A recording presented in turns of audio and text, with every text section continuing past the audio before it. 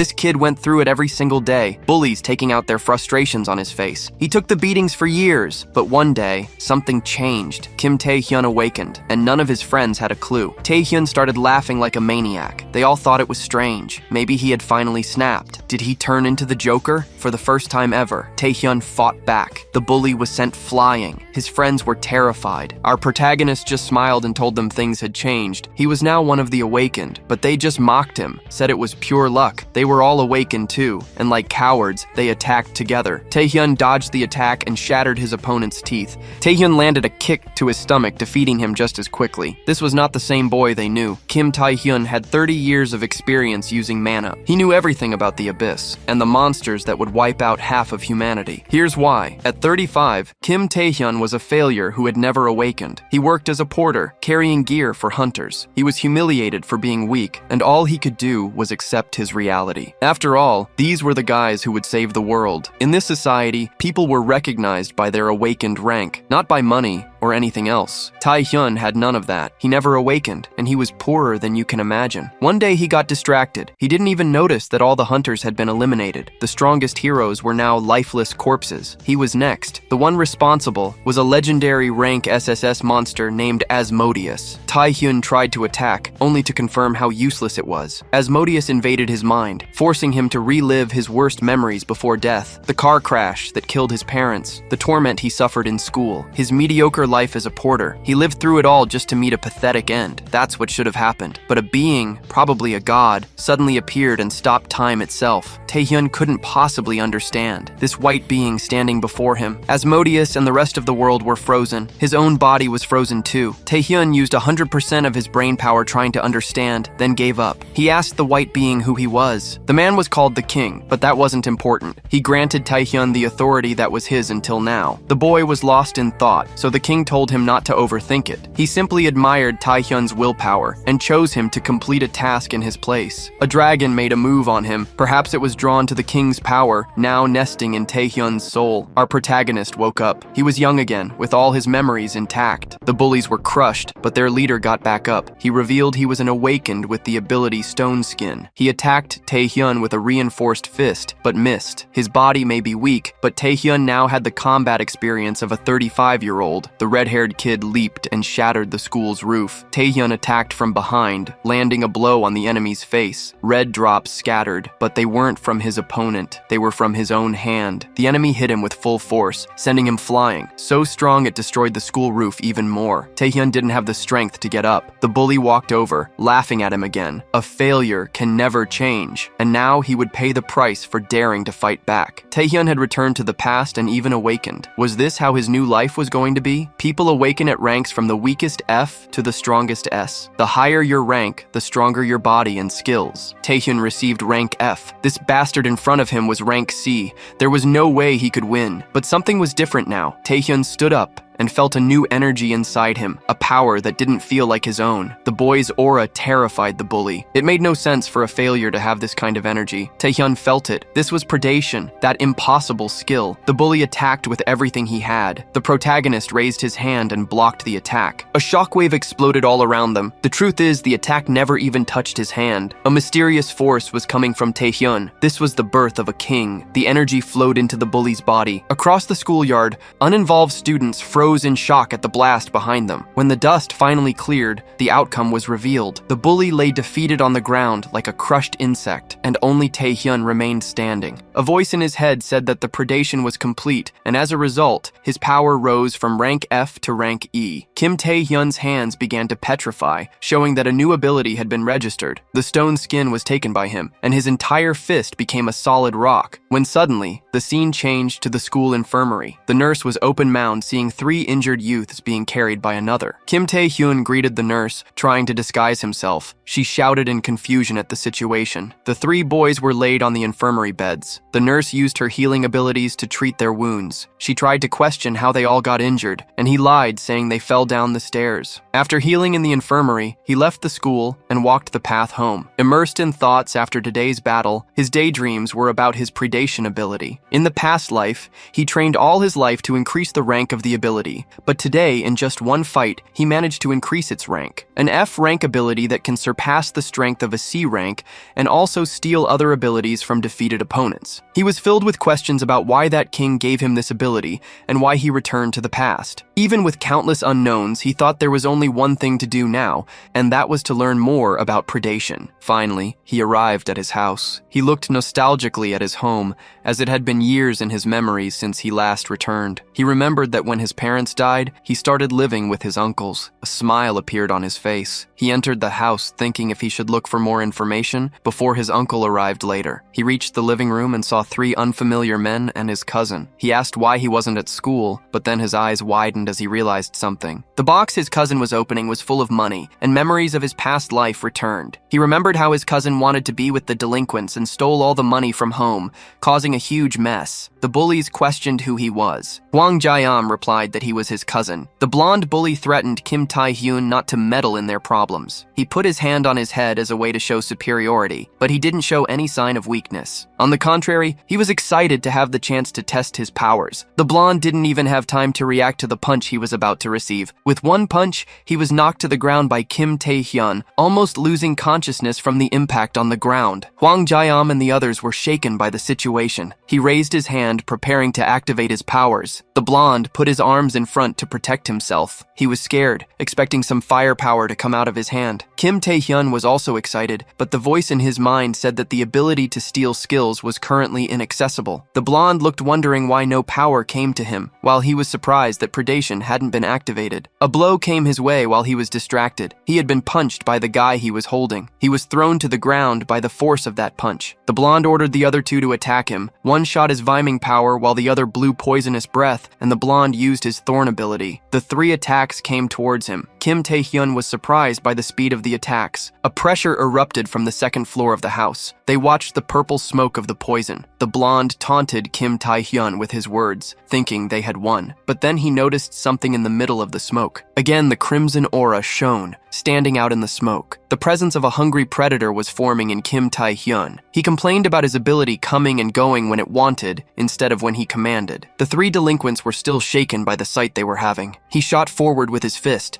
covered in stones, and hit the blonde's face. He reveled in the oppressive power of his strong ability. A few moments after winning the fight, he looked content at the unconscious bodies of the delinquents on the ground. He discovered that the attribute window was only visible to him. It detailed his abilities, but not everything was informed. The information not mentioned were the activation conditions of the Predation ability. Besides that, the passive effect of nullifying other abilities was also not mentioned in the attribute window. He continued thinking and pondering other ideas in his mind, but he put those ideas aside for the moment. He saw his cousin kneeling on the ground, apologizing. Hwang Jae-young said he was reflecting on his reckless actions after seeing an impressive side of him. He also said he would be his subordinate and follow any order he gave. While the young man spoke, Kim Tae-hyun thought about what to do with the other incident that happened today. He said he forgave his cousin, and he stood up like a fox. But in exchange for forgiveness, he had to follow him to do something. At an abandoned train station, warning signs were placed in front of the main gate. The 3 agents looked stunned at something ahead. A portal was about to suffer a break. Portal break is a phenomenon where monsters from the abyss open a path to reality, and if left unchecked, it can lead to something worse than a natural disaster. The agents said the last portal break happened 10 years ago,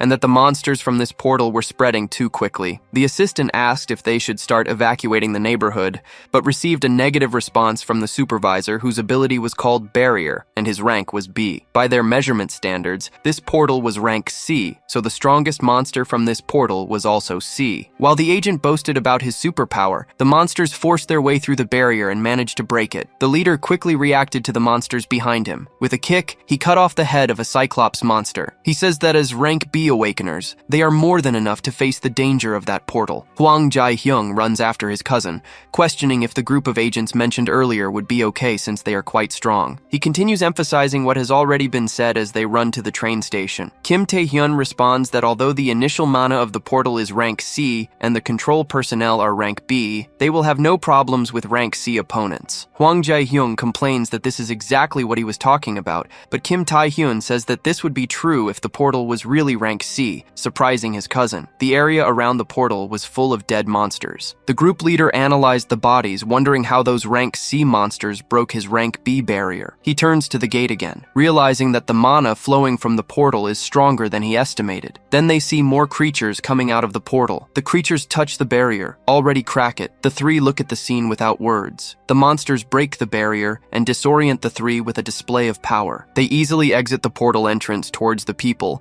and the huge monster that accomplished this feat was a giant ogre of rank A. The leader is stunned that the portal is not rank C, but rank A, and a huge explosion is triggered throughout the station. Hwang Jae-hyung asks his cousin how he knew such information. Kim Tae-hyun had no way to explain it to him, so he responds that it came from his intuition. In front of the two, a crowd of normal people was fleeing from the monsters chasing them. The woman at the front of the crowd said to run because it was a portal break. Hwang Jae-hyung looked perplexed as his cousin had told the truth, and Kim Tae-hyun told him to do what he had asked him to do earlier. He asks his cousin what he would do in that situation. He only responds that he will take care of the monsters himself and then meet them later. The city scene at night is illuminated by the building lights. A man reports on the portal break situation and says it won't be possible to provide reinforcements due to the members' unavailability. He also adds that the only solution to this crisis would be a rank A awakener, so he turns to see the man behind him, a rank A awakener, and asks for his help. He was nicknamed Lunatic Blade on Hyeon-soo, who told everyone not to worry because he'd Hero was arriving. His greatest specialty was the 8th grade syndrome. Kim Tae-hyun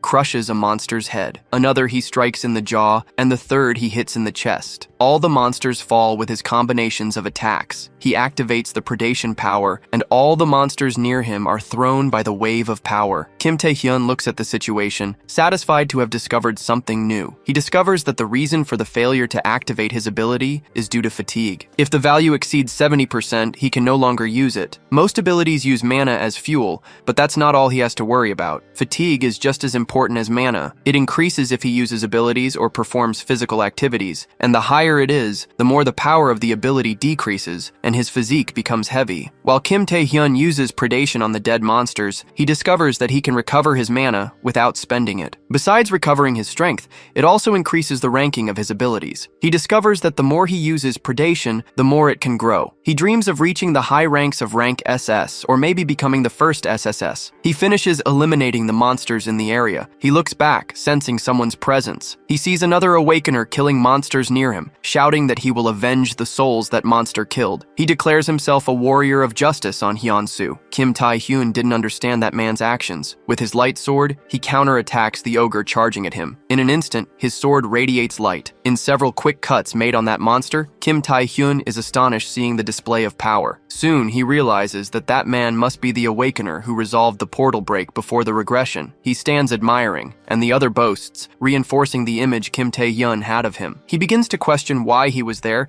since in the regression the other was fighting in another city. So he begins to pray for the dead souls he found along the way. Before understanding anything, the attribute window informs the presence of an ability. He is startled by the vision he had. Someone comes from behind and stabs his heart. He spits blood without seeing the man behind him, and the assassin laughs for eliminating his target. The city seemed destroyed by the monster commotion, and the atmosphere seemed silent in a clothing store. Hwan Jae-young observes the nurse lying down. She appeared to be in a deep sleep. He prepares his mind and heart in front of the nurse while remembering Kim Tae-hyun's words. He hears that many people will die that night, and one of those people is the nurse, surprising him. She was apparently doing relaxing activities instead of evacuating, resulting in her death. With the sleep ability, he could put the nurse to rest and take her to a safe place. Kim Tae-hyun promised he would take care of the rest. He wonders how his cousin knew all this. Then the pieces connect in his mind. He questions it, but all the evidence points to this. He believes that Kim Tae-hyun awakened an ability to foresee the future. He can't help but exclaim how amazing this is in his head. He was sure that nothing would go wrong according to his cousin's prediction. He looks nervously at the scene before him. It seems that the other managed to escape the grasp of the invisible assassin. Pressing the wound to stop the bleeding, he questions who attacked him. The assassin is surprised that he survived even after hitting a vital point,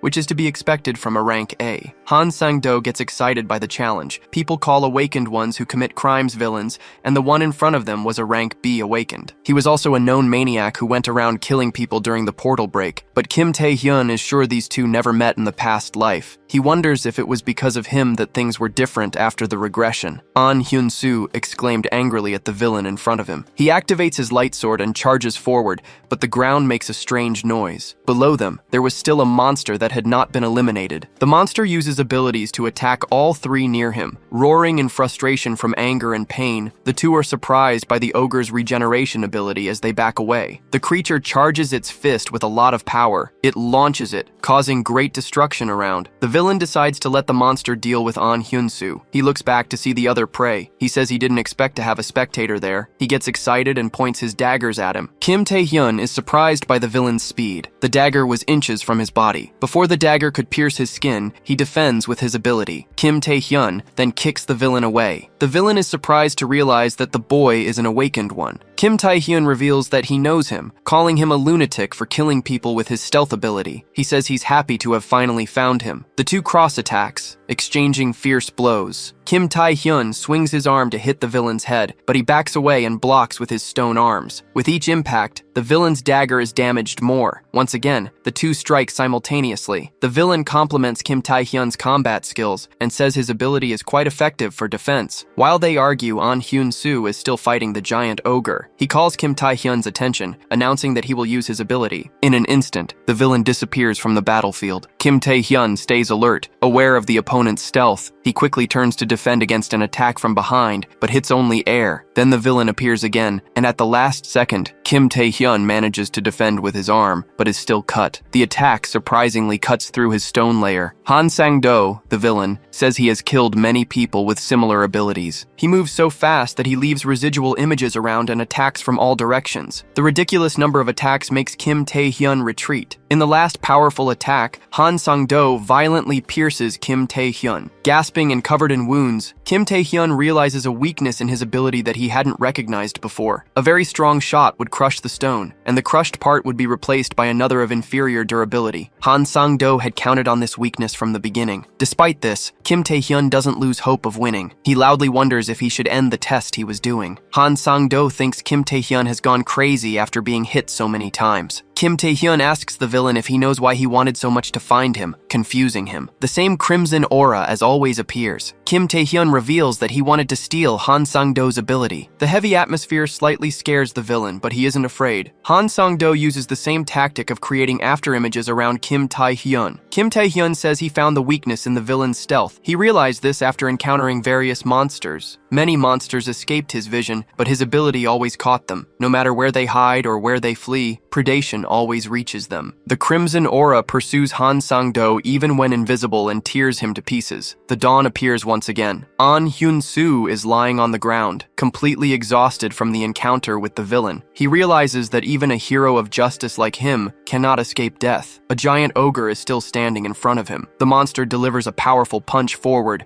aiming to hit the ground where An Hyun-soo is. The ogre waits for the dust to settle to see the blood, but finds nothing he expected. Kim Tae-hyun is surprised to see how worn out the ogre is. He'd saved An Hyun-soo from death at the last second. Later that same day, the couple opens the door and is surprised. They see their son and nephew returning home. Tears of joy fill their eyes. They were very worried that monsters had killed them, but their son says nothing happened. Then he says the house was a mess, as if someone had turned everything upside down. And again, Hwang Jae-hyun nervously says nothing happened. On the cell phone, the latest news channel was on, alerting that the portal break was completely resolved that morning. But considering a possible subsequent break, schools would be closed for a week. The news of survivors increased using the public. The cleanup team sent to take care of the portal was in the hospital being treated. The school nurse said she suddenly woke up in another place after sleeping. And in the interview, with the only awakened president at the scene, he only said that the hero who saved those people was not him, but another unknown person. However, the corpse of the giant ogre was not found, and the identity of the villain who attacked the city has not yet been discovered. People realized that the preventive security measures were not enough. While watching the news, Kim Tae-hyun is glad his name was not mentioned. He stops walking after reaching his final destination of the walk. Now he can have 3 abilities, the most recent being stealth. At his current level, it is very difficult to use all 3, because he doesn't have enough mana, and if he uses too much, he will end up getting tired quickly. Then he remembers that only solution for this is potions. Potions are elixirs created for various purposes,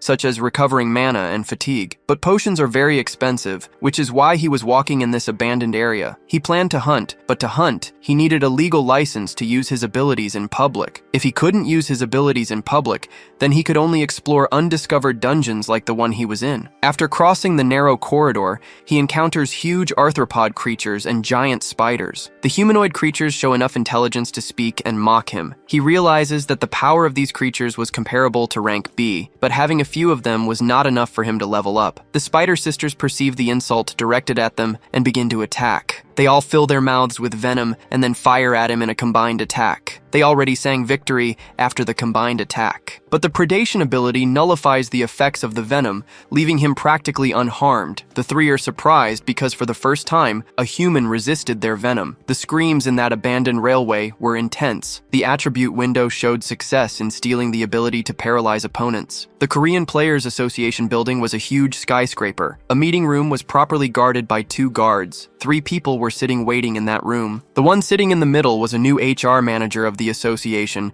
Go Tae-wook, and the other 2 were the best players in all of Korea. Player is the word to define an awakened legally allowed to use their abilities for exploring, cleaning dungeons, and so on. Currently, there are only 5 top players in the newly created Players Association. Among all the guilds created, the 4 best guilds were the Indivisible Fighters, the Alchemist Artisans, the Wizard Sorcerers, and the Informant Wanderers. And the agency that controls these 4 guilds and all other players was the Players Association. In front of Go Tae-wook were the Guild Master of the Wanderers, Liu Ayong, and the President of the Players Association, Cheap Chin-wei. Both are rank S players. The President asked Liu Ayong if she discovered anything about the Evil Guild. The Evil Guild is a criminal organization formed by the most ruthless criminals among the villains. The recognized members of the Evil Guild always wear golden rings with 3 skulls embedded in them. She hands over some papers with the recent movements of the Evil Guild and a list of their targets. Then she says she knows that wasn't the only reason she was called. And the President immediately asks for her opinion on this case. She, confused, doesn't understand his question. He questions when she took the player test and is told that she did it at the age of 19. Then she understands the meaning of the question. The President smiles in contemplation at her astuteness, in noticing that he suspected a high school student faced a Ranka-monster. In the spider cave, no monsters were left alive, only Kim Tae-hyun sitting on a pile of corpses. Then he calls one of the 4 major guilds, the Alchemists. He asks if he can buy potions while surrounded by magical crystals from all the monsters in the cave. The school closure order ended, and the students returned to classes. During the week, Kim Tae-hyun did various activities, from physical training to exploring other undiscovered dungeons, and even going to the Alchemists Guild headquarters. At the headquarters, he exchanged all the mana stones for potions and was treated like a VIP client. Additionally, he increased all of his attributes and fortified his abilities to rank C. He rested his face in his hand while the other students watched from a distance. Everyone heard rumors of him beating the bullies and awakening his powers. One of the students thought Kim Tae-hyun's awakening was the smallest of all, and a group of students walked towards the classroom where he was. Kim Tae-hyun noticed their arrival. The chairs were thrown to the floor, creating space. The newcomers grouped in front of him, and their leader put his feet on the table. His name was Lee Jungai, and he was rank S. He activated his aura of intimidating power. Lee Jungai was the son of the CEO of the Tasa Group conglomerate,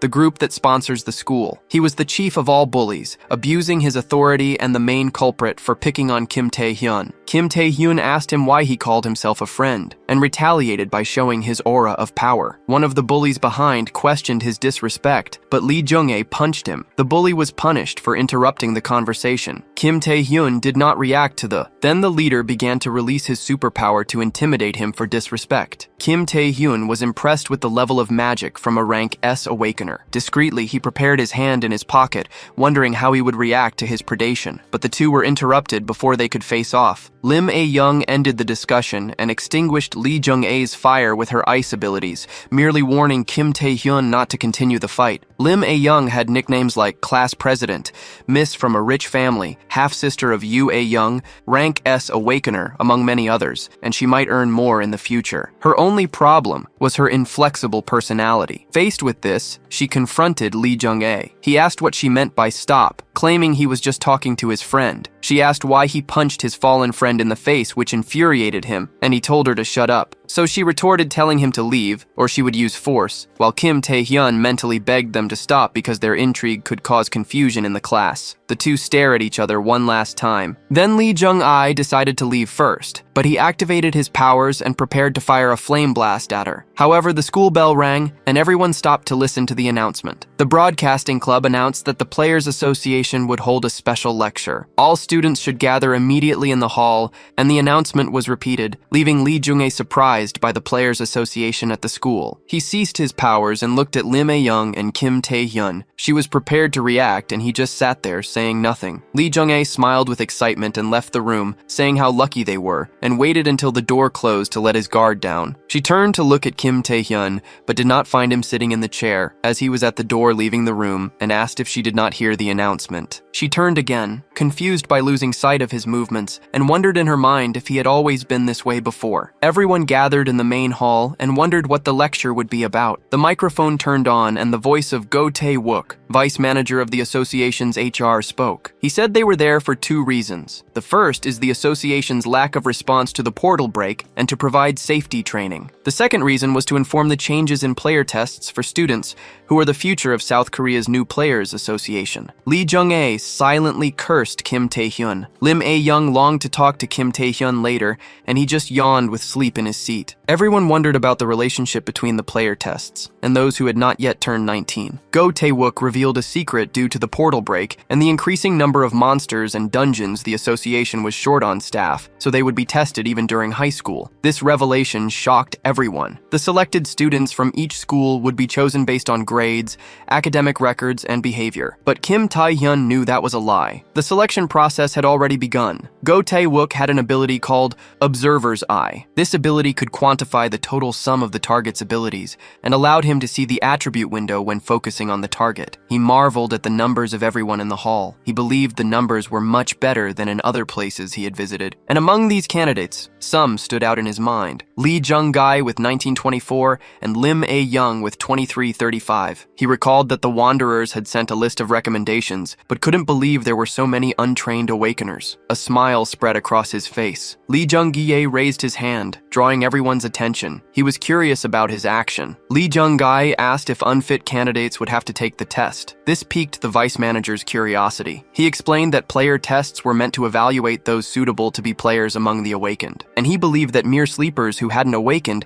had no right to hear this lecture, clearly referring to Kim Tae-hyun. To become a player, a complex number of abilities should be evaluated. Lee Jungai continued his eloquent speech. His goal was clearly to humiliate Kim Tae-hyun, and he managed to elicit laughs from the other students. Kim Tae-hyun realized that Lee Jungai was very determined to confirm if he had awakened or not, and he stared back, waiting for proof. Lim Ayong disagreed with his actions, but she remembered Kim Tae-hyun's lack of manners for a moment. This made her hesitate to. Then Go Tae-wook said it depended on the student to decide whether to participate or not. He continued provoking Kim Tae-hyun. He knew Lee Jungai was right, and that he couldn't take the player test if he didn't prove to be awakened. However, he knew the Observer's Eye could be used on him to get a recommendation without doing anything. From afar, Go Tae-wook watched the students. He evaluated Lee Jungai's behavior as pathetic for tormenting others. Then, his eyes turned to Kim Tae-hyun. The Observer's Eye couldn't verify his information. This realization surprised him greatly. Then, Kim Tae-hyun began to challenge Lee Jungai. This confused everyone who witnessed the situation. Kim Tae-hyun then said he would lead the lecture and show the middle finger to Lee Jungai. This bold action made Lee Jungai furious. Go Tae-wook still couldn't accept that his ability didn't work. Even with the association's president and the Wanderer's guildmaster, this kind of error had never occurred with his ability. Kim Tae-hyun left the hall, and Go Tae-wook couldn't identify why his ability didn't work on a child like him. A few steps before the door, he stopped. He tried incessantly to use his ability to see him, but never succeeded. Kim Tae-hyun turned and allowed his ability to be checked. Go Tae-wook was instantly surprised. A terrifying aura surrounded him, and the power above his head was measured at over 5,000. Sometime later that same day, Kim Tae-hyun was reading numerous books in the library, searching for clues about the king, but was interrupted by the group of bullies he had defeated before. They said Lee Jungai was looking for him, and that he should get up, and he boldly challenged them, refusing to follow their orders. They were momentarily silent but mentioned his aunt's restaurant. This shook him a bit. He took his eyes off the books and raised his head, and they said the leader sent them to say that they insulted Kim Tae-hyun, calling him a pathetic orphan who only caused trouble for his uncles. The bully with closed eyes didn't see the attack coming his way, and the library exploded with the pressure of the blow. All the bookshelves were destroyed. The bully was held by the neck with his mouth bleeding. The other two were easily knocked out. Then Kim Tae-hyun simply asked where Lee Jungai was so he could find him. In the same main hall after the lecture ended, there was no one in that place. Lee Jungai and his bodyguard waited for Kim Tae-hyun to arrive. The bodyguard was slightly surprised. Since Kim Tae-hyun arrived, he had continuously cast negative status abilities. Before the oppressive aura, none of the abilities had an effect, as he suspected Kim Tae-hyun had awakened and was called for a conversation, but he didn't respond. He continued saying he didn't want to threaten him, but to recruit him. He revealed he planned to create a guild as soon as but Kim Tae-hyun still didn't give any response. He said he wanted to recruit other geniuses to work for him. He pointed to Kim Tae-hyun as if expressing recognition of his talent. He ordered him to forget his past grudges and promised to bring fortune and honor to his family and lift them out of the mud. Kim Tae-hyun finally responded, saying how much nonsense he was talking. He activated his ability, preparing for combat. With his stone skin fully formed, he was ready to punch his face. Lee Jungai was momentarily disoriented. He quickly recovered inside. He remembered that dogs must be trained to obey their superiors and then activated his fire powers. The bodyguard placed his hand on the ground and formed a magic circle. He used an ability to create a room that envelops a space in magic, preventing outsiders from detecting magic from within. The entire floor, walls, and ceiling were coated with magic. He said that now no one would interrupt the fight. The two youths had already started fighting since the room was formed. Kim Tae-hyun, with his stone arm pulled back, prepared to punch. Lee Jungai coated his fist with flames. Their blows collided, generating an explosion of energy. The flames were stronger than the stone, shattering it into pieces. He felt pain throughout his arm. He was already preparing to deliver a kick with flames. His kick sent Kim Tae-hyun flying, crashing against the wall. The explosion from the impact and the heat of the flames caused him several internal injuries. Lee Jungai enjoyed showing his superiority. The bodyguard just watched the fireworks. He felt pity for the young man facing his young master. Kim Tae-hyun emerged from the flames and charged forward, but the attack was blocked and he immediately prepared to counter. He raised his fire-loaded hand towards Kim Tae-hyun. He unleashed an explosion of fire in his face. The bodyguard continued to observe calmly until he discovered something unprecedented. After the flaming blow, the flames ceased. Quickly, Kim Tae-hyun recovered and retaliated with another stone blow. He began to overpower Lee Jungai. The two struck at the same time, but Kim Tae-hyun's fist hit his face first. With the force of the blow, it sent him flying. The bodyguard couldn't believe that the young master was overpowered with brute strength. Lee Jungai showed difficulty getting up. He pressed on what Kim Tae-hyun had done to his body that wouldn't move. The bodyguard was surprised to hear that his body wouldn't move. He discovered that physical strengthening wasn't Kim Tae-hyun's only ability. He was thrilled that his paralysis ability worked. The paralysis ability can easily pierce through rank as resistances. Stealth is immediately nullified against long-range fire attacks, and predation as a last resort shouldn't be used lightly. So the goal was to accumulate paralysis through physical combat. He discovered that the status effect of abilities has a greater effect when used in direct attacks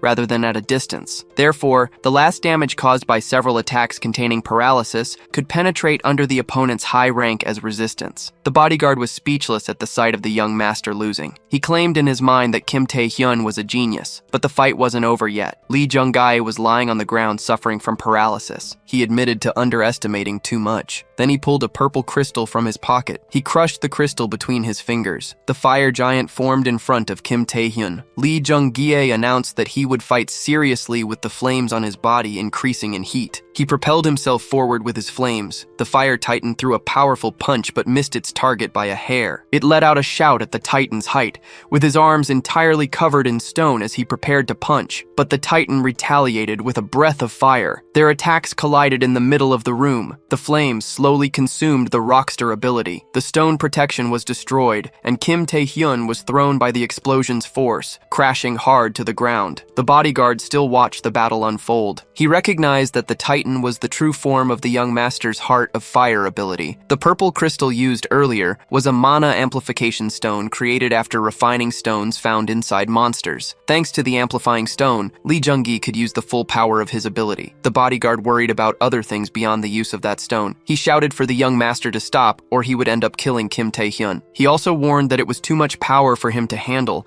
and that his blood vessels could explode from the mana surge. A fire shot was aimed at the bodyguard, exploding where he stood, almost hitting him. He was angry at his subordinate for giving him orders. He said he wouldn't let a piece of shit humiliate him like that. Kim Tae-hyun had barely recovered from the last attack and was immediately struck by the fury of the fire titan. He laughed hysterically at the death of Kim Tae-hyun. He ran to stop the young master from going too far and help Kim Tae-hyun. He extended a hand into the hole to help him up, but received a punch in the face, sending him far away, spitting blood. Kim Tae-hyun asked what he was saying after he personally started this fight. He drank several restoration potions, preparing to take the combat seriously with his predatory aura. In the building of the Korean Players Association, the vice manager reported in the president's office. He was shocked by the exorbitantly high numbers of 1900 and 2300 for the students Lee Jungai and Lim Ayong, respectively. The vice manager claimed that these two students were ranks awakeners. The other agents couldn't believe there was an untrained rank S with potential comparable to Japan's Saint. The Saint is one of Japan's top players, whose power exceeded 2500 since the first inspection at the age of 19. In this case, she barely exceeded 2500. The vice manager couldn't help but be astonished when he remembered Kim Tae-hyun's value of 5096. He wondered if it was an evaluation error or an error in his ability. He left the president's office with other agents and set out to find Kim Tae-hyun again to confirm his doubts firsthand. The bodyguard had a disbelieving look, doubting if what his eyes saw was correct. The predatory ability was suppressing the powerful fire titan. He tried to break free, not understanding how Kim Tae-hyun was doing this. He couldn't believe he was being overpowered by someone he considered weaker. He shouted that he was in hair and a powerful rank S. Kim Tae-hyun asked what it mattered if he was in hair or what his rank was, exerting a bit more power in his ability. The king's power took shape above the decaying scarlet vines. They devoured Lee Jungbai's titan form,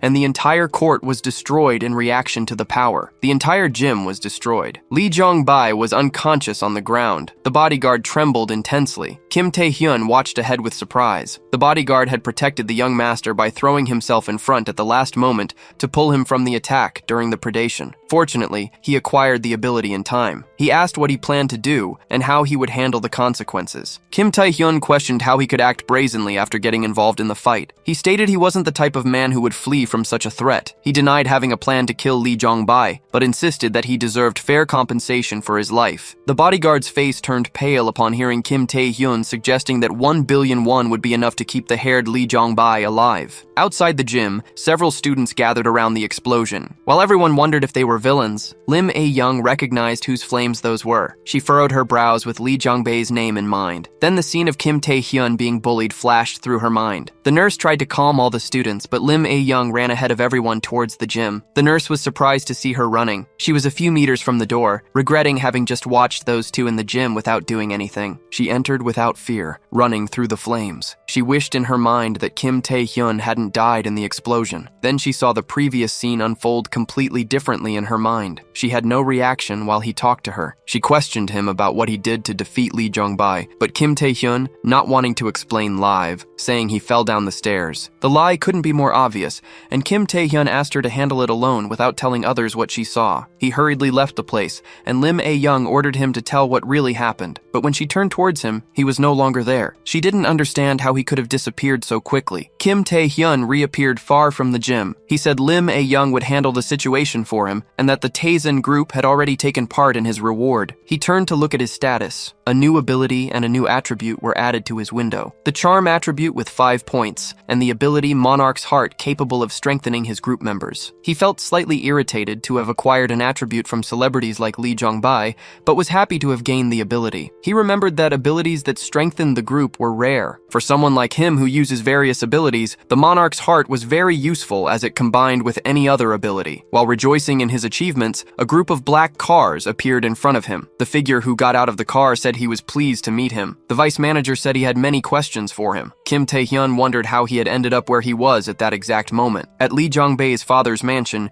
he was informed that his first and only son was in the hospital, and that the aggressor was demanding 1 billion won for his son's life. His hunting dogs barked fiercely. The bodyguard trembled with fear in front of his boss. He apologized and said he had nothing to say about it. The boss told him to do whatever Kim Tae-hyun asked, surprising his subordinate. Mockingly, he said that Kim Tae-hyun was a brave kid. He raised his right hand from the armrest of the chair. He snapped his fingers, signaling for his other subordinates to enter. The bodyguard recognized the people who entered. He shouted to his boss to remember that the opponent was still a child and that he was being too cruel. The boss told him to shut up and said he wouldn't tolerate a dog barking. Lee Jong-soo smiled cruelly at his subordinates in front of him. At the moment when the vice manager asked what he did in the gym, Kim Tae-hyun wondered which of the two events he was referring to. He pondered about the chances of the manager getting involved in the problem he had with Lee Jungai. With few options, he tried to rely on luck and asked if he was talking about the explosion. The vice manager was surprised by the question about the explosion. Then he looked back and said he would take care of that another time. Kim Tae-hyun confirmed that the vice manager didn't know about his involvement in the gym explosion. A smile appeared on his face, and he asked if they didn't already know what he did. After leaving him confused, Kim Tae-hyun said he knew he came there to invite him to take the player test, trying not to make it clear which theory he based this on. Then, Kim Tae-hyun revealed his aura. The number 5214 appeared above his head. He replied that it was because of this great number displayed on him. The vice manager was astonished, unable to believe what his eyes were seeing. After seeing the numbers on his head increase, he was sure that Kim Tae-hyun's strength was real. Then he asked Kim Tae-hyun another question, asking what happened to his clothes. Kim Tae-hyun finally noticed the damage to his clothes. At Kim Tae-hyun's house, his cousin was shouting very loudly. Hwang Jae-young asked to confirm if he was really going to take the player test, which Kim Tae-hyun confirmed. With his cousin's confirmation, his jaw dropped. Then he knelt before the great Kim Tae-hyun. He said the Tizen group would solve the gym problem and that he could just focus on training for the player test in a month. His phone rang on the table. Outside his house, two people were waiting. These two were wondering why the association was protecting the house of a mere student. The masked man had just defeated the association agent, while the black masked one watched the house. These two were a two-person assassination unit, the Black and White brothers. The elder used the codename Black, and his abilities were stealth and physical enhancement. The younger used the codename White, and his ability was only stealth. The black masked one laughed on the roof, planning the death of the mere student. He turned to look at his brother, but was left speechless when he saw him being beaten. He quickly drew his hidden blade, asking who was hitting his brother. Kim Tae-hyun let go of the white masked villain. The black masked one had no time to react. He received a full knee strike from the one who was supposed to be his target. A few hours earlier in the gym, the bodyguard said he could make the decision to keep the event quiet and to hand over 1 billion won alone. Kim Tae-hyun said he wasn't evil enough to throw that duty on the minions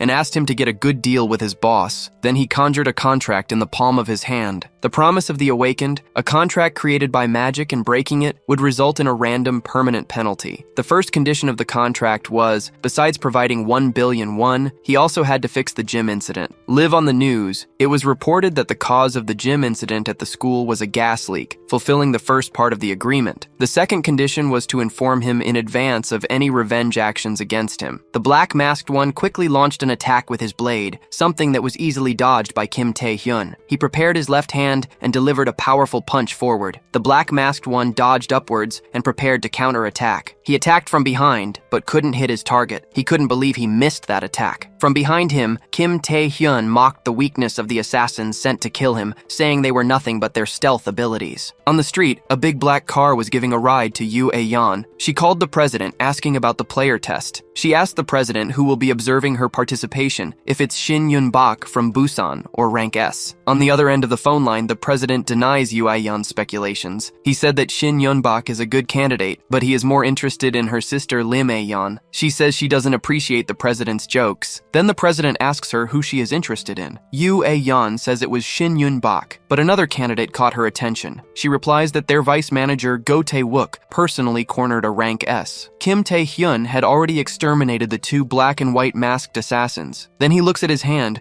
and realizes once again that he is having trouble using his predation power. The attribute window says that he is unable to use predation due to his physical incapacity. On the streets in front of Kim Tae-hyun's house, the black and white masked assassins were exposed on the street. Agents of the vice manager Go Tae-wook complain about the horrible conduct of attacking high school children by the assassins. Go Tae-wook thanks Kim Tae-hyun and asks if he knows who paid them to assassinate him. Surprised by the question, he decides not to tell, saying he doesn't know anything. Go Tae-wook wonders if the participant list was leaked. Kim Tae-hyun thinks it could be a problem if the Taijin group knows too much about him, but he thinks they are the least of his problems now. He tries to exert control over his ability, but unfortunately his physical capacity is insufficient to use it. He starts walking back home while thinking about how to increase his status to be able to use predation again. Predating monsters or awakened ones are flawed methods because they require using the ability. After pondering wondering for a few moments, he realizes there is only one way. The next day at Blackhead Academy, the personal trainer Yura welcomes the new visitors to the academy, the training center of South Korea's new association. After introducing herself, she notices that the two are children. She starts to say that this place is not for children, but Kim Tae-hyun pulls out a black and gold card. Yura stares at the VIP card in his hand. She recognizes it as a card from the Alchemist's Guild. She wonders about the identity of this boy who came to her today. Worried about causing a problem if something goes wrong, a muscular figure appears to save Yura. The muscular man says that money is not enough to get in. This man was the Iron Man, not officially a player, but an awakened rank B. Hwang Jae-hyung, confused by the situation, asks what they were going to do now. Meanwhile, a small group of bodybuilders watch the situation. The Iron Man, killer of rookies, had found his new prey. The muscular man continued posing. Kim Tae-hyun couldn't understand anything he was saying and commented that he was barking like a dog. This comment caught his attention. Hwang Jae-hyung and Yura were shocked at how rude he was being. He asked Kim Tae-hyun if he was calling him weak. He responds by asking if he wants to settle it with a bet. The loser pays for a year of the winner's membership. He laughs complacently at the challenge he imposed and accepts. Immediately,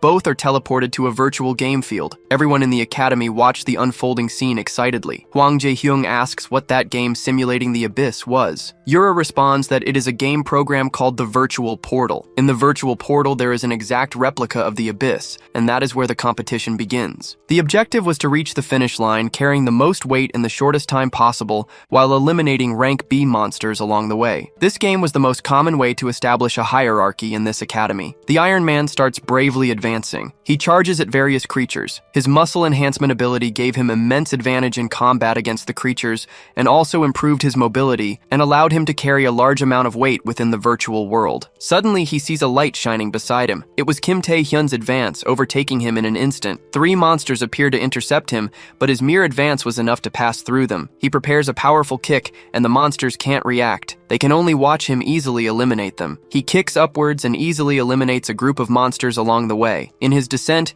he eliminates those he passed by. The virtual monsters can only see him arrive before they die. He sees the massive amount of points Kim Tae-hyun is scoring ahead of him. He is extremely shocked by this sight. Everyone else in the academy is also shocked. Only Hwang Jae-hyun is cheering for him. He turns his gaze to the Iron Man and thanks him for paying for a year's membership for him. Time passes, and today is the day the player tests begin. Everyone was anxiously waiting for this opportunity. Journalists observed from a helicopter looking at all the candidates. The ones people were most eager to see were Iron Fist Hong Jung-wook, the druid Lee Gil-sun, the god of thunder Shin Yunbach, and the next Saint Lim Ayong. Besides these, many other talents were expected to participate this time. Many others were also interested in watching this show. A young reporter was exhausted from the distance she had to travel. She was saddened because if she didn't cover this story, she would be fired. After seeing the immense number of people who came to see this exam, she didn't think she would be able to interview any of the awakened who would take the test. While she lamented lying on the ground, Kim Tae-hyun approached from behind the crowd. He wondered why there were so many people, and his voice caught the attention of reporter Kim Gi-ja. She quickly assumed Kim Tae-hyun might be a candidate. She sneaked behind him, asking if he would let her do an interview. A view from above showed the entire stadium. In the waiting room, Kim Tae-hyun was called minutes before the test began, almost late due to the interview he gave. He entered the closed room and found hundreds of people inside. Everyone was waiting for the test to begin. The closed walls made it hard to know the time. Some people's attention was drawn in one direction. Lim Ayong noticed a recognized person from afar. Kim Tae-hyun realized that she was also here for the test. The two greeted each other, and his increase in height didn't go unnoticed. She asked what he did with his body, and he replied it was just training. She stared at him again, wondering how he had changed so much in a month. Before she could ask what he did in the gym with Lee Jungai, her voice was interrupted. Suddenly, many screens turned on, showing silhouettes of the same person. The host said that the first test would begin and that he would give the rules. The first rule is that everyone has a plate on their chest with a number on it. The objective of the first test is to collect 5 plates, and if you don't protect your own plate, you will be disqualified. He said the time limit is only 1 hour. The entire white room began to move and reshape. He finally finished by saying that all means and accessories could be used except for murder. Then he announced the start of the first test. Everyone was in random places in the completely random-shaped room. Everyone charged at Lim Ayong because she was rank S. She charged her powers in her palm. All the evaluators saw the great glacier she created. They were impressed with the talent of the next saint, but didn't forget to praise the high caliber of the other participants. Among all, one evaluator said he was particularly interested in one candidate on the screen beside. Shin Yunbach, the rank S, hadn't let anyone approach him from the start. Most evaluators wondered how the clash between these two rank S powers would be, while Go Tae-wook watched a specific candidate alone. He understood the interest to rank S, but he knew the real star of today and was confident that Kim Tae-hyun would stand out a lot. He looked energetically at his screen, but he saw him fighting only one candidate in a balanced way. Go Tae-wook couldn't believe his eyes. He couldn't help but exclaim loudly his irritation. The awakened rank Hong Jung-wook received a punch to his ironclad face. Kim Tae-hyun received back the blow he gave with his stone skin. Believing he had misjudged his abilities, Go Tae-wook could only watch in disbelief through the screen. Then he realized he hadn't dodged any attack. Kim Tae-hyun and Hong Jung-wook advanced towards each other to continue their duel. He deliberately threw himself in front of the iron fist. The force of the blow easily broke his rocks. Hong Jung-wook shouted at Kim Tae-hyun, thinking he was underestimating him. He said that Kim Tae-hyun's ability was completely inferior to his own, and that he hadn't even bothered to dodge. Then a terrifying aura filled the air. Kim Tae-hyun felt his stats increasing during the duel. He charged forward with inhuman speed. He continued to receive external stimuli to tone his body. For him, fighting to the limit was just training, and he kept giving and taking blows. He put all the strength of his arm into one punch. In the collision of the attacks, Kim Tae-hyun emerged victorious, breaking the opponent's iron skin. He looked very pleased with his results. Hong Jung-wook could only faint in the face of the powerful opponent's strength. He fell on his back to the ground without the slightest reserve of strength. Kim Tae-hyun stood looking over him. Go Tae-wook, who was watching the duel, couldn't help but be happy with his victory. He shouted alone in the room while the other evaluators looked at him strangely, but he worries that he might use too much stamina employing this method throughout the entire test. He starts to think that the best tactic would be to conserve his energy by targeting the weaker ones first. Then a shock catches him off guard when he sees on the screen. All the other evaluators see a rank C awaken acting irresponsibly. Obviously, they were talking about Kim Tae-hyun, who was walking towards Shin Yunbach after having eliminated dozens of people. They comment on his body covered in plates, saying he might be considered the strongest in the test. Kim Tae-hyun starts to count how many plates he has with him, but he stops because as long as he has more than 5 plates, it's enough. An electric aura erupts from the powerful competitor throughout the arena. The already immense aura further increased the release of his power. Kim Tae-hyun dodges an electric discharge. Shin Yunbach is delighted to see his enemy's speed. From the beginning of the test, he thought everyone was too weak to entertain him, with the only exception being Lim Ayong, who is of the same rank as him. Shin Yunbach concentrates his discharges once again to attack. All 3 attacks were skillfully avoided by Kim Tae-hyun. He prepares with his stone skin on his foot. He is going to kick towards Shin Yunbach. The kick is immediately defended by electricity. Even Kim Tae-hyun was surprised by his defensive power, but Shin Yunbach praises him for being so fast that he couldn't see his attacks. The power erupts for him again, sending Kim Tae-hyun away from him. He is perplexed by how treacherous the god of thunder is, possessing an ability capable of controlling lightning, and a massive defense that allows him to stand still while attacking both at a distance and up close. His destructive power is not something to be underestimated by anyone. Kim Tae-hyun focuses on thinking of a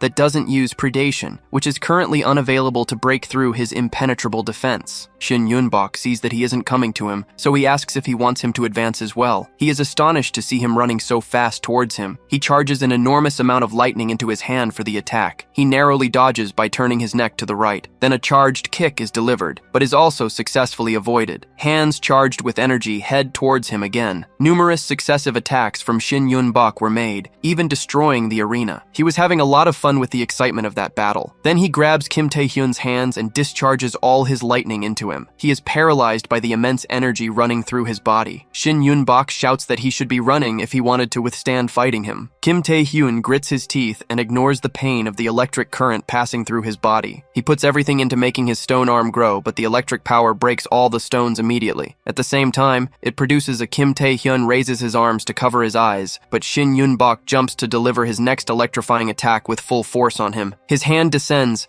and a massive lightning bolt quickly strikes Kim Tae-hyun. The attack completely destroys the surrounding area. He could barely withstand the discharge of thousands of volts. Shin Yunbach praises him for withstanding even this amount of energy release. He thinks in his mind that he is very happy to see a new toy so fun in this test. In Shin Yunbach's moment of distraction, a rock comes flying towards him, hitting his forehead and snapping his head back. He is stunned by the blow to the head. Quickly, Kim Tae-hyun runs to his back and throws another rock at him, this time hitting his chest with force and precision, making even Shin Yunbach cough up blood. Stone Skin is not comparable to the God of Thunder's ability. Even at its best performance, it would end up shattered by his blows. But the test field is different. It is built of a material that can withstand the power of a first-class awakened, so it won't lose its shape even if it ends up cracking. So Kim Tae-hyun's plan was to use the broken stones, small or large, he found along the way to attack Shin Yunbach until he can overcome his enemy's supreme defense. Then he uses the large stone to strike with all his strength. He is built from a material capable of withstanding the power of a first-class awakened,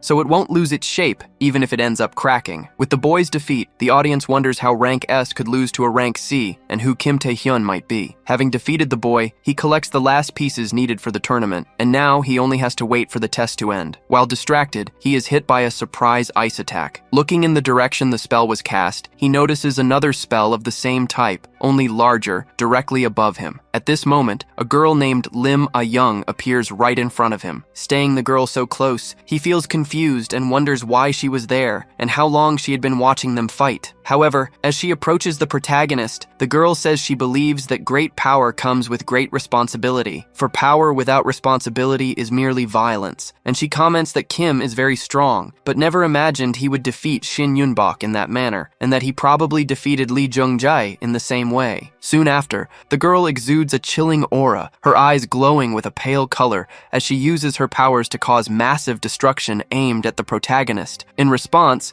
the protagonist remarks that the girl's snow resembled a bomb, making stealth or anything of the sort entirely useless. The girl then manages to strike him with an excellent blow. At that moment, she says that back in the gym, she believed in him, and that she thought he was different from other kids like Lee Jungai, that he wouldn't act recklessly, driven solely by his self-interest. But after seeing him fight, she realized that in the end, it was all his fault. She then continuously strikes him with extremely powerful blows, leaving the protagonist in a tough situation. Afterwards, she states that the unauthorized use of abilities is a crime, and that those two boys are still in the hospital. However, after everything he went through, she decides not to report him, but he must withdraw from the player tests. She declares that he doesn't deserve to be a player. In turn, the protagonist gets up and asks her who she thinks she is to say all that, because she wasn't even able to put an end to Lee Jungjai's tyranny. And even after saying all of that, all she really wants is to eliminate him. He then says he would have preferred her to use survival in the test as an excuse instead of being so pathetic. Those words make the girl's facial expression change completely. She, in turn, declares that in that case, she won't go easy on him anymore. Next, she uses her power to create a massive ice staff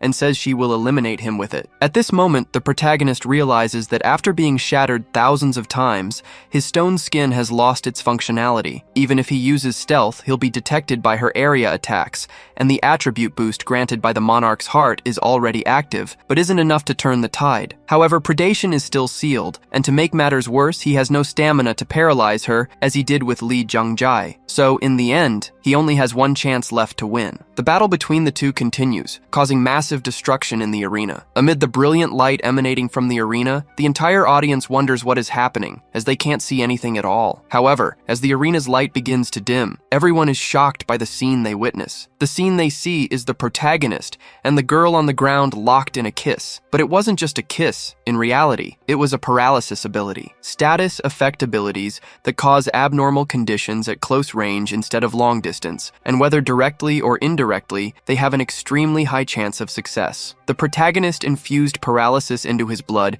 and made her swallow it, but considering that a rank S possesses monstrous resistance, this was just a provocation. Nonetheless, the girl couldn't resist and became completely paralyzed. Then the protagonist's system notifies him that he caused immense psychological shock to his opponent. As a result, his charm increases by 3. At this moment, the announcer declares that the first round of the tests has finally ended, and that the medical team will move everyone to a safe place, so they ask all participants to remain in their positions. After the first round of tests was completed, all injured participants were promptly attended to by the medical team. However, even though Lim Ayong was paralyzed, she still possessed her test plaques and was competent in combat, thus passing the first round. As for the protagonist, despite only managing to collect 7 plaques, he unexpectedly defeated Shin Yunbach and Lim Ayong. This made him the center of attention in the tests at that moment. Thus, all the participants who saw him began to wonder about his rank, those he defeated, and even the tricks he might have used. Moments later, he analyzed his healed body, thinking that the healing abilities were great since he couldn't even walk in his previous state. Shortly after, Shin Yunbach arrived, eager for a rematch against the protagonist. He told the protagonist that this time you wouldn't be able to use the same tricks he used inside the arena. As the rematch began, the young man released a massive amount of aura. As the fight started, several other players began watching, with one commenting that Shin Yunbach was trying to get revenge for the previous fight. Meanwhile, another young man said he didn't care if Shin eliminated a candidate, but he should go all out and crush the protagonist. However, Shin became extremely irritated with them and told them they had nothing to do with this battle and should stay silent. Then Shin Yunbach declared he would show him that he was nothing without cheap tricks in a clean and fair fight. However, before the fight could start, everyone present, including the two of them, began to be pressed to the ground due to gravity magic. The man who cast his power started to approach, and as he did, he asked if the boys weren't going to let others rest. He added that they acted as if they didn't know their place. This man was the S-ranked player Park Sung-jin, one of the best players in the New Korea Association and a future S-ranked player. At this moment, the protagonist attempted to stand up despite the gravity, which left the man impressed as someone was still standing. However, he intensified his gravity magic, ensuring the protagonist couldn't rise under such pressure. The protagonist then thought he had heard that the abilities of an S-ranked awakened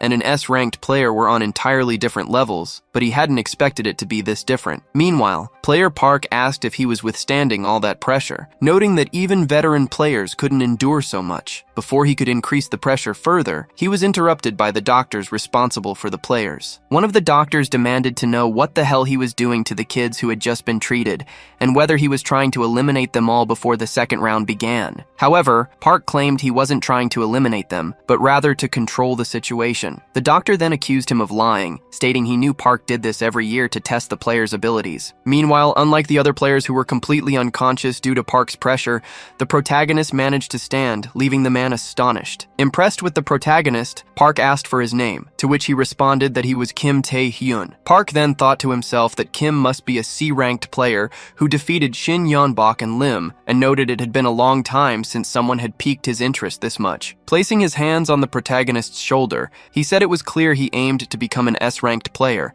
and asked if that was correct. He added that he would be waiting for him, and then left the area. However, the doctors began chasing after him, asking where he thought he was going after causing such a scene. Moments later, the players who advanced to the second round all found themselves in a forest, where the S-ranked player Park was also present. He asked if everyone was ready after a brief rest, and then announced that they would begin the second round of the player license test. The final test was behind the portal they were about to enter. This portal led to a D-ranked dungeon, and he announced that every 5 participants who reached the dungeon through the portal would be allowed to explore it with him as their supervisor. They would be evaluated on all their actions during the dungeon exploration. Any necessary items, such as weapons or supplies, would be provided by the association. The protagonist thought to himself that the second round being a dungeon made sense, especially for an inexperienced amateur. There shouldn't be any problems as it's a R-ranked dungeon. Besides, active players will be with them, unless it's a double dungeon called Apocalypse. Inside a R-ranked dungeon at the player testing site, the world's first double dungeon was discovered. This led thousands of people to shake hands with God, including the first group to discover it. This triggered dungeon breaks in countless undiscovered dungeons, so he thinks it would be great if he could stop this with a simple warning. However, no one would believe his words without any proof, and even if they did, it might end up suspecting him. That would be embarrassing, but he'll have to deal with his own problems as long as he's not part of the first discovery group. He can find various ways to survive. Upon entering the dungeon, he realizes that he's now part of the exact group he didn't want to be in. The protagonist's group supervisor asks if everyone is Rei. The supervisor for the second round of tests is an A-ranked player, Madohak, the first person to discover the Apocalypse double dungeon. With a serious expression, the protagonist thinks he's in deep trouble. As they explore the dungeon, they encounter monsters but manage to defeat them with ease. The group's inspector applauds them for showing remarkable combat intuition, even though it's their first real battle. He says they definitely have what it takes to become players. At this moment, a girl in the while observing them, the protagonist wonders why, out of all the teams, he ended up with the first discovery team, and he has no doubts about it. The ring Madohak is wearing is the only item the first discoverer of the double dungeon was using. That is the Sage's Ring, a unique rank item that increases strength, stamina, speed, and mana by tenfold. At this moment, he thinks that the Apocalypse dungeon is definitely rank S, and if he falls into it, he won't have a chance to survive in his current state with Predation sealed. But it doesn't matter. He must ensure his doesn't find the Apocalypse. While walking through the dungeon, they end up in a place with two different paths. One of the group members asks the inspector what they should do in this situation. The inspector explains that this happens often in dungeons, so they should first consider a majority vote. However, the protagonist suddenly runs in one of the directions. Terrified, the inspector yells at him to come back, saying running like that in a dungeon is extremely dangerous. While running, Kim says it's fine and that they should follow that path. He then thinks about why he would let them decide this on their own. Clearly, he wasn't going to let that happen because he would make them take a path different from the one chosen in his regression, something better than letting them find the Apocalypse. His plan is working. His entire group is following him. However, a portal with purple and pink hues appears right in front of him. Since they are inside a dungeon, the boy wonders how another portal could exist. The protagonist realizes that he has stumbled upon the double dungeon portal. All of his effort to keep his group from reaching it was completely in vain. To make matters worse, a member suggests they check what's inside the other portal. However, the protagonist commands everyone to stop right there and asks if they can't tell just by looking. After all, another portal different from the dungeon entrance is strange, no matter how you look at it. He insists they need to report this unusual incident before doing anything else, and asks Madohak if he agrees. Madohak replies that it's indeed his first time seeing something like this, and that by the rules, reporting it to HQ would be the right thing to do. However, he suggests they try it just this once. He says he understands what the protagonist means, but the mana he feels inside the portal, unlike its appearance, doesn't seem dangerous. Besides, it's just a rank D dungeon. Even if something happens, he, as an A rank player, is present. He concludes that either the association prepared this portal, or it's an extremely rare occurrence. Therefore, exploring this dungeon will earn them good points in the test. At this moment, the protagonist asks if Madohak has lost his mind, as he isn't acting according to the rules. However, Madohak questions whether someone who doesn't even know how to work as a team should be saying that. Hearing these words from their inspector, the entire group turns against the protagonist's idea. After all, just moments ago, he was running carefree through the dungeon, ignoring all the danger. One of the boys in the group said that even if the protagonist was a little skilled, he shouldn't forget his place. Another boy remarked that he couldn't believe the protagonist was talking back to an active player, calling him arrogant. Since most of them decided to side with the inspector, they chose to enter this other portal. In an attempt to stop them from entering, the protagonist said he needed to speak to the inspector. However, with a snap of his fingers, the inspector filled the entire area with light. Upon entering the dungeon, the group noticed something strange and suspected that this was actually an S-ranked dungeon. At the end of the corridor, they spotted a giant, terrifying statue holding an enormous sword. The group began questioning the inspector, asking what was going on and whether he was sure this was a D-ranked dungeon. At that moment, the protagonist told everyone to be silent and instructed them to only look ahead. Hearing this, one of the group members commented that the protagonist was still being rude. However, the protagonist replied that something was coming. As soon as he said that, two statues appeared in the area, A-ranked Death Knights. This left the group wondering how they ended up in such a place, and the frightened inspector told everyone to prepare for battle. The inspector and the two statues then engaged in an intense fight. Using his power, the inspector seemed to be holding his own against the two statues.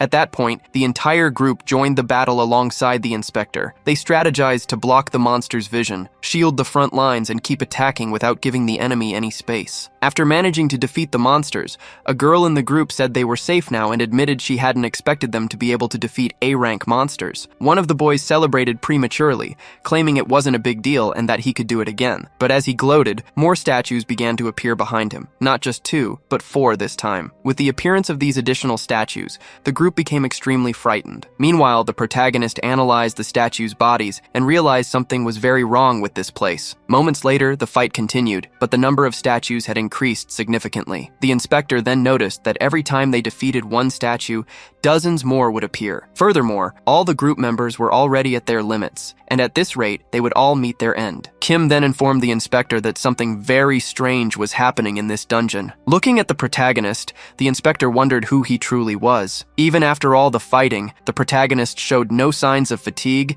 and had been the first to sense the portal's danger. If not for the boosted attributes from the protagonist's ability, the monarch's heart wouldn't have stood a chance. The inspector questioned whether the protagonist was really just a C-ranked awakened. In shock, he asked Kim what he meant by something being wrong. The protagonist replied that it was just a hunch, but those monsters weren't Death Knights. These words filled the group with despair, leaving them to wonder what they had been fighting all this time in the dungeon. At that moment, the protagonist picked up a sword one of the monsters had been carrying and declared that he would find out right then. He then charged toward the statues with full force. However, he ignored all the smaller statues and headed straight for the largest one. His attempt was successful, and he quickly destroyed the largest statue. Upon its destruction, the entire dungeon's scenery changed completely. The protagonist then revealed that it had all been an illusionary trap. It was a tactic designed to drain the energy of intruders by showing them a false environment and imaginary enemies. One group member, frustrated, exclaimed if all their hard work had been for a mere illusion. A girl also asked if this meant worse monsters were about to appear. The inspector, still perplexed, asked how the protagonist had known it was all a trap. After all, he couldn't have ever fought a Death Knight either. The protagonist replied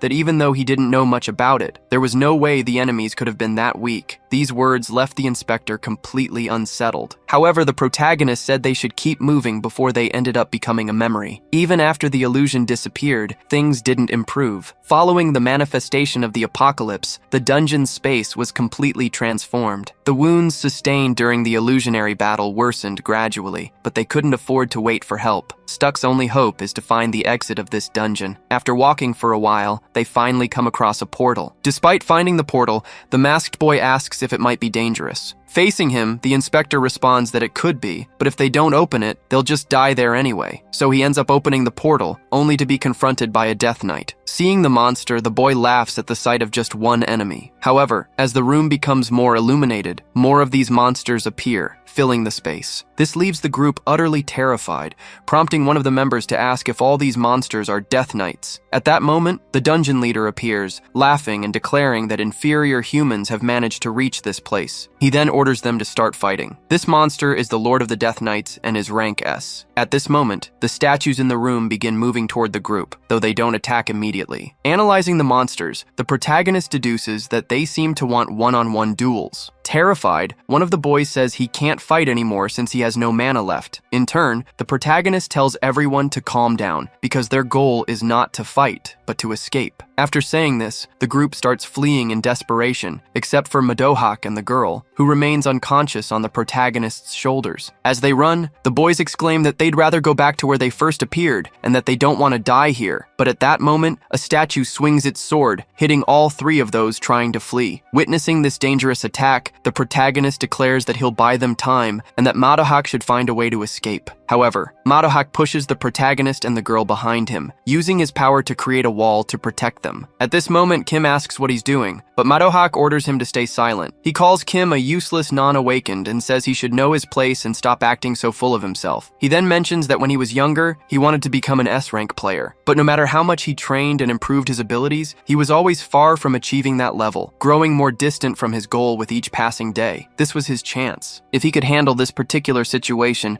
maybe he'd start being treated like an S rank. But in the end, this is how it turned out. At that instant, a statue charges at him, but Madohak easily handles it. After defeating the statue, he says that Kim is different, and that infuriates him, but he also admits that Kim has talent for it. That's why Kim should take the injured and flee as far as possible. As their supervisor, fighting the statues is his duty. However, when the protagonist looks at the injured, he realizes they are no longer alive. Moments later, the wall created by Madohak is completely destroyed, and Madohak is utterly defeated, losing his life in the process. The statue that took Madohak's life raises its sword toward the protagonist, challenging him to a duel. Cornered in this situation, he looks down and spots the ring was wearing. At that instant, the statue attacks him, but he manages to dodge and grabs the man's ring. As he runs, he places the ring on his finger, thinking this is his only chance to make it out alive. He then commands the ring to awaken, causing a small explosion of energy that destroys the statues attempting to kill him. At this moment, the dungeon boss is shocked, wondering what kind of power this could be. By putting on the ring, all the conditions for its use were fulfilled, unsealing predation. Additionally, All his attributes increase by 10 each. The protagonist then unleashes a significant amount of destruction with his mana, hurling his enemies away. However, while fighting, he realizes that Predation takes an average of 10 seconds to fully devour, so he knows he can't rely solely on this ability. He decides to use all the attributes he's accumulated and all the skills he's gathered so far. Only then will he be able to escape this dungeon alive. At this moment, he notices a massive spear radiating energy and wonders what it might be. But with a single gesture from the dungeon boss, all the statues hurl spears at the protagonist. With great effort, he manages to dodge all the spears and the statues attacking him. He then finds himself face to face with the dungeon boss, and of course attempts to do something. However, the boss uses an ability to launch the protagonist far away. He then says that while the protagonist was quite strong, that was his limit. With that, the protagonist was completely overpowered by his strength. With his sword and feet pressing down on the protagonist, the boss said there was still one last thing he wanted to ask. He then asked who had given this power, but the protagonist began screaming in agony and pain. At that moment, his player system informed him that a mysterious power was resisting the roar of the Night King, and part of this resistance had succeeded. The dungeon boss then mentioned that he already knew the protagonist, unlike normal humans, could understand his language. He asked again about the nature of this power. At this moment, the scene changed slightly, and in front of the protagonist appeared a massive figure of a monster with long horns and 4 arms. Looking to his side, the protagonist noticed the bodies of his fallen group members. Behind him stood the dungeon boss. Meanwhile, he thought that nothing looked the same as before. He began to wonder what exactly this ability called Predation was, and how he, a mere human, started to understand the languages of monsters. He realized he had been entirely ignorant of everything, only gaining this power and a chance, and yet nothing seemed to have changed for him. At that moment, the boss launched a dangerous, fatal attack. Even faced with such danger, Kim wondered why the king had given him this power. He then heard a voice saying that the reason had already been told to him. A man without clothes appeared under a light and said it was simply because he had been moved by Kim's determination and tenacity. The man also told him that he didn't mean to change, but simply move forward. Apparently, all of this was a dream. However, when Kim opened his eyes, they were reddened, and he bore an expression of anger. The dungeon boss, seeing this, commented that the protagonist seemed to have no strength left to answer him. He then called Kim a pathetic human and declared this would be his end, preparing to deliver the final blow. But before the attack landed, the protagonist managed to react using a strange power that destroyed several statues in an instant. Seeing the protagonist's response, the boss became excited and asked if Kim was trying to go into a frenzy with this ability in his current condition. At that moment, Kim began increasing his mana by 1. Completely thrilled by the fight, the boss declared it was excellent to see Kim's final effort and that he would entertain him until the very end. The boss then charged at the protagonist with a strike, making his sword exude mana with tremendous force. Thinking he had struck the protagonist, the boss realized the powerful attack had no effect as Kim easily stopped it. Kim then asked if the boss was curious about the true nature of this power. As the boss expressed his desire to know more, the protagonist told him to find out for himself. As his strength and power increased, Kim's system notified him that he had just advanced to rank B. Kim then delivered such a powerful blow that the boss was sent flying. Afterward, Kim continued defeating the other statues with overwhelming strength. Realizing he was close to defeat, the boss questioned how an inferior human like Kim dared to achieve all this. The boss attempted to use an ability to trap the protagonist, but it failed entirely. At this moment, the protagonist declared that his power was not that of a human. It was the power of the king. Finally, Kim launched a crushing attack that the boss likely would not survive. With this victory, his system notified him again that he had acquired a new ability. The registered ability was called the Spirit of the Night King. Moments later, several hunters gathered in front of the portal to analyze it. Player Park then asked a woman what the magical reading of the portal was. She responded that it was an S-rank portal. She added that an evacuation order had already been issued, but the distortion inside the dungeon was causing delays in the withdrawal. As a result, she wasn't sure if a support squad would arrive before the dungeon break occurred. Player Park thought to himself that at this rate, everyone inside the dungeon would be doomed. Thus, he decided he would have to intervene alone to ensure their survival. The portal then began emanating an even greater energy, leading them to believe the dungeon break was already happening. For safety, Player Park told everyone to prepare for the worst-case scenario. However, from inside the portal, only the protagonist emerged. Kim said it was close, but he had managed to return from the dungeon. Thanks to the protagonist, the dungeon incident was resolved, and the test participants were able to evacuate without significant issues. The results of this round were decided based on the evaluations from before the second round of exam. Additionally, the corpses were recovered and returned intact to the families of the deceased. It was decided decided not to reveal who cleared the Apocalypse dungeon. Moments later, the director speaks with two hunters, one being Park and the other unidentified, mentioning that they had to endure retaliation from the corporation. However, if they told the truth, it was obvious the protagonist would become a target of the press and villains. With those words, the two players understand the situation, and the director thanks them for their comprehension. He then asks what they thought about the protagonist who cleared the S-rank Apocalypse dungeon. In response, Player Park states that if the protagonist managed to clear an S-rank Apocalypse dungeon alone, he must at least be on the level of an S-rank player. However, the other player says that since his current rank is lower than S-rank, it's difficult to estimate his true power. Hearing this, the director asks what they mean by those words, and the two players begin to exchange glances. At that moment,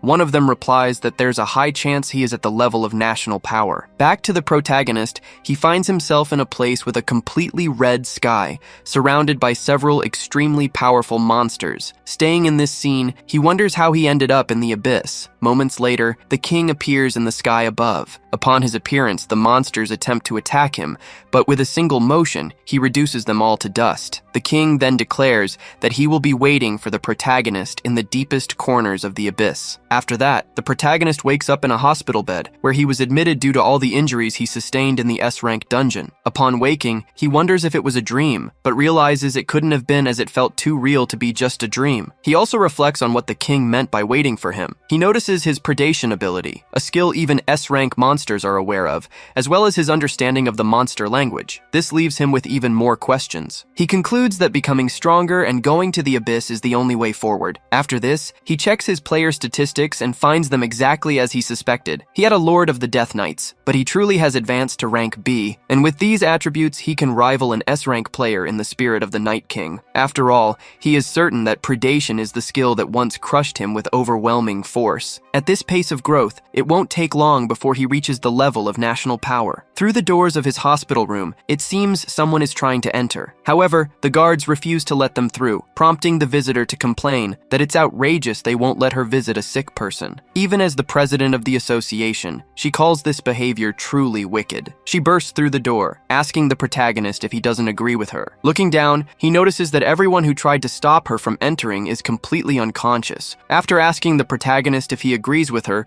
she surprisingly calls him dear. Moments later, inside a car, a young man suggests to the guildmaster that it would be better if he drove instead. However, the woman replies that it won't be necessary since the protagonist is her guest and she should handle it. The protagonist then asks what the guildmaster of the Wanderers, one of the 4 great guilds, might want with him. The woman responds that she's just taking him home after his hospital discharge, while also checking out the one who survived the apocalypse. At this, Kim sarcastically remarks that if her reason was that trivial, she should have at least come up with a more plausible lie. The woman laughs and admits he's quite clever. She then asks if he knows what will happen in the 3rd round, and the player tests. The 3rd round will be a survival game similar to the 1st round. At this time, outsiders will be able to watch as part of the audience. Because of this, his abilities will be fully exposed to the public. All the guilds will undoubtedly start vying for the low-ranked Awaken who managed to clear an S-rank dungeon. She asks to make him an offer he cannot refuse before that happens. Whether it's money or fame,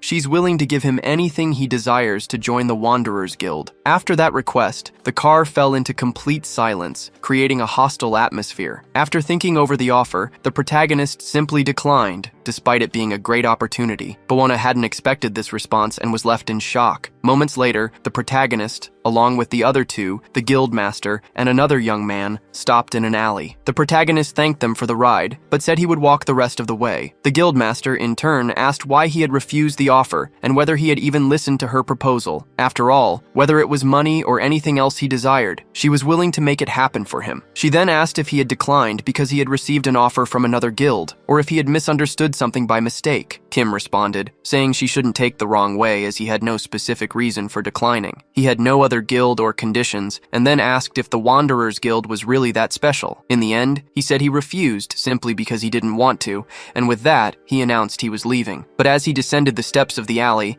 before he could react, the woman grabbed him from behind and covered his mouth. With an intimidating aura, she asked what his deal was. She pointed out that he was just starting as a player, and he dared to reject one of the 4 major major guilds without any specific reason, which didn't make sense to her. She then removed her hand from his mouth and said she would forgive him for refusing the offer. Moreover, she admitted to having a certain interest in him. At that moment, the young man accompanying them said that the protagonist was still in testing, so he questioned what she was doing with him. He also told Kim not to reject the guildmaster's offer without reason and insisted that he should accept it. After all, Kim would have to join a guild sooner or later. The protagonist then noticed the woman's stubbornness was exactly the same as expected. After all, it made sense, considering she was the sister of Lim Ayong. The woman was shocked and asked how he knew about her relationship with the person mentioned. Kim simply replied that he knew a lot of things, including her stolen name. Realizing that the protagonist knew about this, she released a massive amount of mana, so strong it reached the sky. At this moment, her assistant thought the situation was dire. The guildmaster Yu Ayon's real name was Lim Ayong, and the CEO of the Yoxion group, Lim Changyon, had raised her an illegitimate child as in heir. However, when another daughter was born within the family, her name was taken from her, and she was reduced to an outsider. The fact that she had changed her surname upon becoming a player was something only a few people should have known. With her hands around the protagonist's neck,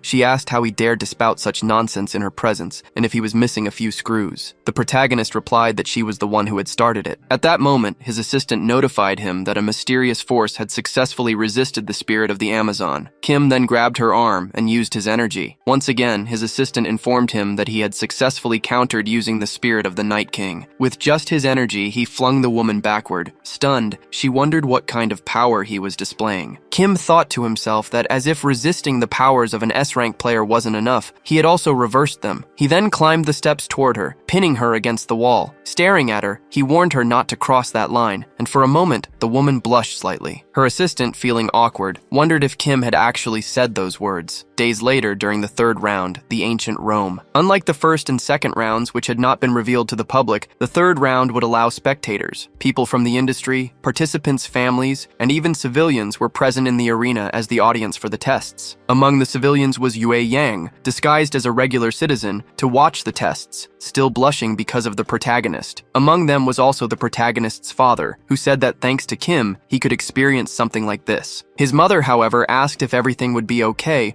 as she had heard that player tests were extremely challenging. At that moment, a young man told her not to worry about it because Kim was incredibly strong. He added that Kim could defeat all the players with a single strike. This young man, fully confident in the protagonist's abilities, is Guang Jae-young, his cousin, and also the president of the protagonist's fan club. Shortly after, a woman who overheard them in the stands thinks she needs to land a headline this time. Her name is Kim Gija, a rookie reporter working for SSY Economics, and she is on the verge of being fired. For a moment, she recalls her last interview, which was discarded because it was with a low-ranking awakened. She also considers the possibility that the protagonist might have been disqualified from the tests, and with tears in her eyes, she knows she could lose her job if she doesn't land a good interview. At that moment, another young man in the stands asks the woman if the atmosphere doesn't seem a bit strange. Hearing the man's words, the journalist notices that countless high-ranking awakened veterans and even Lee Gilson, a promising A-ranked candidate for the player test, are all staring at one person. This makes her wonder if they're all planning to team up to take down the protagonist for target,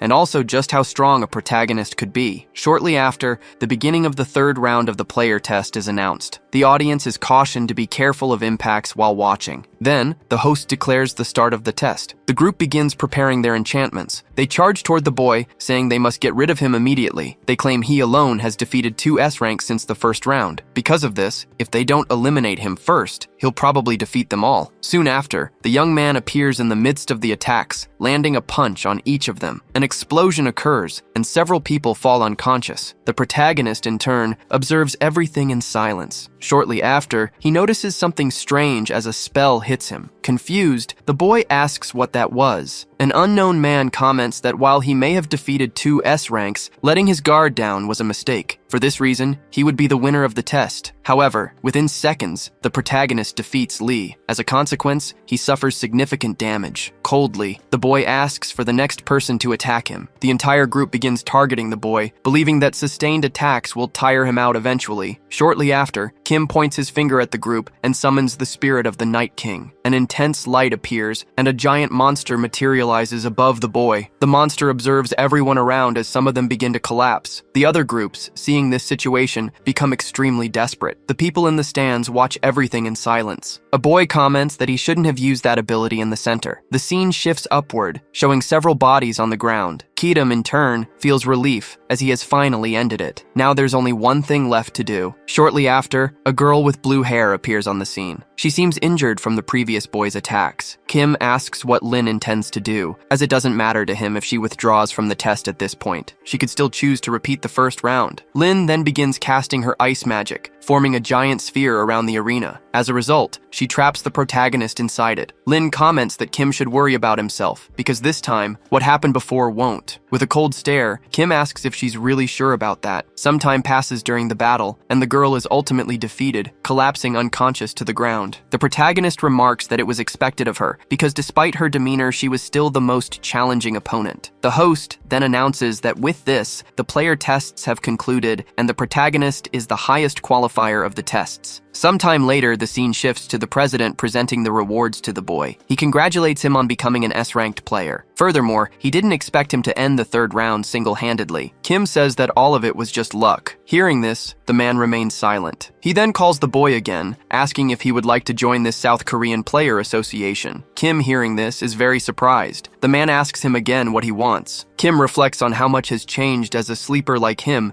became an S rank and even the highest qualifier in the test. He even received an offer, not just from a leader, but from one of the greatest guilds, which is also the largest association in New Korea. For this reason, the more he thinks he understands this world, the less he knows what might happen next. However, there was still something he wished to do. As a result, he ended up refusing the offer, believing that instead of being a member of the 4 major guilds of the association, it was better to work alone. For that reason, he wanted to apologize for not being of help to the man. Hearing what the protagonist said, the man was surprised. He began laughing heartily, saying he had never imagined that Kim would claim to be better off alone rather than with the great guilds or the association. This showed that the young man truly had a high level of confidence. Because of this, the man suggested he should try something else instead of joining the association. He asked if Kim might be interested in participating in the Asian exhibition games. Sometime later, the scene shifted to the protagonist inside a dungeon, surrounded by numerous monsters. However, they were all defeated easily. Kim felt relieved that another dungeon had been cleared. He then recalled what the man had said about the Asian exhibition games. It was a festival where associations or guilds from each Asian country selected 5 representatives. These representatives would hunt monsters and compete against one another. However, to be chosen, one needed a track record of achievements that showed the monsters they had defeated. A flashback appeared, showing the man saying that given the protagonist's pace, he believed it would be a great option for him. Kim thought that talking was easy because he had only just become a player. To reach the level of merit that others had taken years to build, you would need to hunt monsters in much stronger dungeons. Yet despite clearing all the dungeons that had appeared in Korea over the past month, not only did he fail to accumulate significant merit, but he also didn't grow as he had hoped. As expected, it was all extremely dangerous. Even so, there was no other choice but to go to that place. The scene then shifted to a mansion, where a glass seemed to be falling in slow motion. At the same time, a man appeared to be strangled by someone. The man begged the president to calm down. The enraged man shouted that the Herr de Tessu was still in the hospital, and while the culprit had done that, he was walking free at that moment. He asked how he was supposed to calm down under such circumstances. Moments later, the man collapsed unconscious to the floor. At that instant, a girl appeared, saying there was a visitor from the malicious guild. The man questioned why they still hadn't dealt with the protagonist after all the money he had given them. He declared that he would handle it himself, but he was startled when an intimidating aura surrounded the door. An unknown man appeared, apologizing for his son, but insisting it was better to calm down. He asked if Tessa's goal was really to waste time on that kid. Introducing himself, the man said he was the vice master of the malicious guild. He was known as Shadow. The scene then shifted to a portal in another location. Meanwhile, someone seemed to be coming out of it. Shortly after, a man called out to him as he stood in front of a door. The man addressed him as a ranked player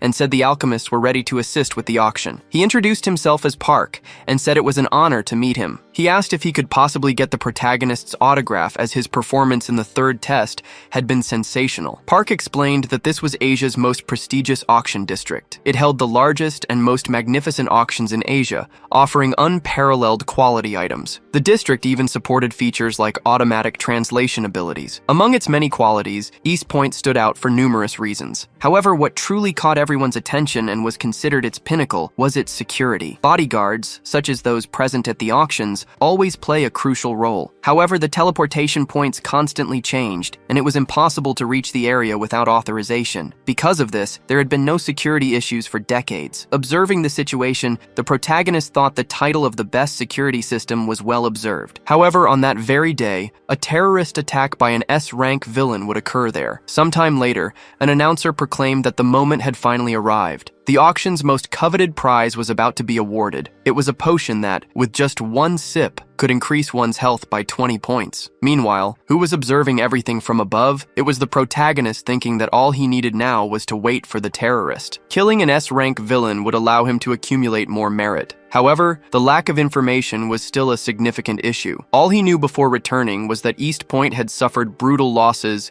and that the head of the terrorist attack was an S-rank villain named Narendra. For this reason, he wanted to know who had stopped that man. At that moment, the security guard appeared. Kim, in turn, asks who was in charge of security at that location. The security guard questions why he wants to know, and the protagonist responds that it's just out of curiosity. At that moment, the announcer starts speaking again. He mentions that several S-rank players are present at the location, and they appear to be heading toward a specific area where they end up encountering the protagonist. An unknown man asks if by any chance his name is Kim. The security guard says the man is an S-rank player from Japan and the chief responsible for security at that location. For this reason, Kim should be extremely cautious around him. The guard explains that he is known as the demon among players, notorious for betraying even his own partners when it suits him. Greeting the boy, the man says he heard that Kim is an unprecedented genius from New Korea. For this reason, he never expected to meet the boy at that location. Observing the situation, Kim is surprised because the man is greeting him with his left hand. Immediately after, Kim returns the handshake in the same manner. However, he feels something unusual when their hands touch. It seems like he receives an electric shock. The man is surprised and says he can't believe Kim endured that. For this reason, Kim must truly be an S-rank player. At that instant, something strange happens. The people around them begin collapsing to the ground. Kim thinks that if they fought there, civilians could end up getting involved. The man comments that it seems he went a bit too hard on the rookie, who just became an S-rank. Shortly after, he releases the protagonist's hand and steps closer to him. He says not all S-ranks are the same and that, while he doesn't know why Kim is there, he should stop any nonsense and stay in his place. As he walks away, he tells the boy to enjoy the rest of the auction. Watching everything, Kim remains silent, thinking this situation is more complicated than he expected. The scene then cuts to another building. A group of people appears to be heading toward another group. Someone asks who these people are and how they managed to get inside. An older man replies that it doesn't matter how they got in since there's only one portal control room in the building, and if they've reached that area, their target is to be eliminated. He adds that the task should be left to him, because an A-rank player can handle it easily. Time passes. The scene shifts to a monster defeating several people. The older man seems to have been defeated as well, and an unknown man observes him with a menacing gaze. Soon after, more people arrive, and a man comments that there was a setback at the auction. He mentions that the S-rank player from Korea is present at the location and asks what should be done. Nero wonders if that man really thinks he can do whatever he wants, even with him there. For this reason, no one will escape his divine judgment. The scene then cuts back to another location. At that moment, the building explodes. Apparently, the auction inside it is also engulfed in flames. It's revealed that the protagonist is also at the location, and the explosion seems to have hit him. In a matter of seconds, all the buildings appear to be on fire. Returning to the security guard, he asks if the protagonist is okay. He says they need to evacuate immediately. Kim thinks that it doesn't make sense because he knew there would be an attack, but he didn't expect explosions everywhere. Because of this, he wonders how the villains infiltrated and how the bombs were planted. However, he decides to set that aside as there's something more important. Looking ahead, he notices a man holding a weapon and taking people hostage. The man threatens that anyone who resists will get a bullet to the head. In seconds, man is easily defeated by the protagonist. The security guard, observing this,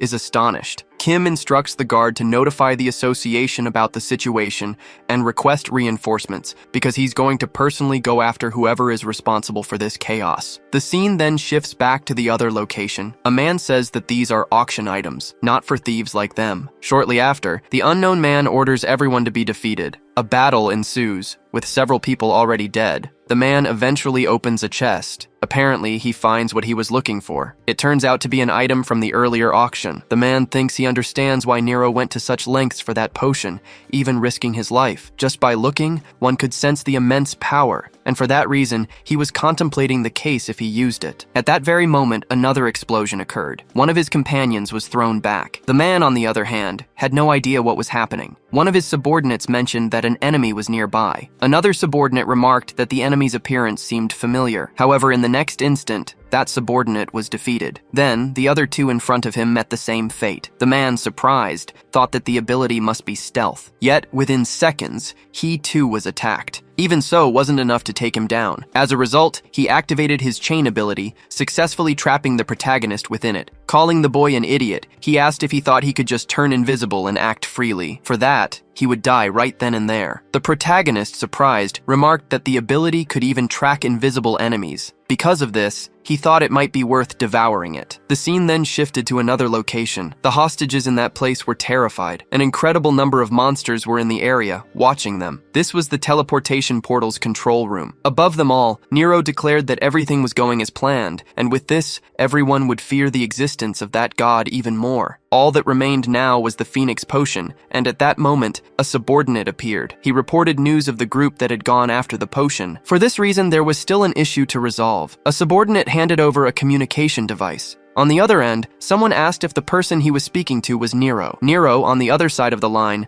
asked who was speaking. The protagonist responded that he was the one who had stolen Nero's belongings. He added that if Nero wanted them back, he'd have to come get them in person. Calling Nero a piece of trash terrorist, he left the man completely enraged. Kim then drank the potion, and as a result, his strength and magic increased significantly. At that moment, he mentioned hearing that the potion was of unique rank, something truly extraordinary. His attributes had skyrocketed in the blink of an eye, something he had never experienced in a dungeon before. And by drinking the potion, he no longer needed to worry about it falling into enemy hands. Moments later, a group of individuals arrived at a location where several players had already been defeated. One of them mentioned that another man was supposed to be there according to his last signal, so he wondered if he might have fled. The head of security, however, laughed and asked what they were talking about, noting that the man they were searching for was right in front of them. He then told the protagonist to stop hiding and reveal himself. The protagonist appeared, remarking that it was strange since his invisibility was supposed to be flawless. The man then asked why someone of Kim's S rank would be in that place. Kim, in turn, asked if the man wasn't the head of security and whether he shouldn't be trying to stop the terrorists. Laughing again, the head of security replied that he was after a special item. Hearing this, Kim laughed and said he had suspected something was off. After all, despite the heavy security presence, no one had found the bombs. He also noted that they had infiltrated the East Point, a place impossible to enter without authorization. For this reason, he had suspected a traitor, but hadn't expected it to be the head of security himself. The head of security replied that he had warned the protagonist to stay out of it, then lunged at him. However, the protagonist easily defended against his attack. During the fight, the man demanded that Kim hand over the item. Kim replied that if he was truly a villain, he should try to take it by force. The battle intensified, with debris flying everywhere. Frightened by the fight, one of the observers told the group that this was a battle between two S ranks, so they shouldn't even think about interfering. Moreover, Real High, the head of security, was known as the Demon, and if they were careless, they'd end up dead. During the fight, the protagonist noticed that, unlike himself, who relied on sound and intuition, the man could see him even with his techniques. Eventually, despite his invisibility, Kim was struck by a fatal blow. He reflected on the immense gap in their abilities, but it was still not the time to resort to the devouring technique. Then he uses an ability that lifts all of his enemies into the air as if using gravity magic. When they reach a considerable height, he slams them back down with immense gravitational force, causing devastating damage to them. After throwing everyone to the ground, the protagonist searches for the whereabouts of the head of security. However, he doesn't find the man among the others. A voice from the shadows comments that it was a good decision, but invisibility is useless against area attacks. It adds that if he wanted to find him, he should have also protected his own head. At that moment, the head of security charges at the protagonist with overwhelming force and a radiant aura. The impact he creates makes it seem like he has defeated the protagonist. However, as he stands over the protagonist, he realizes that chains are wrapped not only around the protagonist, but also his sword. The protagonist coldly remarks that, in the end, the man truly is a fool. This unnerves the head of security, making him realize that the protagonist's previous ability wasn't meant to find him, but to prevent him from escaping his reach. While using his chain powers, the protagonist asks where he thinks he's going. He then hurls his chains at him, pulling him back and striking him with an incredibly powerful punch. With this, the head of security and his henchmen are completely the protagonist. Shortly after, Kim demands an explanation for why an S-rank player would become a criminal for money. The head of security angrily tells him to shut up, saying that if it weren't for Kim's interference, he'd probably be enjoying his success right now. The protagonist interrupts him with an extremely powerful kick to the face, telling him that his tongue is too loose for a petty criminal. The kick is so forceful that it sends the head of security flying. Kim then instructs him to deliver a message to Nero. He must tell him that requests for support must already be flooding the associations of every country. Kim then asks if he's aware that with the reinforcements arriving, both he and Nero are going to meet their downfall. The head of security, utterly defeated, begins to laugh. He says that, as expected, the protagonist is nothing more than a rookie who knows absolutely nothing. These words leave the protagonist momentarily stunned. The scene shifts to an older man with white hair and a short beard running toward a room. Upon arriving, he asks how the reinforcements for the eastern wing of the building are progressing. This man is Su Sang-hyuk, the guild master of the alchemists, one of the 4 major S-rank guilds. He also mentions that besides the auction items belonging to his guild,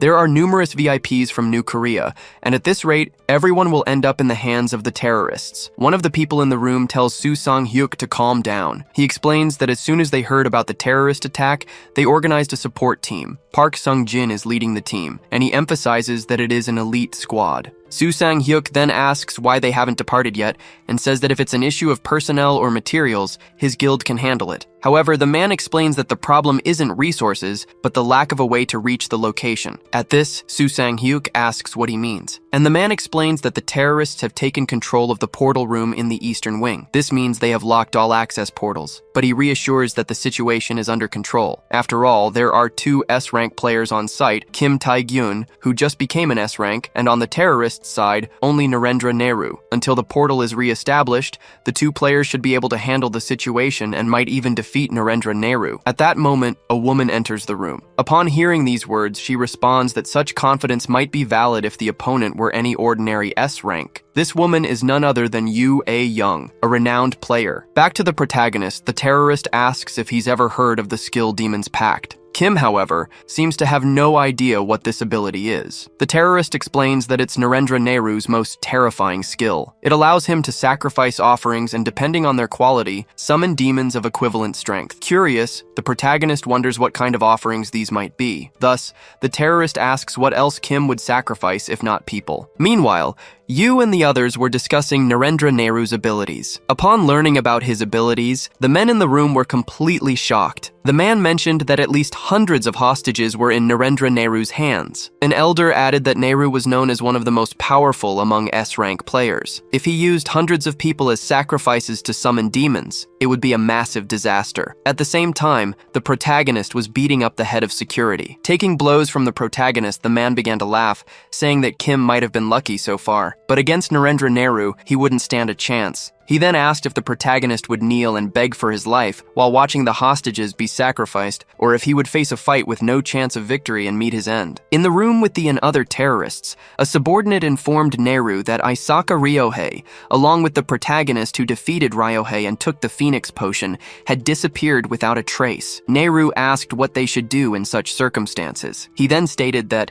as it would be impossible to confront them directly, the protagonist was likely waiting for support from the association. At that moment, Nero used his power to sacrifice 2 hostages, declaring that if Kim didn't show up, they would simply need to drag him out. He also announced that the festival in the name of the gods should begin. But before he could harm the hostages further, the room suddenly became pitch black. His subordinates questioned why this was happening now, even though the bomb had detonated some time ago. Even in total darkness, Nero noticed that the captured hostages had vanished in the blink of an eye, which could mean only one thing. Shortly after, the protagonist appeared behind Nero with his magical chains. Using his chains, Kim landed a hit on Nero. Believing he had won, Kim celebrated prematurely, thinking he had captured him. But from the folds of Neru's head, several snakes appeared to counterattack. These snakes, imbued with fire abilities, caused a massive explosion to protect their master. Despite the explosion, the protagonist managed to evade it. Observing the situation, Kim wondered what kind of madness it was to hide monsters inside one's own head. Near the hostages, one of them asked if he was player Kim and if he had come to save them. Terrified, the hostages begged for help, saying that these monsters had appeared out of nowhere. Another hostage promised a reward if the protagonist saved them. However, Kim told them they were getting in the way and used his chains to fling them to safety. Immediately after, several of the villain's monsters charged at Kim. They seemed to land a powerful hit, but Kim emerged unscathed. Using his previously cast magic,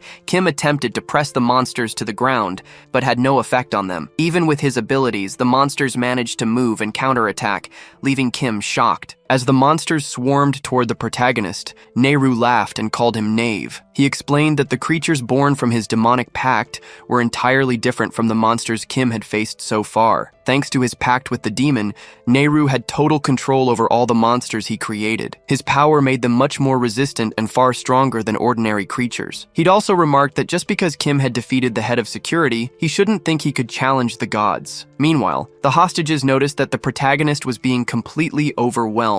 One hostage remarked that Kim had ignored their cries for help, done whatever he wanted, and still couldn't defeat a single monster. Hearing this, another hostage defended Kim, telling him to pay closer attention. Pointing to the fight, he explained that because of the protagonist, the monsters weren't even looking at them. Despite being under immense pressure, Kim hadn't run away, and he hadn't allowed any of the monsters to approach the hostages. Even the hostages who had been flung into the air had been evacuated to a safe location far from the fight. With tears streaming down his face, an elderly man declared that from the beginning, the protagonist had been trying to save their lives, and they hadn't realized it. Moved by his words, all the hostages began to shed tears and started cheering for the protagonist. The protagonist begins using his chains to fend off the monsters. Angrily, he says that enough is enough. They should all shut up and stop bothering him. Hearing this, everyone in the room is outraged by what they just heard. The protagonist then comments that the hostages are only getting in the way and that these monsters seem endless. He adds that it's so disgusting he can barely stand it. Hearing these words from the protagonist, the hostages appear angry at his remarks. Meanwhile, Nero bursts into laughter and asks if the protagonist has already admitted defeat. At that moment, the protagonist calls out for player part Jian Wang, who has again appeared to end this mess. Shortly after, Jian Wang enters the room, prompting the terrorist leader to question his identity and how long he has been there. Entering the room, Jian Wang apologizes to the protagonist for the delay and declares that the real fight is about to begin. Moments earlier, after Kim defeated the traitors, he told Jian Wang that the escort squad was actually aligned with the terrorists. Jian Wang asked if all of this had happened while he was still outside. Kim replied that his current concerns lay elsewhere. He explained that the portal control room was likely infested with monsters. If it were just the monsters, it wouldn't be too problematic, but the monsters wouldn't just stand by idly. More importantly, the hostages might get caught up in the fight. That's why he needed Jian Wang's portal manipulation ability. Jian Wang hesitated, saying he'd like to help, but couldn't locate the exact point, which made accessing the association impossible. Hearing this, the protagonist assured him it wasn't a problem. All he needed was one thing, to get rid of all the monsters in the room. Back in the present, Jian Wang opens portals in the room, sucking the monsters into them. Watching this scene, Nero becomes visibly stressed and demands to know what's going on. Jian Wang reflects on how insane this plan sounded when he first heard it, but now he can't believe Kim made it work. With the plan succeeding, Jian Wang realizes only the terrorists remain and thinks victory is within reach. However, Kim shouts his name, telling him his role here is done. He should take the hostages and leave the area. Hearing this, Jian Wang appears reluctant, saying he wants to stay and fight alongside him. But the protagonist insists,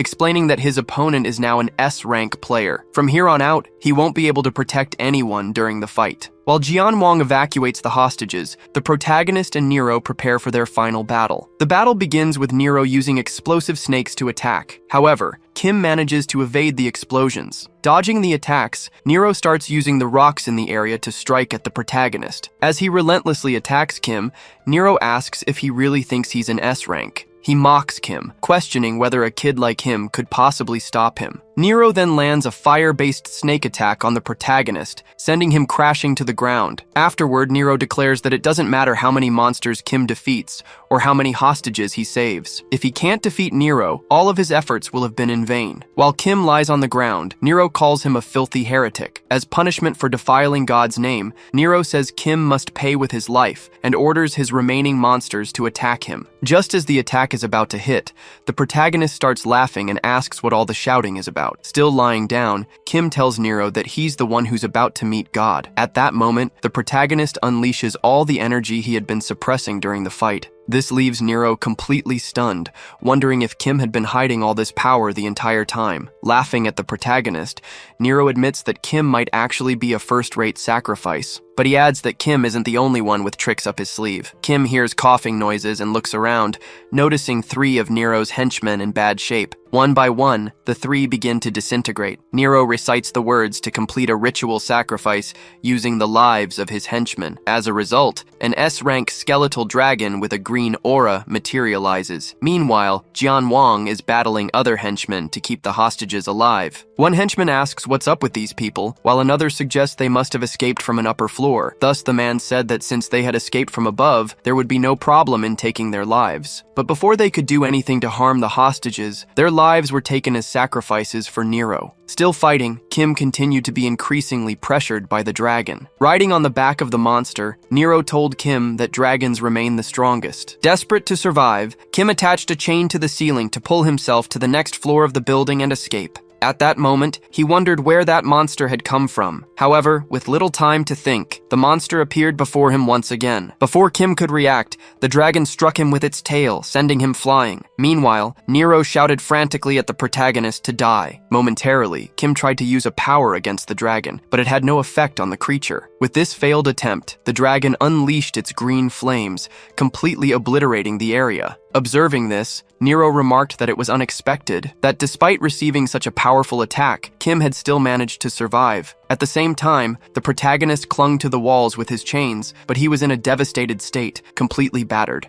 At that moment, Kim thought that the monster was absurdly strong. He couldn't believe he had barely managed to withstand its attack, even using the full power of Predation. This made him question if it was truly S rank, but considering how much force it was exerting, there was no way its Ophid oral ability could come out unscathed. Even in this condition, the protagonist realized that Nero was nearing his limit. With that, if Kim persisted a little longer, he might be able to survive. Immediately after, Nero starts laughing and calls him a filthy unbeliever. He says he can see what he was. Since a direct confrontation didn't work, you must be thinking of stalling for time. In his words, that wouldn't be a bad strategy. However, Nero tells him he must know that his petty tricks won't work against him. Next, Nero moves with his dragon toward the hostages to destroy them all in a single blow. He strikes the building, causing massive destruction. Immediately afterward, reinforcements manage to establish a full connection with the emergency portal to send them to the coordinates of the eastern point of the building. At that moment, a woman says that her country and New Korea are the only countries connected, and even for a player like him, she thinks entering the portal now could be very dangerous. Hearing this, the player says that's nonsense, and he also tells her to think about how much danger the boy must be in at this very moment. This leaves the woman a little thoughtful, and the man says they will enter the eastern point right now, and that they will take out some terrorists and rescue their companions. On the other side of the portal, the hostages attacked by the dragon are miraculously still alive, and right in front of them is the protagonist fighting to protect them. Laughing, Nero says he already expected the protagonist to make the choice to protect them, and in that case, he tells him he should burn to ashes. Seeing the protagonist in dire straits, the man tells him not to worry about them and asks what good it would do if he ended up losing his life. Hearing the man's words, the protagonist thinks he's right, since he cannot win in a direct confrontation. The only way to defeat Nero is to push him to his limit, but even so, he still cannot give up. With this in mind, he thinks about how he could save all the hostages. While pondering a way to save all the hostages, he suddenly hears a voice in the background saying they couldn't longer. Hearing these words, the protagonist looks behind him in astonishment but sees no one other than his fallen companion on the ground. Then something strange happens to his power. As the rank of his protection is being temporarily adjusted, his power rank increases to A. Then his powers surpass their limits, and his body can no longer handle the predation power. This leaves the protagonist confused, wondering what was happening to him, since all his powers were temporarily increasing, and his predation had already reached rank S, though it was recently rank A. With so much energy being released by this power explosion, the entire scene becomes ominous, making Nero wonder what was going on. As the protagonist's power continues to grow, his player system notifies him that predation cannot be deactivated. While seemingly agonizing in pain, he wonders if the predation has spiraled out of control. Thinking about the voice he heard moments ago, he wonders if the king had given him these powers. As his body disintegrates, he thinks this is ridiculous and questions if he will really die this way, a meaningless death to him after everything he has done to get to where he is. For him, no matter the cost, he cannot die this way. Even wanting to fight as his body disintegrates, he falls to the ground, unable to move anymore. Observing this, Nero wonders if he forced himself to lose control of his own ability. However, a devastating energy begins emanating in the area, making him question what kind of ridiculous amount of energy this is. For Nero, the hardest thing to understand is that the protagonist couldn't handle the power of the ability and pass out, yet he wonders why the ability hasn't stopped even though the protagonist is unconscious. Nero then asks how a mere filthy unbeliever dares to do this, and says that if he intends to kill himself to oppose a god, that Nero will kill the protagonist with his own hands. He then advances with his dragon toward the young man, but a blast of power is launched against him, and his dragon loses one of its legs. Nero is confused and wonders what is happening. Soon after, the old man realizes that the protagonist is still standing, and that around the building are several enormous, furious monsters. Kim Tae-gyun laughs as he remembers the man calling himself a god. Frightened, Nero questions who that person is, as that is no longer the protagonist. The young man in turn says the old man shouldn't worry about it because he was already dead. Then he uses his new ability, striking Nero and his dragon directly. Momentarily, the protagonist finds himself in his subconscious. After that, he is bound by chains. He questions whether it was stone skin or paralysis. A demonic entity appears above the boy. While in agony, Kim Tae-gyun says those were his abilities. The demon laughs upon hearing that, mocking the fact that the power never belonged to the protagonist and that he must pay the price for what he consumes. The creature then advances toward the boy. However, the protagonist falls out of his bed and wonders if it was all just a dream. He then notices he has no injuries and that his right arm, which had collapsed due to consumption, is also fine. Shortly after, Seong-jin enters the room. While they eat lunch, the man says that the house was prepared for the boy by the association and by the alchemists as a response to the terrorist incident. He then mentions that Ryo-hai had been arrested and that, considering the scale of the terror, many people had survived and that the boy's relatives had visited him. Seong-jin then comments that the medical results showed no health issues for the young man and that he stayed because he was concerned about the minors. The protagonist remains silent and says he clearly lost consciousness while fighting the Golden Alpid. He then asks the man when it happened. After defeating Nero, one of the civilians asks what that entity had done to the protagonist. Kim Tae-gyun uses his ability, and the man begins coughing up blood. Shortly after, the demon smiles and says it will retreat for now, and then the boy faints. After some time, Seong-jin and his men arrive at the scene, confirming that there were survivors. A woman mentions that everyone seemed to have lost consciousness without any life-threatening issues. However, the miners and the Golden Alpid were missing. While holding the protagonist, the man wonders what happened there. Afterward, Seong-jin says the survivors only remembered the boy trying to stop the Golden Alpid, but couldn't recall the details, as if something was interfering with their minds. The man stands up and says he believes it to be the work of those miners. As he leaves the room, Seong-jin tells the protagonist to take care of himself, and that if more information came in, he would contact him. Kim Tae-gyun then thinks about how his arm had regenerated even after collapsing due to excessive consumption, and that perhaps the Golden Alpid was also affected by the consumption. After that, Seong-jin reappears, saying the boy had another visitor. And then Lim Ayong enters the room holding a basket of fruit, placing it on top of the boy's food. She then asks if the protagonist is okay because she heard he was injured and that he had saved many people during this recent terrorist attack. Facing two of his rank opponents, the girl gets irritated and crushes an apple, saying the protagonist should be arrogant. Kim Tae-gyun asks what the young woman is doing there. Lim Ayong gets nervous and replies that she was there to visit a sick person. Then she wonders what that incredible aura around the boy was, and then someone knocks on the door. The protagonist wonders who that person might be. Afterward, Sung Jin appears. Lim Ayong asks what she was doing in the protagonist's house and how she knew his house's password. The woman responds that the password was provided by the association. Shortly after, Sis grabs the protagonist. Lim Ayong questions what the woman is doing and says it's a crime because the boy is still a minor. Kim Tae-gyun frees himself from the woman and asks what she is doing there. Sis replies that she is just visiting a sick person and says she brought a gift. The woman then asks if he was aiming for the Asia-friendly games and that despite his achievements in the Eastern Point, he was still in 30th place in public merit, needing a significant score to qualify for the top 5. Sis then says she will give him the dungeon. In a mysterious location, a man asks about the whereabouts of the Golden Opid, but his subordinate responds that they still had no confirmation and questions whether they should report it to the boss. However, the man says there is no need because they had already achieved their purpose and he was merely a hired gun. A massive ship corners a small boat. The captain says they must lay down their weapons and surrender immediately. However, the ship is quickly sunk by the mysterious man, who in turn says the protagonist is very intriguing. At the headquarters of the Gidan Nightwalker, people become excited to see that Kim Tae-gyun is participating in the raid. Sis comments that even if they grant the boy raid rights, the item distribution and team composition will still be decided by them. The protagonist is surprised to realize that the gift he received was the unlocking of the Fire Temple. This temple was the entrance to the Scorching Flame, the country's second double dungeon discovered. Before the regression, the Nightwalker Guild succeeded in their raid, but suffered near total devastation. Considering the risk, a significant increase in growth and public merit is guaranteed, but the protagonist thinks that with all that support, a double dungeon raid like that shouldn't have any failures. Approximately 300 members were assigned to the mission. However, only the boy and Sis would go on the mission. Kim Tae-gyun asks why only they are going, and the woman replies that this is a date. Upon entering the portal, the girl is amazed because in front of them is a massive crater. She comments that the vibe in this place feels different from a regular dungeon. She then asks the protagonist if double dungeons are always like this. Kim Tae-gyun responds that at least the apocalyptic dungeon he was in was like this. He warns her to be cautious as there are likely traps or monsters. Right after, a tentacle emerges from the crater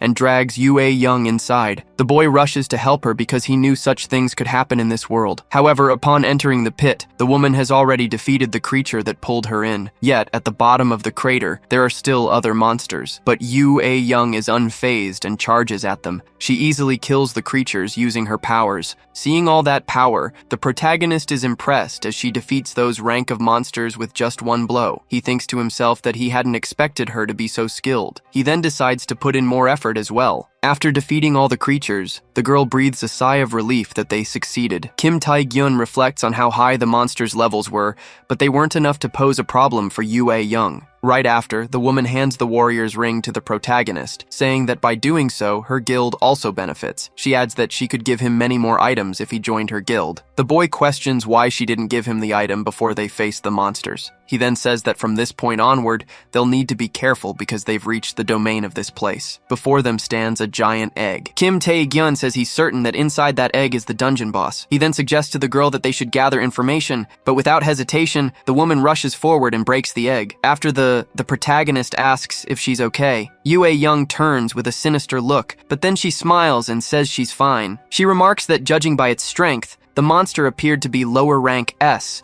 though she hadn't expected to break it with just one blow. Right after, a glow emerges from the egg. The monster inside speaks, saying it has interesting guests. Then a phoenix appears, a monster with regenerative abilities and such immense resilience that it could be mistaken for an immortal being. Kim Tae-gyun is startled to realize the dungeon boss is a phoenix. He then asks Yu Young to be careful because the creature has mind control capabilities. However, the woman charges at the boy as she's already under the phoenix's control. The boy dodges her attacks and uses his demonic powers to counter her, urging her to come to her senses. After this, the woman throws an energy sphere at the protagonist. The phoenix observes the situation from afar, laughing as it remarks how humans are always such fools. Magical chains suddenly appear, binding the woman. The protagonist declares that he now knows who is responsible for the annihilation of the Nightwalker Guild's squad. He then uses a physical attack on the woman, causing Yu Young to faint. Kim Tae-gyun says she needs to recover her senses by the time she wakes up, but perhaps that won't matter as long as he eliminates the phoenix. The creature laughs and asks if the human enjoyed its game. The protagonist becomes enraged and says he will make it meet their creator. He then ties Liu Ayong to his back and tries to escape the phoenix. However, the phoenix attempts to stop them and asks what the boy is trying to do. The protagonist tries to throw his dagger at the creature,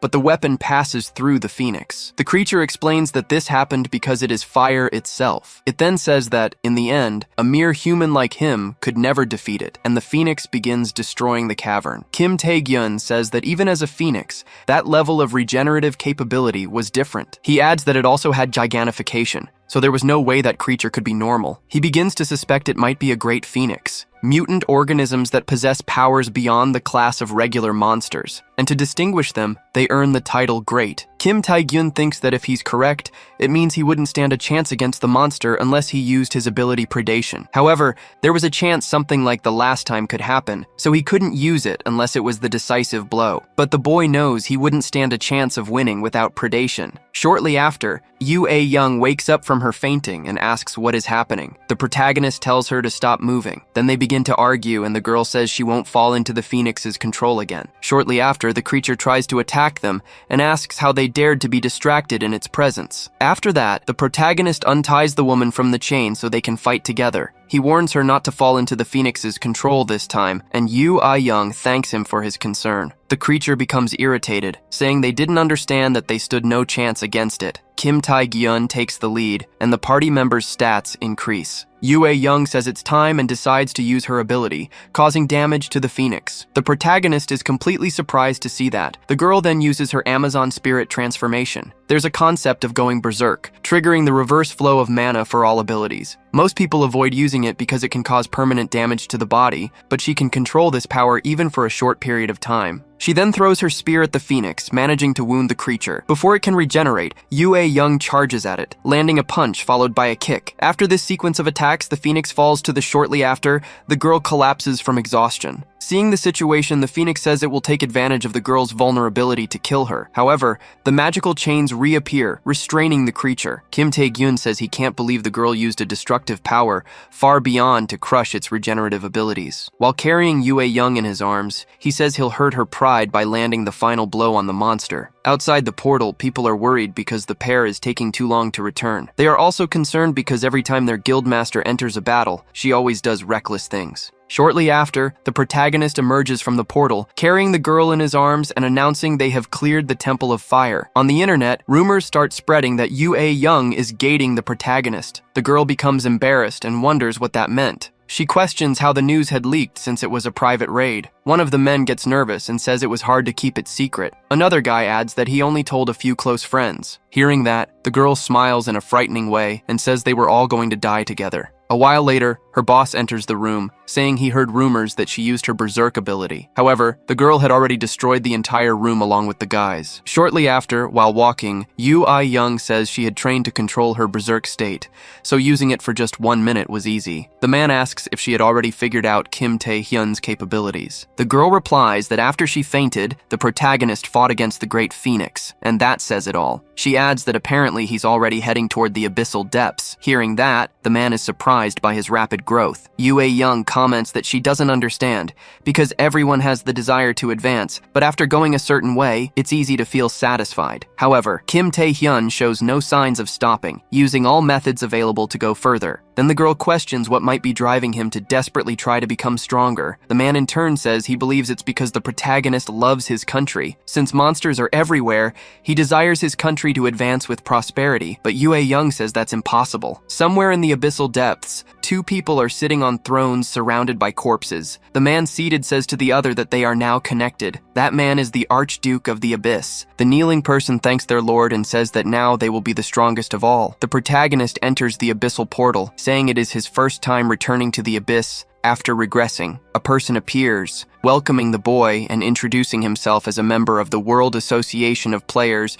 and the manager of the Abyssal Depths District, Paula Becker. He then says that, according to the records, this is the boy's first time in the Abyss, and the protagonist confirms. The man explains that the boy needs to hire some players to act as guides or mercenaries. The World Association of Players has created player zones, which serve as camps and safe areas to aid in exploring each district of the Abyss. However, the depths are dangerous as they could be ambushed by monsters. Thus, the protagonist needs to hire some players to accompany him, but he says is unnecessary. Soon after, a worm emerges from the ground behind the boy, but Kim Tae-hyun quickly eliminates it and reassures Paolo that there is no need to worry since he is just taking a small stroll. He then breathes a sigh of relief, seeing no one else around. After defeating the Great Phoenix in the Fire Temple, the protagonist fulfilled the requirement of 200 magical powers needed to activate the demonic contract. However, this ability has changed. Instead of controlling monsters, it can now create portals. The boy wonders if this is also an effect of predation. He thinks it would be better to have a powerful creature than to carry around dozens of monsters, so he decides to use the amplifying stone, temporarily enhancing his powers. The demonic contract is activated, initiating the creation of the gate. Kim Tae-hyun crosses the gate and finds a massive castle on the other side. Seeing this, he reflects that he has never heard of this place in the Abyss and wonders exactly where he is. 3 demons then appear behind him, attacking and causing a massive explosion, yet the boy remains standing. Upon seeing the protagonist's dagger, the demons remark that it is a dangerous weapon. Kim Tae-hyun realizes these creatures are succubi. Succubi are monsters that drain men's energy through mental attacks like illusions or brainwashing. Kim Tae-hyun charges at the demons, intending to defeat them if they are targets of the contract. However, the succubi easily dodge his attacks. They remark that taming him will be difficult, deciding to use one of their abilities on the protagonist. The boy remains still, and one of the succubi says no man can resist her ability. But Kim Tae-hyun grabs the creature and slams her head into the ground. The other demons look at this in shock. The protagonist then points at them and commands them to bow their heads. The succubi are forced to lower their heads to the boy. One of the demons asks how a human could resist her mind control. Kim Tae-hyun responds that being interested in monsters is abnormal. He then says they should make a contract. To form a monster summoning contract, one of 2 conditions must be met: giving the monster what it desires or forcibly seducing the creature. The protagonist thinks this will allow him to command some monsters. However, he discovers this is not the goal of his contract. Upon learning this, the boy is surprised. Suddenly, several succubi appear behind him, saying he will make a great gift for the queen. Inside the castle, several bodies are hanging from thorny vines. One of the queen's maids notifies her that a human has invaded the castle. The queen laughs and says she'll have some entertainment. Inside the castle, an explosion occurs. Several succubi are chasing the protagonist. They intercept him, seemingly trying to seduce the boy. But at that moment, he invokes his ability, successfully countering his spell and defeating them all. Observing the situation, he concludes that if the succubi are not the contract target, there is only one possibility. A monster capable of controlling all those creatures must exist, likely the queen. The boy then encounters a maid, who asks if he is an intruder and says he should proceed because the queen is expecting him. A while later, Kim is already in that room. The queen welcomes the protagonist to her palace and introduces herself as the mother of all succubi, named Rosaria. The spirit reveals that she is the target of the demonic contract and that he can now form the summoning pact. Once again, the woman states her name is Rosaria. At that moment, the protagonist is surprised by what he heard, because that was a monster speaking the human language. Rosaria says there is no reason to be so shocked. She states that she was once human, and for that reason, understands his language. Observing the woman's manner of speaking, the protagonist is astonished as she spoke differently from a monster. Shortly after, Rosaria asks the reason for his visit to her castle, and if, by any chance, he had come there to satisfy his lust. However, Kim replies that it was none of those reasons. Instead, he wanted to form a summoning pact. Hearing what the boy said, she bursts out laughing. She claims he would never be able to achieve such a thing, but that he should keep his delusions within limits. Shortly after, the succubus seems to start attacking the protagonist, who then says it was just as he had thought. In the same instant, he invokes his ability, managing to defend against the attack, saying he would have to handle it with his own power. Once again, the succubus tries to attack the boy, who then manages to dodge all her attacks and even counterattacks her. At that moment, he leaps forward, attacking the queen once again, but suddenly his chains are broken, leaving him very surprised by what he saw. The woman begins to laugh, saying it was very amusing. Shortly after, she snaps her fingers, and something extremely strange starts happening. The protagonist feels like he is falling into a bottomless abyss. At the same time, a view of some buildings appears above him. Surprised, Kim wonders what it is, as he can't apply his abilities to his equipment, and moreover, the central space seems to have shifted. Observing the situation, Kim thinks it must be an illusion. However, he wants to know when exactly he fell into it. Meanwhile, the queen is observing everything coldly. She says he has been hypnotized from the beginning, and for that reason has always been in her grasp. Meanwhile, Kim is still hallucinating in the middle of that water, thinking he really needs to escape from it. At that moment, he notices something as the scene changes suddenly. Looking around, the protagonist wonders what it is. Looking ahead, he finds himself face to face with his younger self,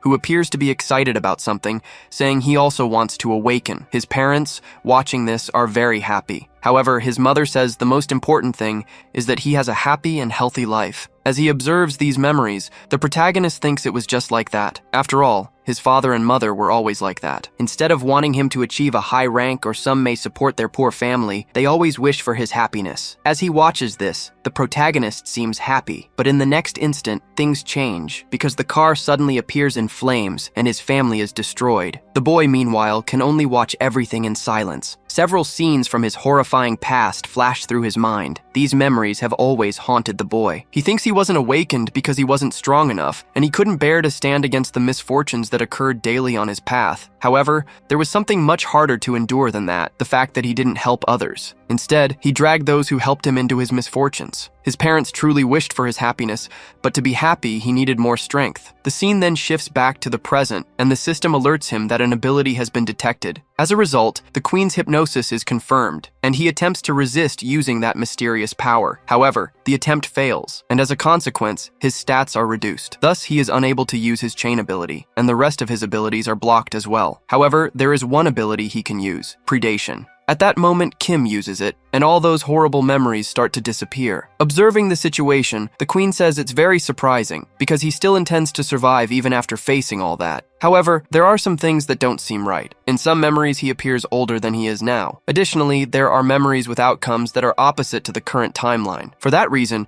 the boy probably has many secrets, and so she wants to know what he has to say. As she observes, the wounded begins to laugh, but suddenly she becomes surprised, and a light begins to envelop the area with an unknown person appearing. Seeing them, the queen assumes that must be the king. However, everything is shattered in a matter of seconds. The protagonist, standing behind the woman, says she was spying on someone else's memories, and for that reason, she had a very stressful hobby. He states once again that she should accept his summoning pact with him. Observing the situation, the queen is very surprised because he managed to escape her illusion. Yet she thinks he's still as foolish as ever. Then, the queen asks if he thinks he can kill her with just that toy. Kim responds that he'll have to try to find out if he can. The queen says he's probably bluffing, and in the same instant, grabs the protagonist, declaring she will accept the pact. She then bites the protagonist's neck. With this, the system notifies him that he has fulfilled the conditions of the pact, and thus, it has been established. Additionally, the rank of his skill has been adjusted, and a new hypnosis ability has been registered. Shortly after, Kim falls unconscious, and the queen wishes him a good night's sleep, saying she has chosen him. Time passes, and Kim wakes up to someone calling him. The other man asks if he's okay, and expresses relief that the boy is safe. Kim asks where he is, and Paula replies that it's the player zone, and that he found him unconscious during his patrol. Observing the situation,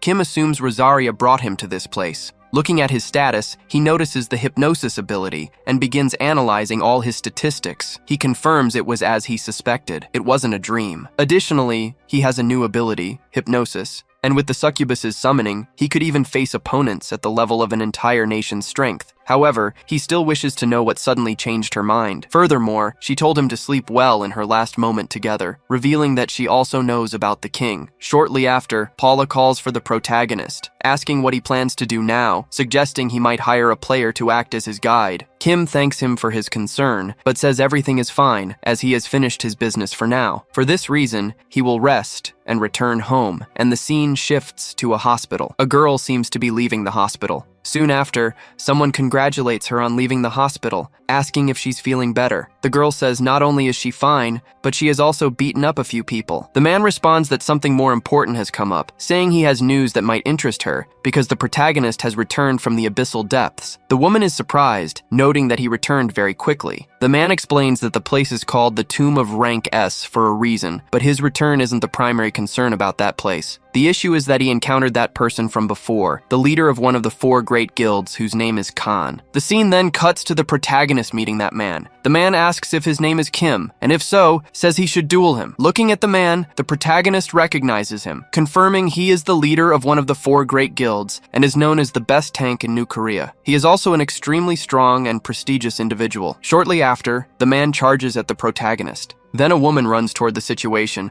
asking what the man thinks he's doing, because if he continues, he could be banned from this place. She says he'll need to find a way to apologize for what happened. Afterward, the girl introduces herself, saying she is the secretary of that man. She acknowledges the guildmasters citing his forced non-humanitarian recruitment methods, but they're there to officially recruit the protagonist, so if he expresses an intent to join them, there's no need for a duel. Kim asks if they're trying to force him into it. The secretary admits it's true, but says it's not a bad offer for him, because as far as she knows, he will be participating in the Asian exhibition games. And among the 4 great guilds, hers specializes in abyssal exploration. For this reason, they can provide support for him. This way, he could earn enough merit points to compensate for any that were lacking. Hearing that offer, Kim remains silent. Shortly after, Kang says that it's already enough, because if he were influenced by words alone, he would have accepted the offer a long time ago. However, Kim replies that it's not true because he had indeed changed his mind. Kang then asks if, by any chance, he's planning to join his group, but the protagonist questions what kind of nonsense he's talking about. He says they would truly do things his way, and for that reason, Kang would have to defeat him if he really wanted him to join the group. Hearing what the boy said, Kang becomes very excited. The scene then cuts to an arena where several people are trying to interview the protagonist. They ask why he accepted the duel with Kang. Hearing all those questions, Kim stays silent, thinking how irritating it all is. Shortly after, an unfamiliar girl appears. She says she needs to talk to the boy. Kim then takes the woman by the hand. He says it's been a long time since he last saw her, assuming they must have met during the players' tests. The woman says that's true, and for that reason it's been a while since they've... Observing the situation, the girl is very surprised because the protagonist actually remembers her. Letting go of her hand, Kim says any questions she has will be answered later, because as she knows due to his plans with Kang, he doesn't have time to answer anything now. For that reason, he says goodbye, and meanwhile begins climbing some stairs. Looking ahead, he comes face to face with his opponent. It's revealed that Kang is already in front of him. Kim is pleased because his battle is about to begin. The announcer starts talking about the match. He states that the victory condition is to make your opponent kneel. As he prepares, Kang says he will test the boy's abilities, and the order is given for the battle to begin. At that moment, Kim activates his ability. He thinks that now, with all the power of the Spirit of the Night came,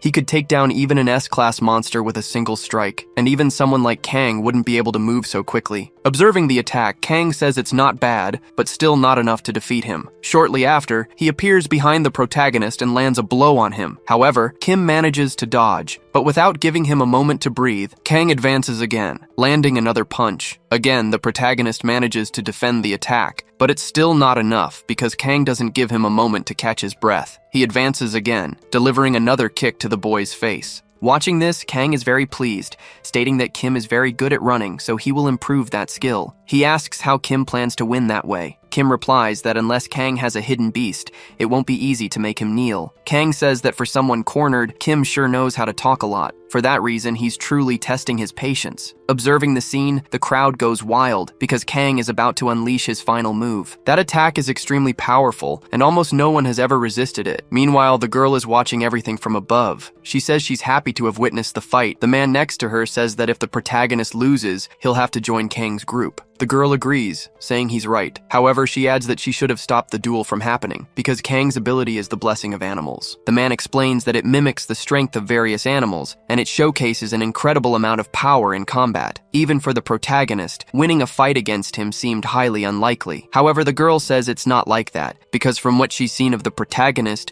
he has power comparable to Kang's. Meanwhile, Kang's attack is still heading toward the boy. The entire crowd is anticipating the collision of their attacks, but within seconds, seconds, something unexpected happens. Kang is simply defeated. The crowd watching is stunned because the man who had never knelt is finally beaten. However, the audience demands another fight, claiming that the result doesn't count. For that reason, they argue the fight is probably invalid. Meanwhile, Kang is deep in thought about his defeat. The protagonist thinks he's happy with the ability he used because it worked perfectly. Observing the situation, Kang is extremely frustrated because he truly lost. Additionally, the protagonist using mind control ability, and for that reason, he never saw it coming. Right after, Kang demands everyone to shut up, stating that he didn't know what ability that was, but losing was his failure, and thus the result was what it was. For that reason, they should calmly accept the outcome of that fight, and if anyone is dissatisfied, they should face him. Observing the situation, another girl comments that losing to the protagonist really irritated her,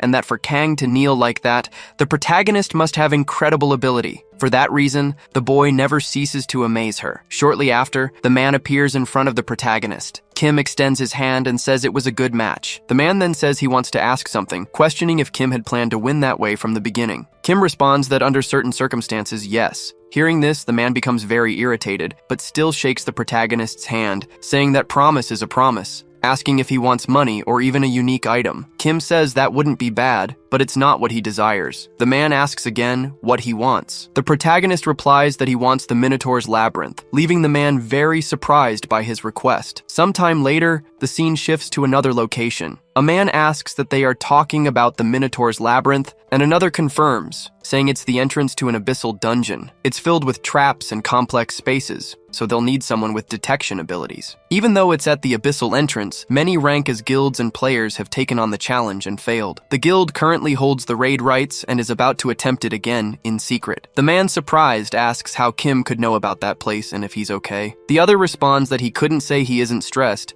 but you can never predict what will happen in the abyss. All they can do is trust those who take on the challenge. To be honest, if he were younger, he would also participate. He reflects that his current concern isn't the difficulty of the dungeon, but rather the people involved, and he hopes his worries won't come true. At the same time, a group begins contacting the president. Apologizing for bothering him, they state it's an urgent matter. They mention that the Japanese Hunter Association has reached out to them. Another boy, surprised, asks what they are talking about, as the issue should already be resolved. Shortly after, a girl mentions that the saint has sent an invitation to a player named Kim. Sometime later, the scene shifts to the control room of the Great Association Gate. A countdown begins. Amid it all, the protagonist observes everything in silence. Shortly after, the order is given, and the entire group heads toward the portal. The scene then cuts to inside the portal, where a battle is underway. Kim is defeating the monsters. Soon after, a man appears saying Kim's abilities are impressive and asking if he likes the weapon he was given. Kim replies that it's not bad, but mentions he had to send his weapon for repairs anyway. The man explains that he planned to tell him that if he joined the guild because having the protagonist on the raid team benefits them, and it didn't seem fair to use it as a reward for that bet. Kim thanks him,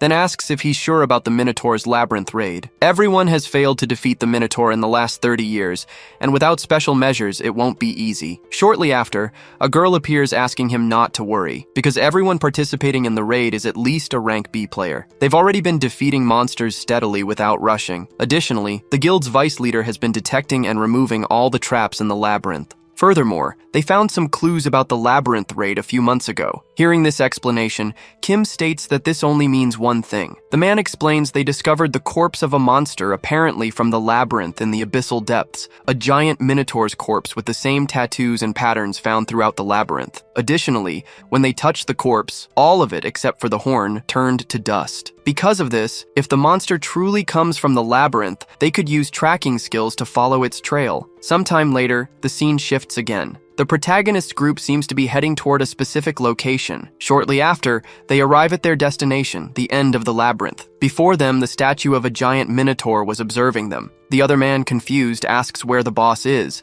and the man replies that it seems they need to complete the horn of that statue. Shortly after, the secretary appears with the horn from earlier. Meanwhile, Kim is silently observing everything, thinking that so far, everything was unfolding exactly as it had in his previous regression. For that reason, he needed to see what would happen next. Then that man takes the horn and places it on the statue. The group is thrilled because they were finally able to complete the labyrinth after 30 years. At that moment, the man seems to notice something, because something unusual is happening with the statue. In a matter of seconds, it transforms into a skeleton. The group looking around is very confused, because they are now in a completely different place from before. The scene then cuts to another location, and the protagonist thinks this is exactly as expected. The group, surprised, wonders what had happened. Shortly after, the scene cuts to a man reading a book. He says he has noticed something. He assumes the protagonist has joined the Labyrinth team. The man then states they could stop the operation immediately. However, the young man asks not to stop, because this was actually a perfect opportunity. Ranked villains had infiltrated Hyde's team, including 20 rank of villains in total. No matter how skilled the protagonist was, everything had its limits. So he wondered how they would deal with the hidden villains while working in the labyrinth, and for that reason, it was all very amusing. The scene then cuts to the inside of the labyrinth. A person suggests they should introduce themselves first, and a girl introduces herself. She says her name is Miranda, and she is a rank B player. Immediately after, Kim acts quickly for some reason. In that instant, he kicks the girl, saying she is a villain. Kim is the youngest rank as individual in existence. People were always curious to know what kind of person he was. Supposedly, he was a hero like a guild master, always acting as a reliable shield on the front lines. Or maybe even a saint, as the rumors suggested. He sacrificed himself to save the citizens of the Eastern Point, which was very unlike someone like him. There was no doubt that the protagonist was an incredible person. The boy observing the scene is surprised because he is witnessing the protagonist assaulting the woman. The young man, confused, asks what Kim had done. Kim responds that the girl is a villain, so he shouldn't worry about it. Drawing his weapon,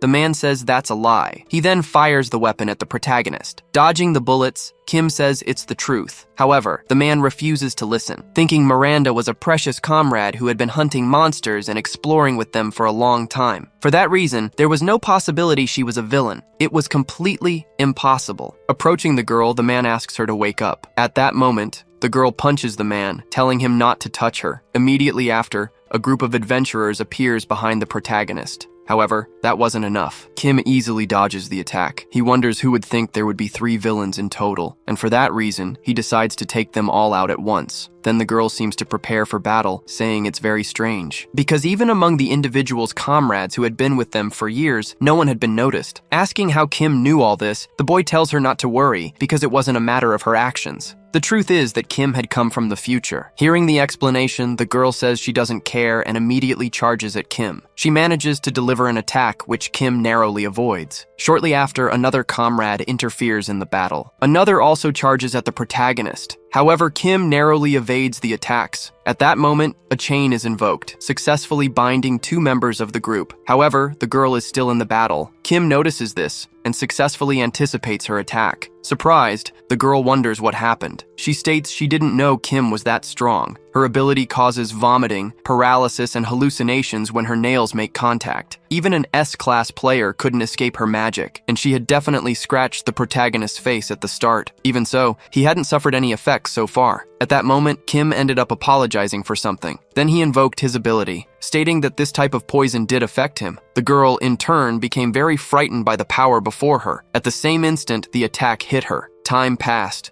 The scene then cut to that crazy guy again. Surprised, he was observing something ahead. He realized that the protagonist was standing before the girl, who apparently was defeated. Irritated, she began to insult the protagonist. At that moment, Kim grabbed the girl by the head. Apologizing, he said he didn't have time to play with her, and for that reason, they were going to do something fun. At the same instant, Kim activated his hypnosis ability. He began asking several questions about her group. The girl then started to fall under hypnosis, revealing that there were 20 infiltrators, including rank S members, and their objective was to sabotage the labyrinth raid. The scene then shifted to another location, where several flowers were stained with someone's ketchup. A secretary, observing what was in front of her, looked very surprised. They were apparently trying to kill that man from earlier. The scene shifted back to the protagonist, who was with the woman who seemed unconscious. Sieg thought there were 5 rank S villains and was sure there had only been 3 before he returned to his world. There had also been an incident involving a gate breach. The future was changing little by little. He supposed this might have happened because of his return. Kim said that in any case, they now knew their goal, and for that reason, they should join the other group. So the two began walking toward that group. Meanwhile, the other guy was still in disbelief that Miranda was really a villain. He wondered if the protagonist had known all of this from the beginning. Kim then said that the way out of there was simpler than he had imagined. That place seemed completely different from before, but it was still part of the labyrinth. Therefore, there should be a passage connecting to another space somewhere else, and since it connected to various spaces, it might not reach it all at once. However, they kept passing through doors, and would eventually find that group. At that moment, the boy began to speak, saying he had a question. He questioned why Kim hadn't told the others about this, because if he had told Master Tagilda about the villain's infiltration from the beginning, none of this would have happened. After that, the two started staring at each other. The protagonist then responded that it was foolish to think that way because it didn't depend on him. Moreover, that other man already knew all about it. The scene then cut to another location, where that guy seemed to be fighting a group of people. He asked what they were doing, as this joke was going too far. Then the secretary had to intervene in the situation, but within seconds, another adventurer appeared to intercept the girl. The man noticed this and immediately protected her from the attack. He then remarked that this was like being in hell. The secretary, worried, asked if he was okay. However, the man asked her to just stay back because he would handle everything. At that moment, he activated his ability and a battle began to unfold. The secretary said there was no need to protect her because she could fly as well. However, the leader said she shouldn't do that because she couldn't handle those people. Shortly after, the other man said the girl was right, because he didn't have the luxury of protecting others in that situation, since all this time, they hadn't been hiding their powers. Shortly after, that guy's lantern broke. From within it, an unknown creature emerged. The man then remarked everyone there was at least rank A, with 4 of them being rank S, and they had all done this to kill a man. The man surprised that they had made many preparations and thought he had a good eye for people. The other man then told him not to worry too much about it, because the evil guild had been working on this plan for years. Therefore, there was no way someone as foolish as him could have uncovered it. The man, irritated, supposed the protagonist was really right about this, because he had said earlier that a group of villains was planning to assassinate him. At first he thought it was all a lie, but then he realized it was true. The man, surprised, wondered who knew all about this plan. However, there was something more important. He asked why he hadn't done anything about it. Thus, the man says that a true man never doubts his companions, and as the master of all, he should not doubt them. The group then starts laughing at the man, saying they knew he was stupid from the very beginning, wondering how many years they had worked with that kind of idiot. The secretary then gets very irritated because he hadn't even verified the information about those people. At the same moment, that skull from before ends up being delivering an attack toward the man who barely manages to dodge. The other man then says he had done a good job, thanking him for making the stupidity of keeping them in his team, and that for this reason, he could now die. The man replies that he had said he didn't want to doubt them. At the same moment, he ends up invoking his skill, striking the other man from before, who was easily defeated, affirming that it was actually him who was the idiot. The scene then cuts to another location, with that other boy asking if he was saying how Dagda already knew about all of that. He replies that if he knew that, he shouldn't ask stupid questions. The scene cuts again to another location, where the protagonist is now in front of Kang, asking if he will still leave him lying in the same state as before. Kang then gets up, asking if he didn't think he had seen all his power, affirming that he shouldn't worry because he already believed in the protagonist. However, he never said he would leave it that way. Now it's just the way he wanted. It is revealed that the group had already been brutally defeated. The other boy observing this is surprised. Kim then ends up entering that portal. Thus, he comes across that other man from before. The man asks if Kim hadn't seen the other group, and the boy replies that he hadn't. Given the situation, he only noticed the path ahead, ignoring the rest of the group. Asking what the man was planning to do at that moment, the man remains silent, saying it was frustrating, but he would have to retreat for the moment, because there could still be more villains, and even if they reached the end of the labyrinth, the boss had not yet appeared. And as frustrating as it was, the only option left was to find an escape before suffering more damage. For this reason, he wanted to apologize to the protagonist because that wouldn't have happened if he weren't so stubborn. Shortly after, Kim says that as long as he knows it's enough. The man, irritated, says he went out of his way to apologize, and yet the protagonist was treating him like that. Observing the situation, Kim thinks he had wasted time and hadn't gained any merit points, but that was the right choice at that moment, because he even shared other information about the villains to help with the labyrinth raid. Then the secretary appears, saying they should gather to leave the labyrinth. Kim thinks he only had information about the labyrinth raid and that if the future changed further, he might not have control over everything. For this reason, this time the man was giving up. The secretary then asks if there were any monsters or traps in the other spaces. Hearing this, Kim is very surprised. The other man says they passed through many spaces but fortunately didn't see any traps, so they believed they could leave safely. Observing the situation, Kim wonders why there were no traps or monsters, because the space they were transferred to was filled with those traps along with monsters. However, the places they passed through were just different areas and didn't particularly threaten the players. For this reason,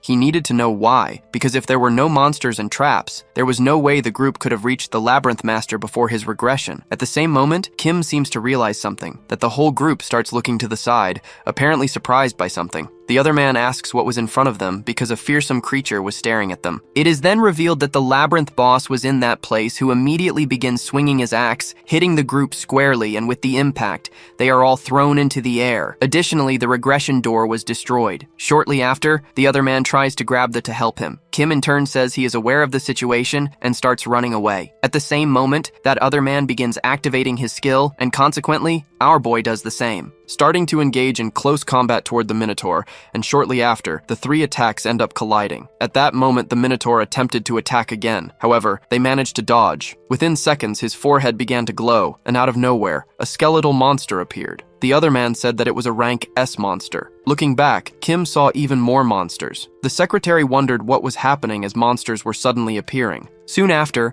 a voice began speaking about those wandering through the labyrinth and those disturbing its rest, stating that for that reason, they shouldn't worry and should proceed forward. It said everything would be resolved all at once. Then the group of monsters started advancing on the other two, who, desperate, were merely awaiting their death. However, their leader appeared managing to defeat some of the Minotaurs, while the protagonist also assisted him. Together, they managed to restrain some of them. Next, the protagonist gave a signal. The man began casting some sort of magic, firing it toward the monsters, which were then defeated. The man remarked that it was impressive, but in the same moment, he was surprised by what he saw. Even though the monsters were severely damaged, they were still alive. With threatening gazes, they began observing the group. At that moment, they seemed to be preparing some sort of attack, firing it toward the other man, who barely dodged and counterattacked with a punch. However, it didn't seem to have much effect. Observing the situation, the man realized that the Minotaurs had regenerative abilities. At that moment, more monsters appeared. The man concluded that he would need to defeat the boss to eliminate all of them at once, but he still didn't know how to achieve that. He could potentially land a blow, but the opponent was not someone he could fight while protecting both the secretary and the protagonist. However, if they could strike simultaneously, there might be a chance. Even so, he kept wondering what to do, because the choice he made would define his path. Then a flashback showed a man asking him to make a choice. The man said that no matter how strong someone was, if they pushed themselves into a duel, the association would have to act. And if he were to accept someone as a comrade, he needed to consider not only their skills, but also what kind of person they were before making a decision. Afterward, the man stated that unlike a reasonable person, he wasn't the type to live doubting everything. The elder said that might suit him better, but sometimes he needed to doubt people more, because he had seen many things during his time as a player, and a small mistake could cost everything. Sometimes he would have to give up something precious to protect something more important. For that reason, strength didn't solve everything. He mentioned that recognizing one's limits and choosing what was most important to achieve goals was the priority. Additionally,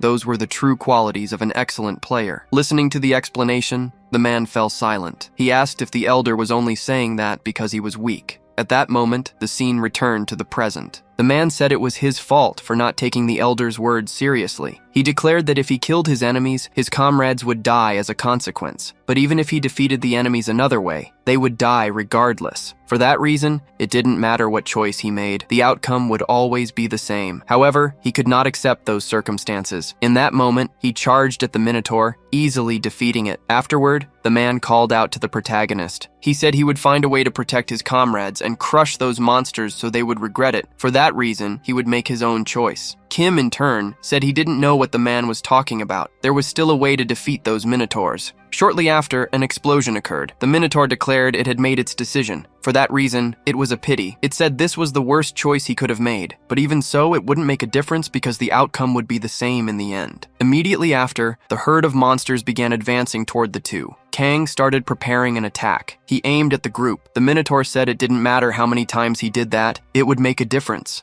At that moment, the protagonist appeared amidst the flames. Kim then began using his mysterious ability. Kang remarked that it was now the protagonist's turn. Kim, in a matter of seconds, ends up using his skill against the Minotaur. Thus, a barrier seemingly had been broken, and the monster appeared to have been successfully hit. Moments before that, Kang asks what the way to defeat that monster was. Kim responds that he was just assuming, but just like the spaces there also connected through portals, and the gap where the Minotaur was likely connected to a completely different space, and the monsters were only being revived or even regenerated by the queen after reaching that space again. Therefore, if she didn't have another space, those monsters would immediately disappear. Kang then starts laughing, saying that if he were wrong, everyone would die. However, Kim responds that the situation wouldn't be different if he did the opposite. Meanwhile, the secretary, along with that other crazy guy, was observing everything in silence because they were witnessing a gigantic battle right in front of them. Again, the scene cuts to the present, with Kim managing to hit the Minotaur, where it apparently caused some damage, and at the same moment,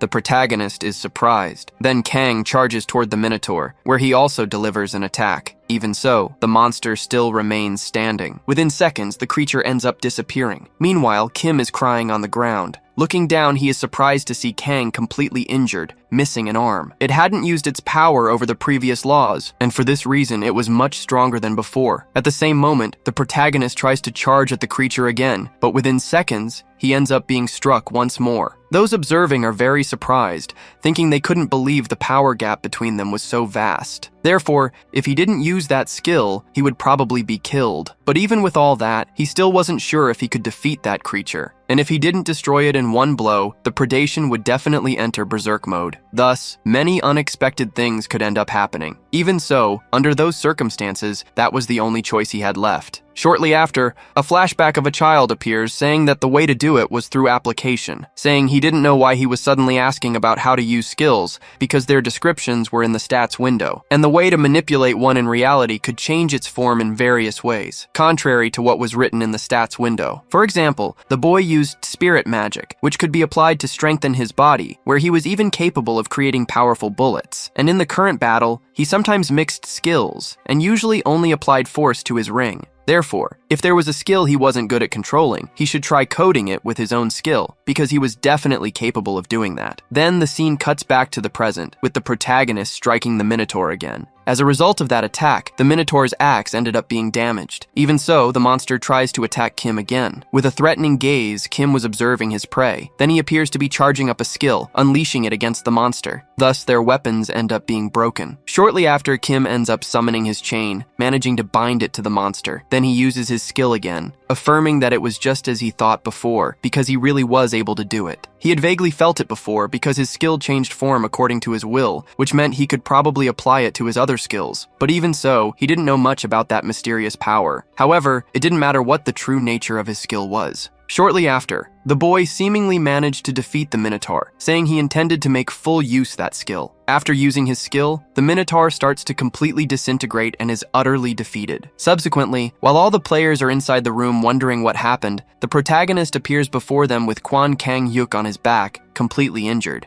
Seeing the two of them, everyone feels relieved and rushes to embrace the protagonist. After the Queen of the Great Minotaur was defeated, the raid team discovered numerous gold and silver treasures hidden in the labyrinth. Among them, the most valuable was an elixir capable of significantly increasing a player's stats just by drinking it. This was a unique great elixir called the Fountain of the Tata. However, there wasn't enough elixir for everyone, so it was given to the protagonist and also to Quan, who contributed the most to the raid. However, in Quan's case, he would lose more stats due to the loss of his right arm than he would gain from the elixir. The villains who infiltrated the raid were identified and arrested. Then the players who participated in the raid focused on recovering and resting, and so the chaotic Minotaur Labyrinth raid came to an end. During an interview, a reporter asked Quan if the rumors about the raid were true. He also asked if it was true that Quan was planning to retire as a player. However, Kwan Kang Yuk responded that he wasn't retiring. Instead, he said he was just taking a short break, and a bit annoyed he called everyone idiots. With a furious look, he asked if they didn't understand the meaning of rest. In the background, a girl from his guild told Quan to be more careful with his words. Then another reporter asked if it was because of his right arm, while another mentioned the Asian exhibition games.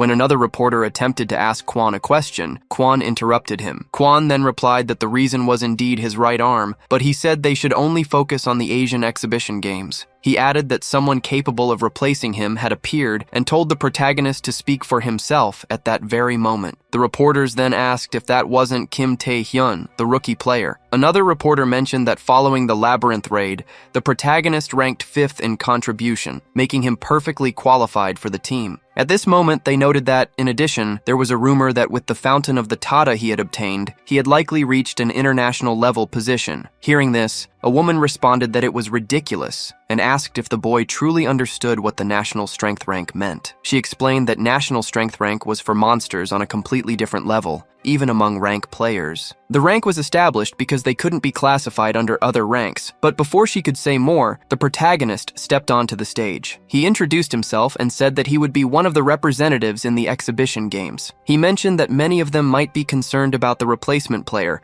Kwon Kang-hyuk. He understood that, and no matter how much he had achieved, he was still just a rookie compared to the other players. He also admitted he couldn't guarantee he would perform exceptionally. At that moment, a mysterious man appeared, watching the protagonist. Laughing, he wondered if this would be the new rankers of New Korea. Meanwhile, a woman also observing the protagonist said there was currently no way to confirm the rumors about his national strength rank. In a restaurant, a young man asked his companion whether the protagonist was confident or not. The live audience was already commenting, Tae-hyun didn't seem confident in his victory at all. But that's when Tae-hyun spoke up, and the crowd went silent to listen. He made it clear he wouldn't confirm any rumors, but the games, yes, can reveal a lot, including the rumor that maybe, just maybe, he now has the power of a national-level player. Meanwhile, facing Shadow, Melina begged her master for mercy. She apologized, said she did her best, and that getting out alive was already a miracle. She confessed she had no idea Tae-hyun was so powerful, but Shadow told her to get up, saying that if her opponent was really that strong, she had no reason to blame herself. She gave it her all. At first, he thought about being benevolent, but Shadow made it clear that he feels nothing for the weak, and without hesitation, he killed her right there. Power is the law, he declared, and then, with a deep hatred, called her a coward for running away. He ordered the others to get rid of her body. Shadow was pensive. All of this was very strange. He had invested much more in this mission than in the East Point one, precisely to make sure it wouldn't go wrong. And even with Gwan's assassination failing, it was impossible not to succeed in a simple dungeon like that. Kim Tae-hyun's name echoed in his mind, and he concluded that this year's Asian Games would be very interesting. At that exact moment, Tae-hyun was approaching a new location. He had barely arrived when a guy greeted him, saying that everyone was waiting for him, especially the most powerful players in Korea. Then, the country's newest representative, Kim Tae-hyun, entered the room and felt the super heavy atmosphere. The first to speak was Jin Soo-jung, 7th in the public service ranking, who didn't expect Tae-hyun to be so young. Then came Han Ji-seo, 8th in the ranking, who questioned whether this didn't violate the boy's human rights. But top 4, Shi Wang-guak, intervened, telling everyone to calm down. Age has nothing to do with skill, she said. The 3rd in the ranking, Seo Jin Park, who was also there, said he knew Tae-hyun would arrive one day, but never imagined it would be so soon. Finally, the president took the floor, admitting that it was chaos to get there. But now that they were gathered, it was time to begin the strategy meeting for the Asian Games. Everyone sat down, ready to pay attention. Then the explanation about the Asian exhibition games began. They said that in the past, when the Abyss first appeared, people started to awaken their abilities. It was total chaos, with monsters and malevolent beings everywhere. That's why groups of vigilantes from all over Asia joined to fight these creatures, giving rise to the games. Today, representatives from each Asian country have 7 days to eradicate monsters and malevolent beings. Each one's numbers and classifications are converted into points. And even though people are afraid of these creatures, the games have become a festival for the public. But the truth is that behind all the festivities, a small-scale war is hidden. The Asian exhibition games are not just for comparing countries' strength, but also for gaining popularity and visibility. The winning country takes home a lot of money, unique items, and even the right to explore untouched dungeons. Tae-hyun thought to himself, I knew it. Participating in these games was the right decision. He had a bigger goal. The succubus queen, Rosaria, surely knew about the king, but it was difficult to understand the extent of his power, and he knew she wouldn't just hand over all the information. To talk to her, he needed even more power, and the Asian Games were perfect for that. He could fight stronger players and still earn rewards. It was then that Go Tae-wook brought up a problem. The number 1 spot on the new Korea team was still open. Gon, who was second in the ranking, couldn't participate, just like other strong players like Yongyu. It seemed that Korea's power was not as strong as before, but Seongjin intervened, surprised. "I thought this problem was already solved," he said. "I heard that this little brat, Taehyun, reached the national level, didn't he?" Everyone in the room looked at Taehyun, and the question exploded. National level? They didn't believe it. After all, he was too young for that. Taehyun just smiled and defended himself. "It's just a rumor, guys. Calm down." He explained that the plan couldn't be based on this,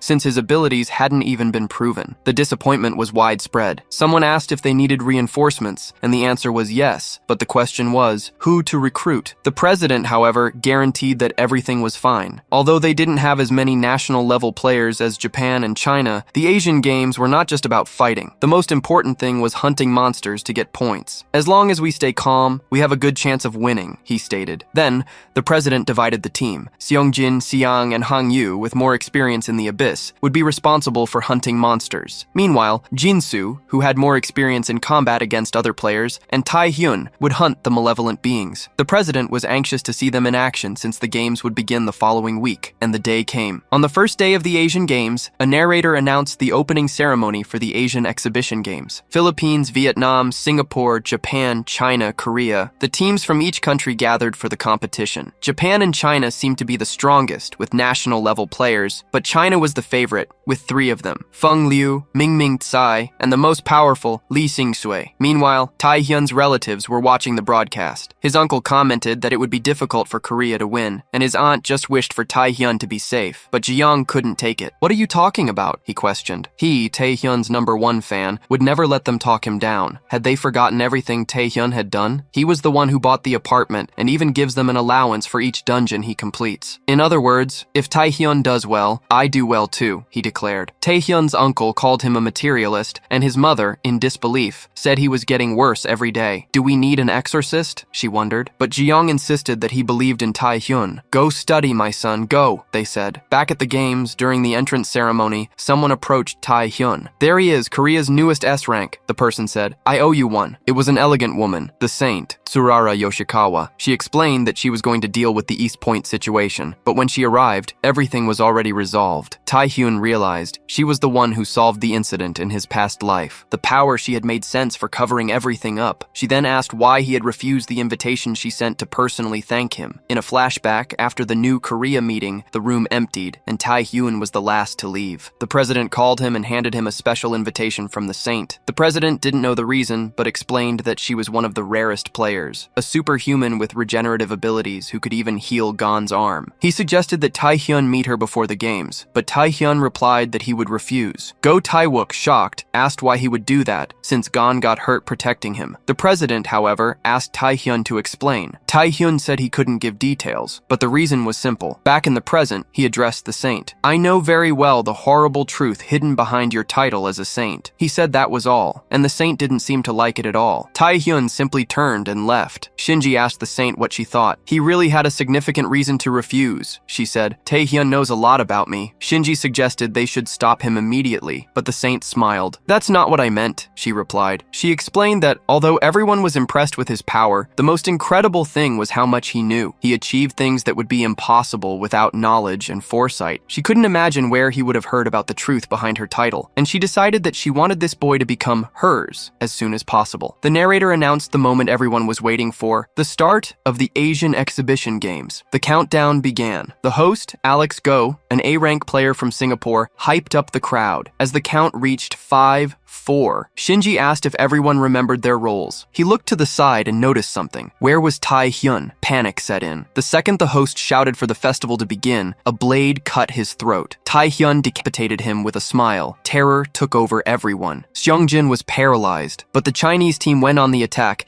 and the Koreans immediately moved to protect Taehyun. Lee Shin-chul and Shinji Nakata advanced, and everyone on the team united to defend the boy. A great explosion shook the arena, and the crowd wondered why the host's head flew off. After the smoke cleared, they were still protecting Taehyun. Poor Xiang was shocked. "What happened? He lost his head," she said. But Lee Shin-chul laughed and confirmed, "He killed the host. And you still protect him? He's going to kill all of us." The ghost sword Shinji approached. The saint Rosaria, said he could kill anyone he wanted as long as he left Taehyun alive. The association presidents, including those from New Korea and Singapore, came over to intervene. The president of Korea tried to calm the situation. "It must be a misunderstanding. Our representative would never do that." The president of Singapore replied, "He beheaded the host." That's when Taehyun spoke. He was the malevolent being Chai Wan, he revealed. Chai Wan, an S-rank malevolent being, tortured and killed 30 passengers on a luxury cruise. Associations from several countries offered billions for his head, but the bastard disappeared after selling information and profiting from the passengers' torture. He simply changed his appearance. The president of Singapore was stunned. "You're not saying that?" Taehyun interrupted her. "The reason he was never caught is because he can change his appearance just like he did now." Taehyun stepped on Chaewon's head and his face changed. The audience was impressed. Taehyun gave all the credit for the information to Snipe Walker. Another player commented that Taehyun was very interesting. On the scoreboard, New Korea was already in first place with 1,000 points. The narrator explained that the games were suspended for a few hours as the murdered host was revealed to be a malevolent being, but now the games have resumed. The players from each country left the arena to hunt monsters. Kim Tae-hyun had already scored the first points of the games, and after giving all the credit to Snipe Walker, he went out to hunt malevolent beings. At the guild, Snipe Walker's vice president said he had no idea they were hiding this information. Young-yu said she didn't know either. The vice president asked why Tae-hyun lied. She replied that she had no idea, but it was kind of him to announce the guild's name. "We've received so many calls we can't even work properly anymore," she complained. Young-yu then thought, "My darling must have done everything himself." The vice president asked if Tae-hyun was her darling, and she replied, "Don't tell me my darling knew." Later, at night in the city, a house had a hole in the ceiling. Inside, a defeated malevolent being. It was Gant, an A rank. He asked how Tae-hyun found him. Tae-hyun replied that it was very easy, even obvious. That's when he got a call. It was Jung-yu calling him sweetie, honey, beloved. Tae-hyun joked that she took a long time to call, and she complained about the flood of calls she received because of him. Tae-hyun asked if the line was secure, and Jung-yu already knew he was expecting that. That's why she called him first. Tae-hyun explained that he couldn't get on a secure line with a normal cell phone. He asked her for 2 favors, to research something for him, and to give him some other information about the malevolent beings. Jung-yu said she had already given the information to the association, but Tae-hyun knew they wouldn't win by hunting small fish like this. The target had to be big, like the official malevolent guild. At that moment, a person appeared in front of Tae-hyun. "I introduced myself as Haim Kimura," she said. Tae-hyun asked, "What was that? It's too noisy." "Wait, Jung-yu, I'll talk to you later." Kimura said he would be punished for tarnishing the saint's name. Tae-hyun was confused. "What do you mean, tarnishing her name? What did I do?" The narrator explained, Kimura Haim was one of the S-rank participants in the Japanese exhibition games, and he was completely in love with the saint. If Nakata Shinji was a graceful and precise swordsman,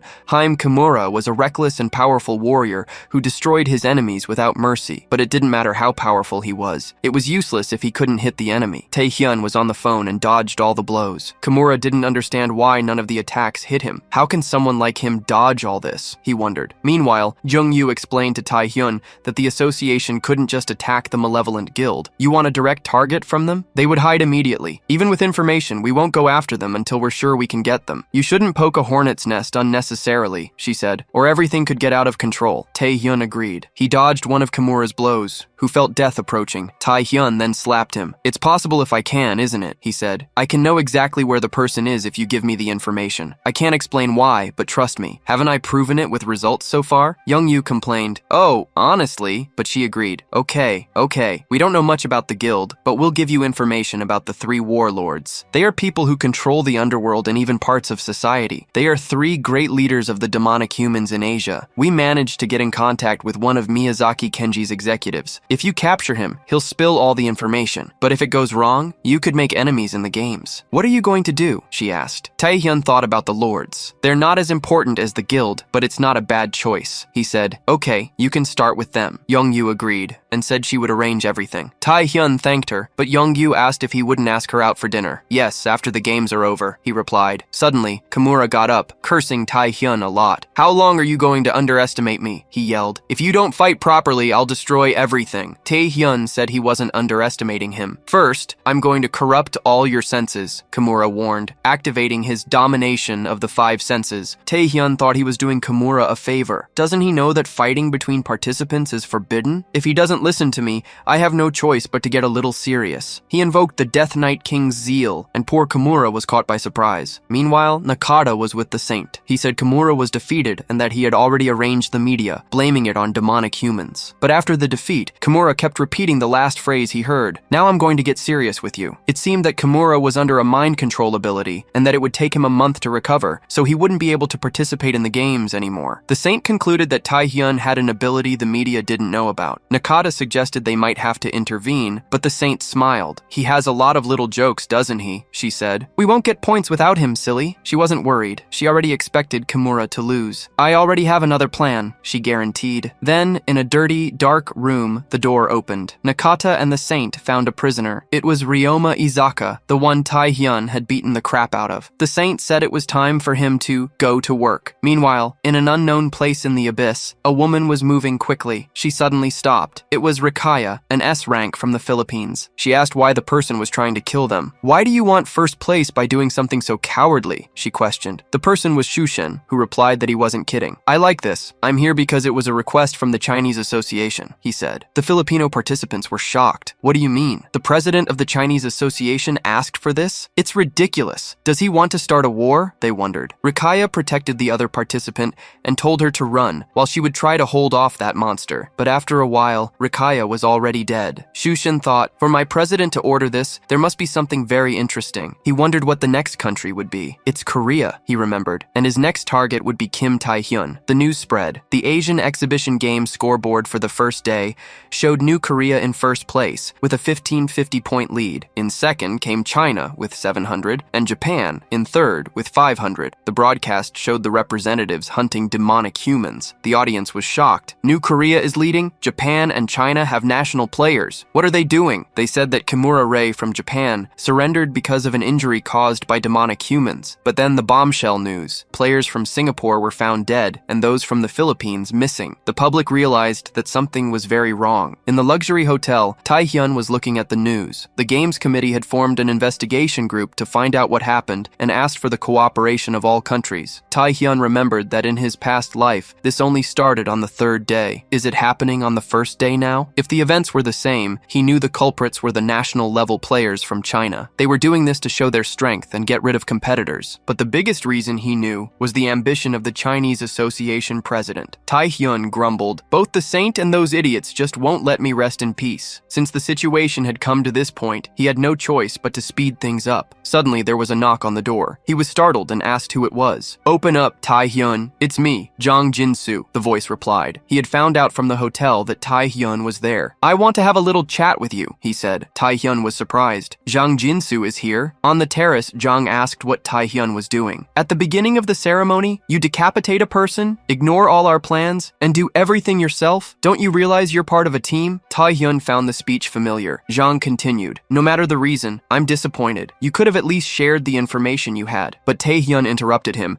saying that he had just been attacked by Kimura Ren. Jang was shocked. It wasn't the demonic humans? Taehyun confirmed that he managed to stop the attack, but the fact that Kimura had found him meant that there was an infiltrator in the association. Jang was offended. Are you accusing me? Am I the most suspicious? But Taehyun explained that it wasn't that simple. Anyone with access to the information was a suspect, including him. He had to act cautiously. He was the one who discovered that the host was a malevolent being. If the S-rank players aren't killed, the national ones won't be either, he explained. The national level ones are attacking the others to decrease the number of competitors. Yes, I plan to do things alone. I don't like their methods. Taehyun then said he was leaving. Jang yelled for him to come back, but Taehyun simply slammed the door in his face. Jang was furious. Insolent brat! How can a rookie do this? He's going to pay! He swore. Taehyun on the outside heard and saw everything with his stealth ability. He wondered if Jang Jinsu was the spy. In his past life, he never found out. But after Kimura found him, he was sure there was one. I can't trust anyone now, he thought. Until he found out who it was, he would take care of something else. He received a message. It was from his beloved darling,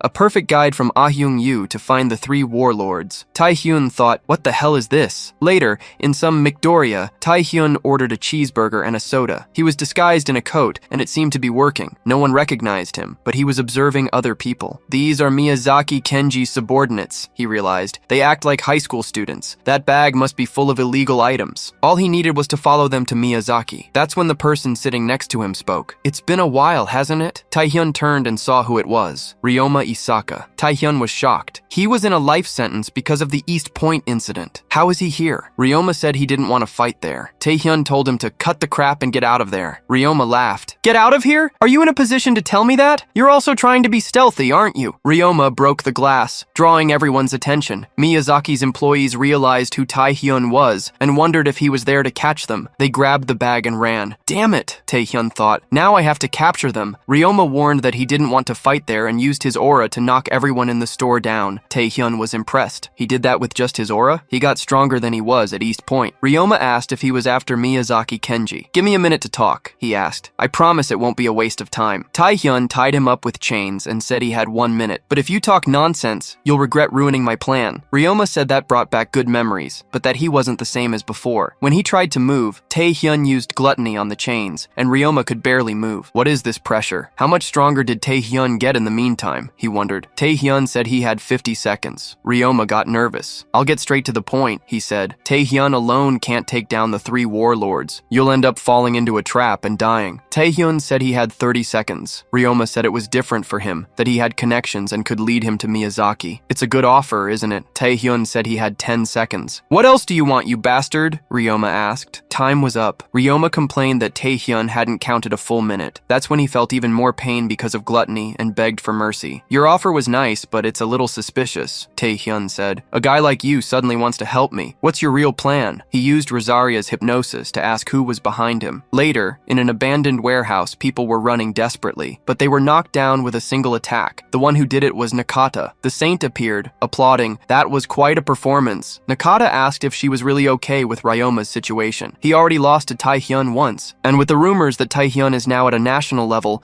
even with the holy power you gave Ryoma, it's still not enough for him to win, Nakata said. He risks being punished by the Oath of the Awakened, which requires him to bring him to you. You should be worried about that. The saint said there was no need. It didn't matter if Ryoma won or lost. According to the information I have, Taehyun is going after the 3 warlords, and Ryoma has already had contact with the demonic humans and has ties with Miyazaki Kenji, one of the members of the 3 great warlords. Since Ryoma can't defeat Taehyun alone, they must act together to get Miyazaki, she said. Of course it won't be easy, but there's a mystery about this child, and that's why I need information. I want to know how he fights, his values, abilities, personality, and the power he's hiding. No matter what end Ryoma has, we just need to get the information from his body afterward, the saint concluded. Taehyun left me no other choice. Later that night, in another abandoned place, Miyazaki was with his group. He asked why Ryoma was late. Where's the kid from Korea? Why didn't you bring him along? But Ryoma said that in that world, the strong hunt the weak. The weak are at the mercy of the strong. It's an unfair world. I have a suggestion for you, Miyazaki, he said, crying and all bruised. Do everything I say if you want to live. At that moment, Taehyun broke the ceiling. No one expected it. He came in, and the Death Knight King already had everyone on the ground. Taehyun said that to survive, they had to listen to the strongest. He asked who Miyazaki Kenji was, and he realized, the only person who managed to get up. Miyazaki said that Taehyun had planned everything. I'm going to kill you, he yelled. The battle began. Ryoma, seeing that, remembered the plan. Taehyun ate a little chip and said that Ryoma's plan was interesting. You have a deal with the saint, don't you? That's why you appeared in front of me. Is it mind control? He asked. Taehyun said it was fine. He would follow Ryoma's plan. Your plan was to lead me to Miyazaki, right? Then take me there.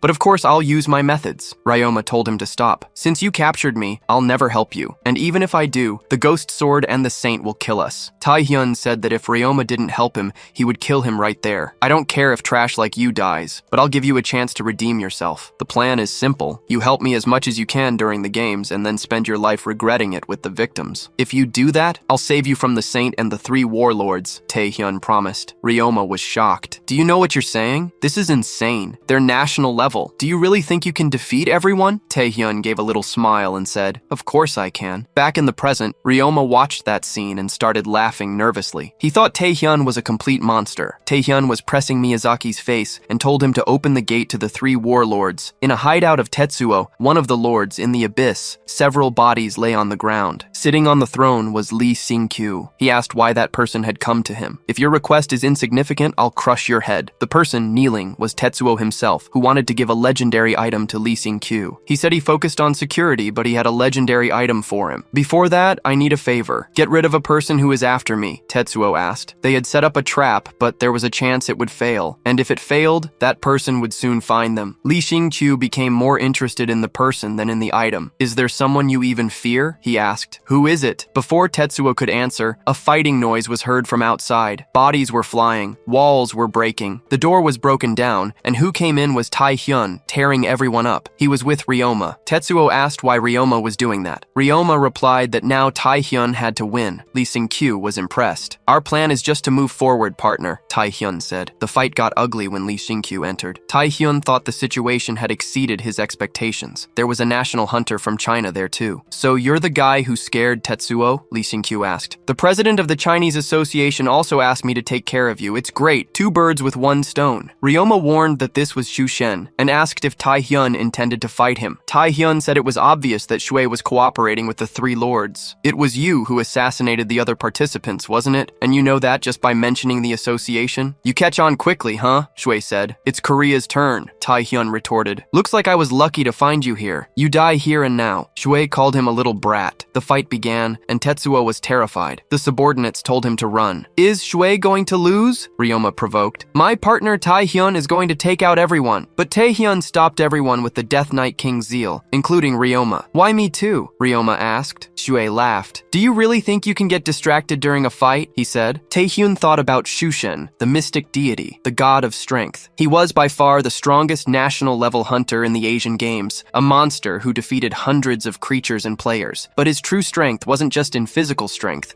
but in his ghost ability, which had a destructive force that exceeded physical power. That's when Shu Shen used the Death Scythe. "I am the Grim Reaper himself," he said. The Death Scythe was an ability that manifested a weapon to amplify the user's stats. The scythe's durability was even greater than that of unique weapons, but in exchange, all the user's other abilities were reduced. It was a terrible ability for Taehyun to get for himself. The palace wall split, and they fell. Jue with his scythe, and Taehyun with his gluttony dagger. Even with Taehyun hitting the scythe hard, it remained intact, while his dagger broke. "What's wrong?" Shui asked. "Didn't you say you were going to kill me?" Taehyun thought this was a pain. If he continued like this, both blades would break. He used his chains to trap Shui, who was a little impressed. Taehyun thought that if he didn't move, he wouldn't be able to defend himself. In addition to the chains, he used the Death Knight King's zeal, but Zhu said that a weakling is always a weakling. "Do you really think these tricks will work on me? That's why you're not national level yet," Zhu said. Taehyun didn't expect that. Zhu used the Death Scythe to kill the Death Knight King. Tetsuo, watching from above, thought the fight was over. Taehyun seemed powerful, but not enough to compete with a national level hunter. Tetsuo said to leave Ryoma alive and take him hostage for the Saint. He wondered if Ryoma had betrayed the lords and the Saint. What did he see in this Taehyun guy? Taehyun has already lost. Now we just have to wait for Shui to come back, he thought. But when he looked at the battlefield, Shui was bleeding and Taehyun was standing, intact. Tetsuo was shocked. "What happened? I just blinked." Shui was spitting blood, almost dead. Shui remembered that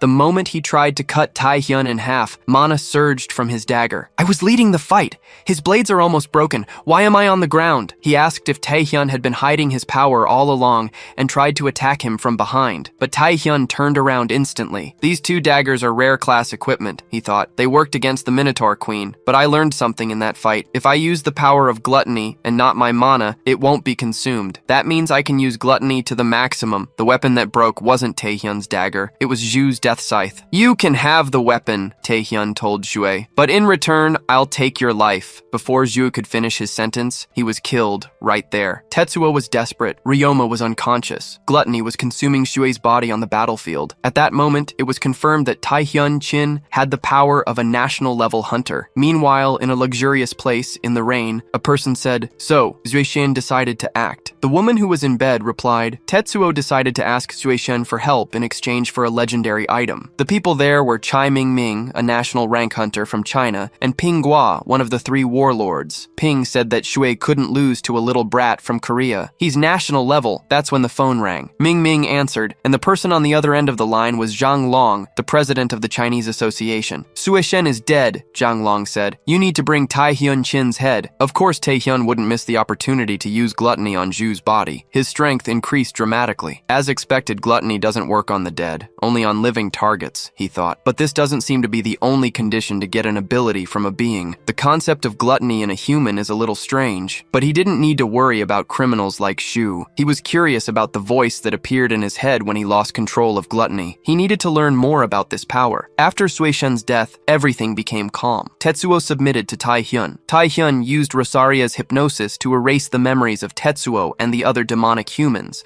and handed them over to the association. Ryoma had nothing else to do there, and Tai Hyun sent him back to the Saint. Ryoma was desperate. What do you mean, send me back? The Saint will read my mind. I'm going to die. But Tai Hyun said he would be fine. The Saint isn't even that interested in you. You're trapped by the pact. If she reads your memories, she'll see that this is a good opportunity to get in touch with me again. Tai Hyun thought he didn't have high hopes for Ryoma. The problems now are the other 2 warlords, he thought. He had discovered a lot with hypnosis on Tetsuo, but he knew they must already know he was after them. He could think about that while taking a break. In the news on the 3rd day of the games, national hunter Xu Shen was missing. The Chinese government asked for help. Meanwhile, the South Korean Tai Hyun captured Tetsuo, one of the 3 lords, and Korea rose to 1st place. Tai Hyun thought the president of the Chinese Association must already know that Xu Shen was dead. He was grateful to be able to do all that. That's when he received a call from Zhang Jinsu. Later, when they met, Jinsu said he thought he wouldn't come. He thanked Taehyun for responding. Taehyun asked if he was sure that Pingwa, one of the lords, was in that building. Yes, Jinsu replied. I can't reveal my sources, but the information is legitimate. She came in here last night to hide until the games are over. Taehyun realized that this was one of the hideouts he saw in Tetsuo's mind. Why are you giving me this information? Taehyun asked. I thought you hated me. Jinsu said it was to prove he wasn't a spy. He had understood what Taehyun said last time. I was attacked by another country, but I want to prove I'm not a spy. I prepared this information so you'll trust me. But Taehyun already knew he was the spy. Right after the conversation he had with Jinsu, Taehyun received a call from Yang Yu,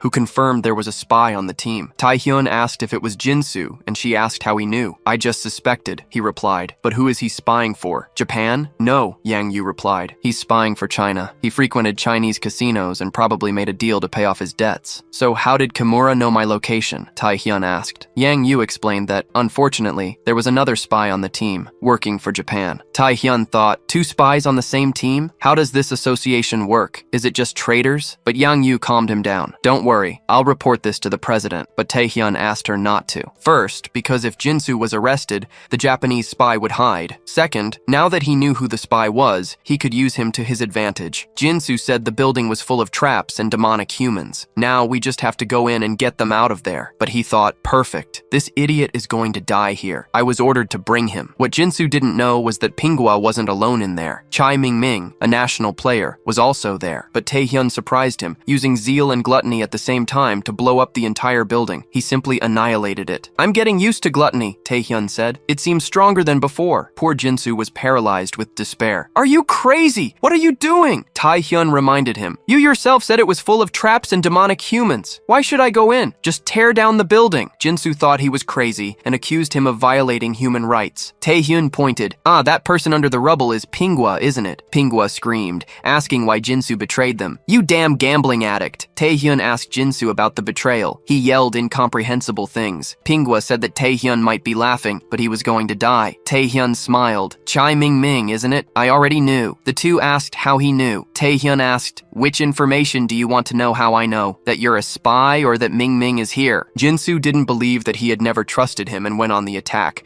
but he spat blood. It wasn't Taehyun. The system warned him that his body was almost dominated by the 5 senses, but gluttony resisted. Still, his vision, hearing, and touch were partially impaired. This is Ming's ability, Taehyun thought. None of my senses are working right. Not even gluttony could completely dominate this effect. Ming said he didn't expect him to tear down the building. I wondered what kind of person defeated Xu Shen. Now I know he's a maniac. Taehyun stared at him. I'm a maniac? Who's having an affair with a demonic human? He said he didn't care about Ming, but about his ability. Meanwhile, at the Saint Sanctuary, she was reading Ryoma's memories. Taehyun not only became a national level player, but also defeated Xu Shen. You betrayed me, didn't you, Ryoma? she said, smiling. Don't worry, it's okay. As Taehyun himself said, I'm not interested in your life. In the end, he'll meet me. You served your purpose. She then came back to herself. However, some things didn't go according to my plan. You want to go after the 3 warlords, don't you, Ryoma? The saint said she would meet him in person. In a flashback, the president of the Chinese Association passed the mission to them with 3 goals: win the games, kill the weaker ones from the other associations, and prove China's superiority to create a monopoly on dungeons and magic stones. You can do anything, he said. Murder, torture, whatever it takes. I will cover up all the crimes. Xu Shen said he didn't care about the crimes. He just wanted to fight strong people. Lim Pang said it wasn't so bad, but Ming Ming thought everyone around him was insane. But that wasn't his problem. He also killed many people, but for love, to be with Pinghua. Now, their interests aligned. The president told him to bring Taehyun's head. Pinghua was also in danger because of this brat. Ming Ming thought that now he could kill without a guilty conscience, but when he felt Taehyun's power, he was terrified. Taehyun invoked the great power, and that devouring monster looked hungry. Ming Ming wondered if the domination of the 5 senses hadn't worked. He defeated Xu Shen. He must be at the national level, he thought. But this power is monstrous. He has surpassed human limits. Taehyun said that the domination disabled all senses, right? If I couldn't use my gluttony with this, it would be a big problem. But I can. So, it's fine. And I'll make good use of your ability, he said, and told gluttony to devour him. The vortex of gluttony swallowed him whole. The system acquired the new ability, domination of the 5 senses. I was needing a weapon, Taehyun said. Look at this luck, the weapon that the national level used. It must be good. The dagger was called Headache, and it was a unique rank. Taehyun thought that China had lost 2 national rank players. There's only one more to eliminate. Even if he's strong, he won't be able to carry China alone. And with the points for taking down Pinghua, the Asian games are already over. He was more worried about Japan, which was very quiet. That's when a helicopter appeared. Who jumped from there? The saint. She fell, breaking everything, and said, "Finally, we meet again." Taehyun wondered why she was there. The narrator explained, Yoshikara Tsurara had a hyper-regeneration ability, which could even regenerate lost limbs. She used it to perform miracles. And along with the sacred orders, an ability that calmed mental suffering and granted a buff that increased physical power. That's why she earned the title of saint. True divine power can change memories and even perform brainwashing, the narrator explained. She used this ability to create a legion. Taehyun thought, now it's my turn. He asked how the saint found him, since he had never told Ryoma his location. She replied that he should know she wasn't after the lords. Taehyun asked if she did all that just to see him. That's kind of weird, he said. She asked how he could be so calm. I know my duties as a saint. I must give strength to others to continue living in this cruel world. How do I do that? I make them worship me as a goddess. Knowing someone as elegant, beautiful, sexy, sacred, and perfect as me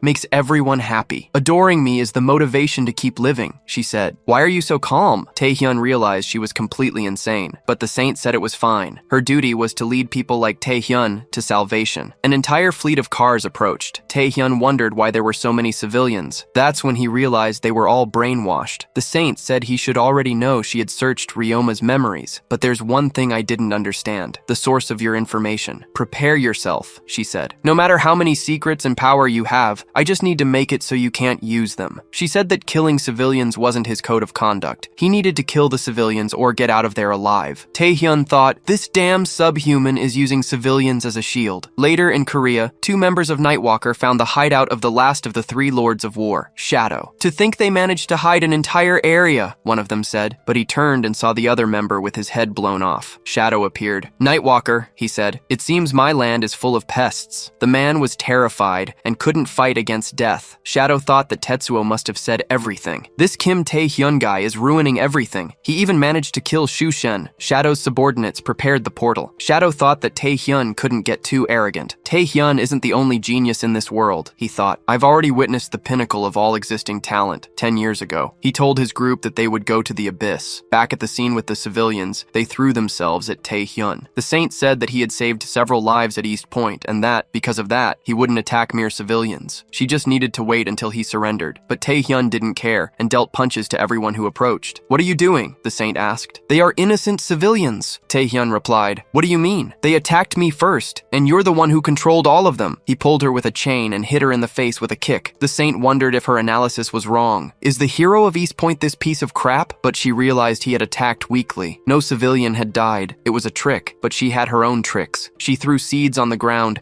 and invoked a large sacred tree. Taehyun, of course, saved the people with his chains. She used regeneration on seeds, he wondered, and still hurt the people she controlled. The saint already expected this. He acted with violence, so I would believe he wouldn't hurt the civilians. Now it's too late for him to do anything, she thought. At that moment, the woman in Taehyun's lap started attacking him like a zombie. The saint said that from then on, no matter if they fainted, broke bones, or had their flesh torn, no one would stop. Accept my salvation, she said. Branches, divine power, and controlled people attacked Taehyun at the same time. The crimes you have committed are unforgivable, he said. The saint felt something strange. She was affected by the domination of the five senses. She cried blood, spat blood, and felt her mana flow corrupted. She wondered if it was Chai Ming's ability. He has the same ability? Is it a coincidence? He hasn't used it until today. Taehyun, preparing all his power, said she needed a beating. The poor thing was terrified. While he held the civilians with the chains, he slapped the saint. After everything was destroyed, the civilians were trapped in the chains, and the saint was crawling. Your recovery because of your ability is impressive, Taehyun said. You're still alive after all that. She asked how he had the domination of the five senses. I knew you would notice, Taehyun replied. What do you mean? Taehyun realized she would try to erase his memories. You can try, he said. He was already expecting this. The Holy Order was an ability that controlled the target's memories, which meant she could see his mind. He remembered the dream he had at East Point and how Rosaria's treatment changed after she saw his mind. He wanted to know the secret behind gluttony, and if the saint entered his mind, he could guess. The saint laughed loudly. Are you really underestimating me? She asked. If you want it so badly, I'll give it to you. She invoked the sacred power, the true angel. I don't know what you're planning, but it's impossible to resist divine power. But when she entered his mind, she saw the great throne of gluttony, a sea of blood. The throne was empty, but the king who was there spoke, saying that Taehyun used his head, and the saint was terrified. The king asked if he had used this little fly here to get to him. The saint realized, shocked, that it wasn't Taehyun. That thing there wasn't even human. And the king of gluttony, sitting on the throne of blood, looked at her. Well, it was a good plan, he said with a voice that made her soul freeze,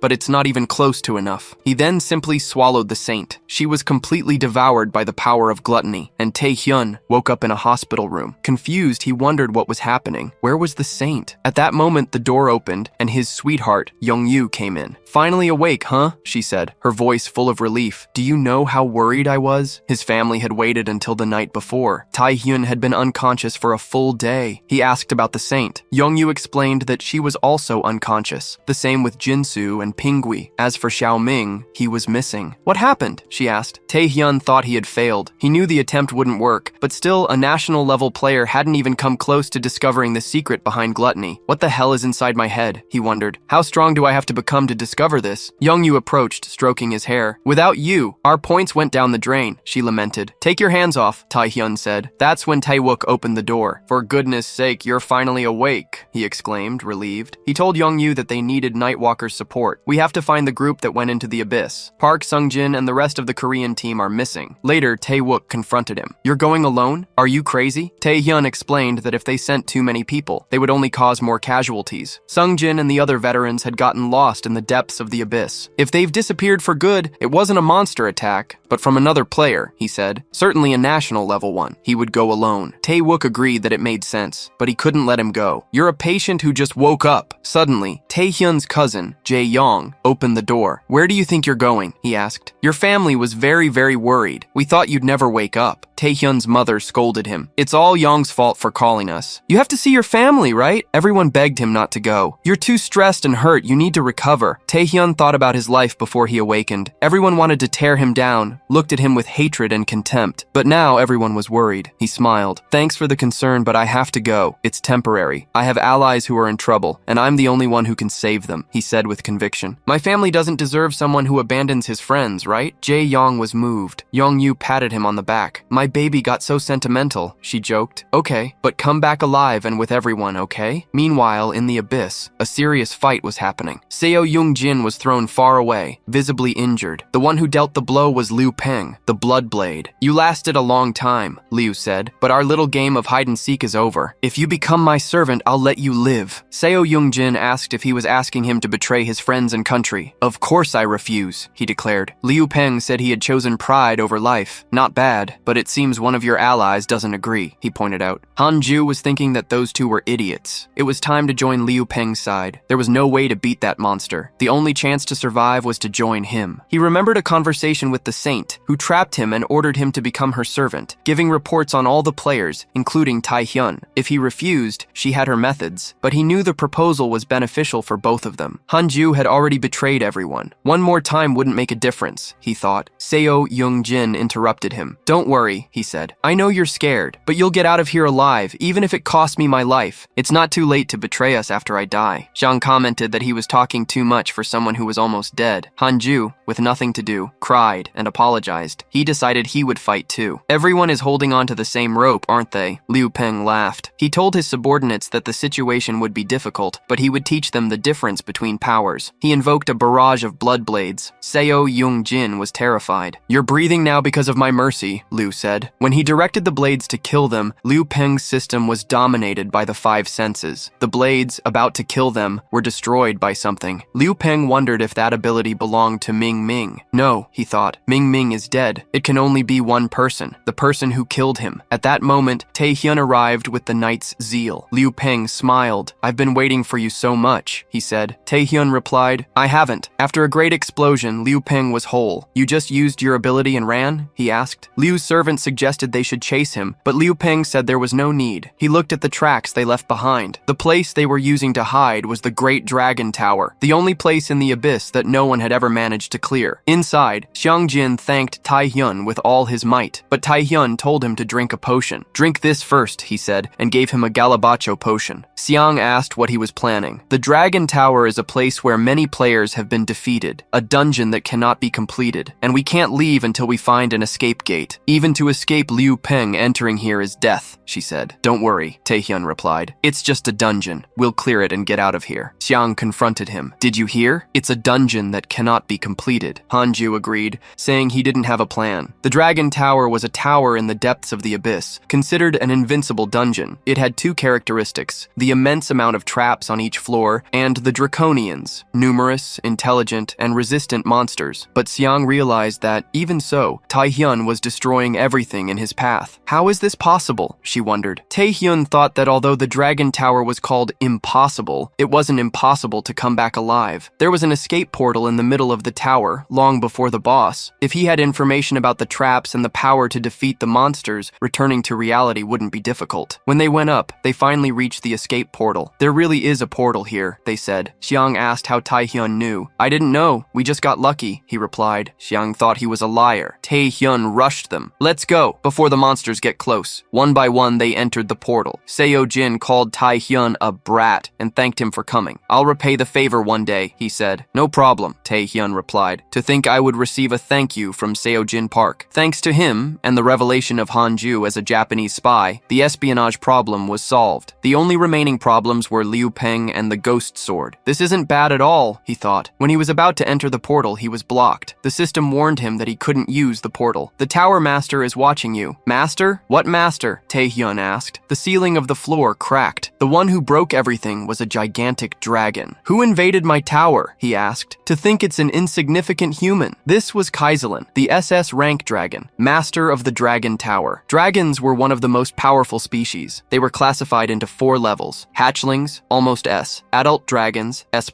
master dragons, SS, and the mythical classification, ancient dragons. Tae-hyun knew that this one was, at least, a master dragon. The bone dragon that Wolf Doro made was made from the corpse of an adult dragon. How powerful is this one, he wondered, and why did it appear out of nowhere? Kaizelin told him to disappear. Then, He spat fire, burning everything. Taehyun resisted the flames. The fight is inevitable, isn't it? He charged forward with the Night King's fist. The dragon didn't understand anything. Taehyun used his chains and gluttony beams to tie up Kaiselin. He thought his abilities were all connected. It shouldn't be enough to kill him, but I should be able to get an ability. But the dragon easily broke free and almost crushed him. What is this ridiculous durability? Taehyun wondered. Using his stealth, he thought he had to buy time. That's when he saw the person behind him, who slammed his head into the ground. Polymorphy, he thought. Kaiselin had transformed into his human form and created a sphere of fire to finish Taehyun off. After hitting him and hanging him from a pillar, Taehyun thought he couldn't even react. He had no way to fight an SS rank. Kaiselin used the check ability. The gluttony system tried to resist, but it wasn't enough to overcome the draconic power. All of Taehyun's abilities were sealed. Kaiselin said he felt nothing wrong. This power that invaded my tower, it burned even stronger after touching my own power. It's definitely not the power of a mere human, he said. He asked Taehyun who he got this power from. He needed to know who the owner was. Taehyun thought, the identity of my power. Even he wants to know. I want to know more than anyone, you jerk. Tentacles? Kaiselin asked. He was hit and thrown far away. How can a mere human do that? He wondered. A voice replied, I was needing a new puppy. This little red lizard might do. It was Rosaria herself whom Taehyun had invoked. Rosaria scolded him. It took you so long to invoke me. You're very irresponsible, you know. Taehyun replied that he couldn't trust a monster. Meanwhile, the president of the Korean Association received the news that Taehyun was also missing. How is the person who rescued them missing? He asked. Hanju said he didn't know. We crossed the portal together. The president asked about Seo Jin. Xiang said he was making a scene to go back to the abyss and save Taehyun. Tae-wook said it was better to stop him. The president agreed. I don't know what the other presidents will do with this information, he said. No one can know that they are alive and that Taehyun is missing. With them lost, the games entered the 6th day. Soon, the Asian Exhibition Games would end. The rankings they had achieved up to that point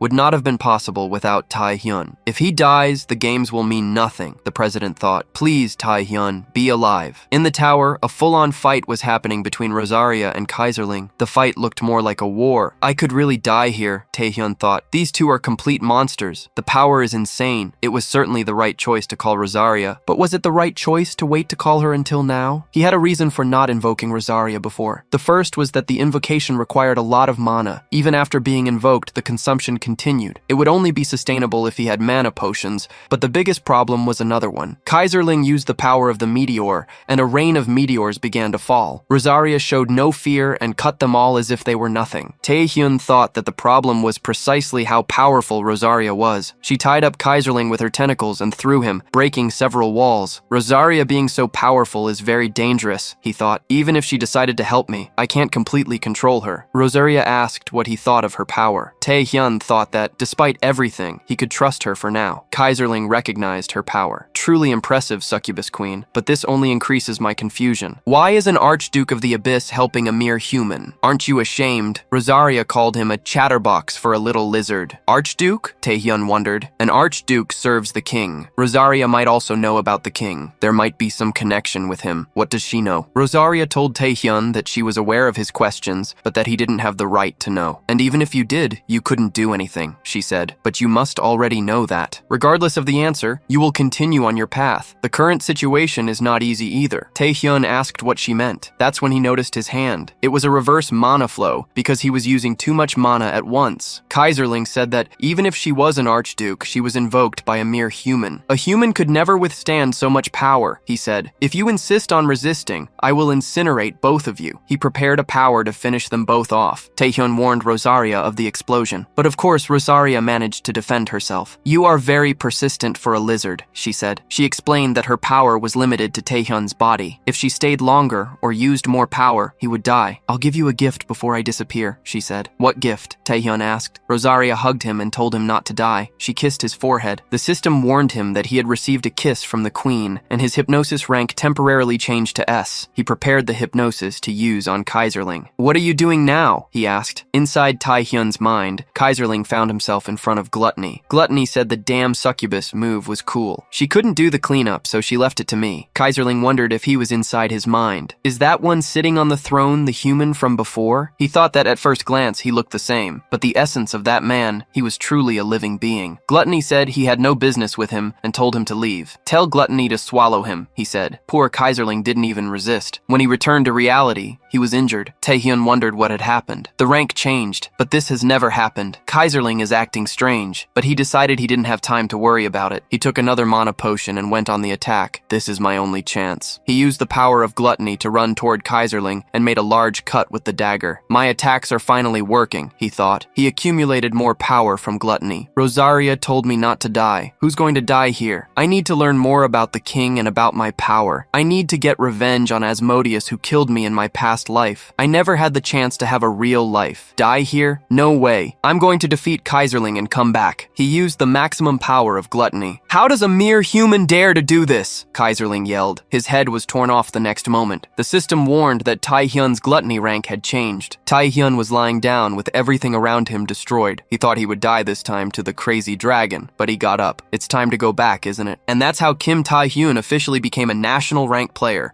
going from B rank to A rank. On the 7th and last day of the games, everyone was there to see the final ranking. The analysts were checking each magic stone. Japan got 4,600 points, but it didn't surpass China, which had 4,800. Nakata thought he wanted to avenge the saint, but the damn Taehyun was still missing. They at least got 2nd place. Come back soon, for goodness sake, he said. But the ceremony hadn't ended yet. The president of the Korean Association thought that, without Taehyun, they would finish in 3rd place. They even got to be in 1st, but stagnated on the 5th day, and were overtaken. Unless they defeated many creatures or an SS rank monster, they wouldn't be able to win. The worst part is that I couldn't save Taehyun, he thought. The president of the Chinese Association, Zhang Long, laughed at him. He approached with Liu Pang. Zhang Long said it was a shame. I was excited thinking that Korea had a new talent, but in the end, he was caught in a tragic accident. He entered the Dragon Tower, he said. The Korean president was outraged. A tragic accident. These damn villains. I know very well what these bastards did. Zhang Long said that the weak just needed to accept the truth. Enjoy the first closing ceremony, he mocked. The president felt helpless. That's when a large portal appeared in the middle of the ceremony. Everyone was scared. Whose portal is that? They wondered. Taehyun came out of the portal and asked why his dear association leader was holding back. The president was moved to see him. The 2 Chinese guys didn't look happy at all. Taehyun arrived carrying a huge mana crystal. I'm back, he said. Meanwhile, at Taehyun's relative's apartment, his aunt asked Jianyong how the game worked. It's the last day, she said. Jianyong replied, no. Taehyun is missing. There's no reason to pay attention to the games anymore. His mother confronted him. Now that your cousin is missing, you're going to watch the games? To be tortured by that memory? But his aunt told him to look at the TV. Taehyun is on TV now. He didn't believe it. On the last day of the games, something unbelievable was broadcast. Taehyun had returned with a mana stone from an SS rank monster, Kaiserling. It was the first kill of an SS rank monster in history. Jianyong couldn't believe it. He's on TV and not in the abyss? Everyone was impressed when the mana stone was valued at 1,500 points, guaranteeing New Korea 1st place. Acclaimed as the official champion, Taehyun's name echoed everywhere. Zhang Long didn't like it at all. He asked Liu Pang why he was alive. Didn't you finish the job? Liu Pang thought that he not only survived the Dragon Tower, but also killed an SS rank monster. He was furious. Taehyun thought things could have gone very wrong. Luckily, my gluttony didn't swallow the mana stone, he thought. Without it, the victory would not have been theirs. But China won't be content with defeat. At that moment, the president of the Korean Association hugged him. I'm so happy to see you back, he said, relieved. Taehyun was moved by him. The narrator explained that the president cried for a long time, relieved that everyone had returned well, or perhaps out of gratitude to Taehyun. And so the exhibition games came to an end, an event full of twists and turns that made the media go crazy. When everyone from Korea returned, they gathered to tell their stories. But on stage, Gon was calling the president a crybaby, a loser, and a weakling. Laurie was crying, and Young asked who had called that idiot. A few days later, at the Singapore Players Association, Taehyun met with the association's president. She said the reason for the invitation was an alliance with him. The same thing happened in my past life, Taehyun thought. Singapore, which lost its main players, tried to form alliances with recognized players from other countries, but he knew that Liu Pang and Zhang Long wouldn't let that happen. Taehyun suggested they continue the meeting after getting rid of the intruders. The president didn't understand. That's when the door exploded. There were invaders ready to kill her. The one who approached was Liu Pang, who said he didn't know how Taehyun had gotten out of the tower, but that doesn't matter anymore, he said. He was with an army to kill them. Both of you die today, but Taehyun told President Haley that he had warned her. Weren't there some gate crashers? The window broke, but the people who came in were not to kill. Xiaojing asked if they were crazy. Attacking in broad daylight. Hanju said he would pay the debt he had to Taehyun from that day. Wang Yunsu was also there to help. Xiang asked why he was there. This guy is crazy, she thought. Taeyuk Go said it was hard to believe, but Yunsu was very trustworthy. You said you didn't care anymore, right? Taehyun said to Liu Pang. The same applies to me. You die here, today. At the meeting with the president of the Korean Association, Taehyun had explained that Liu Pang would try to assassinate President Haile. Certainly, Zhang Long won't want to be left behind, he said. His goal is to eliminate the other associations and monopolize dungeons and mana stones. Not only the players, but even the presidents are at risk because of Liu Pang. The president didn't doubt it. But what's the plan? Isn't it obvious? Taehyun replied. Bad guys deserve a lesson, and everyone prepared for a beatdown. Poor Chinese guys. A big explosion happened. Xiang Jing told them to evacuate the association president. Yang Yu said to follow her Sweetie's plan. Xiang asked, Sweetie? The hero, An Yun Su, said he would protect the president. Haile was shocked. In the middle of the fight, Liu Pang was undecided but decided to kill everyone in front of him. But his hand was caught by a chain. Taehyun pulled him out. Where are you going, Liu Pang? He asked. Don't you want to play with me? Liu said he had run in the abyss, but now he wanted to fight. He invoked a rain of blood blades. You're acting very, very arrogant because you defeated Zhui Shen and Ming Ming. I've already seen your abilities, Liu Ping said. Please stop screaming, Taehyun asked. He simply crossed all the attacks, breaking them with gluttony. He ripped off Liu Ping's arm, and if Liu hadn't reacted, he would have already taken a hit from the Night King's zeal. Liu Pang thought it was impossible. How was my arm cut so easily? Taehyun had changed a lot in a few days. He tried to retaliate, but was finished off right there. With a lot of blood around, Liu Pang fell. Taehyun didn't have any dirt on his clothes. After evolving gluttony by consuming Kaiserling's body, I knew I could win, he thought. But Liu Pang was a very powerful participant. If he were a decent player, he could have helped a lot with the dungeons that have not been completed to this day. Liu Pang, even fallen, laughed. Now I know why the other Chinese nationals lost. You're a damn monster, he said. I didn't expect to have to use the Archduke's power against you. Do you really think you're the most powerful one here? He said he would show the true power. Liu Pang used his berserker form of blood power. Inside, all the Chinese assassins had already been defeated. Xiao Jing told Yang to see the place where Taehyun was fighting. There was a dome, a barrier, around it. Inside, Liu Pang, transformed, was hitting with his many arms to hit Taehyun. This is the power. This is the strength, he yelled. What are you talking about, you filthy blood sack? Taehyun asked. He cut Liu's arms, but they regenerated easily. Taehyun was almost hit. Is this really the Liu Pang I was facing? He thought. And what happened to the area around? It looks like we're in the abyss. Is it a teleportation ability? Liu Pang had said it was the Archduke's ability. Kaiserlin referred to Rosaria that way, he thought. So there are other Archdukes. Rosaria certainly has connections with the king. Does Liu Pang have them too? At that moment, Liu Pang overcame the Night King's ability and grabbed Taehyun. Shocked by my power? He asked. You're so slow now. This was inevitable. You may have surpassed your human form, but with the Archduke's power, no one can defeat me. Taehyun asked to ask one question before dying. What do you know about the king? You're asking that to an Archduke? Liu Pang replied. The king is a power you will never be able to get close to. Okay, Taehyun said. You don't know either. I figured. He had asked even though he knew the answer. Using the power of gluttony, he undid Liu Pang's hand. His body began to disintegrate. Okay, I need to know more about the Archdukes, he said. Liu Pang replied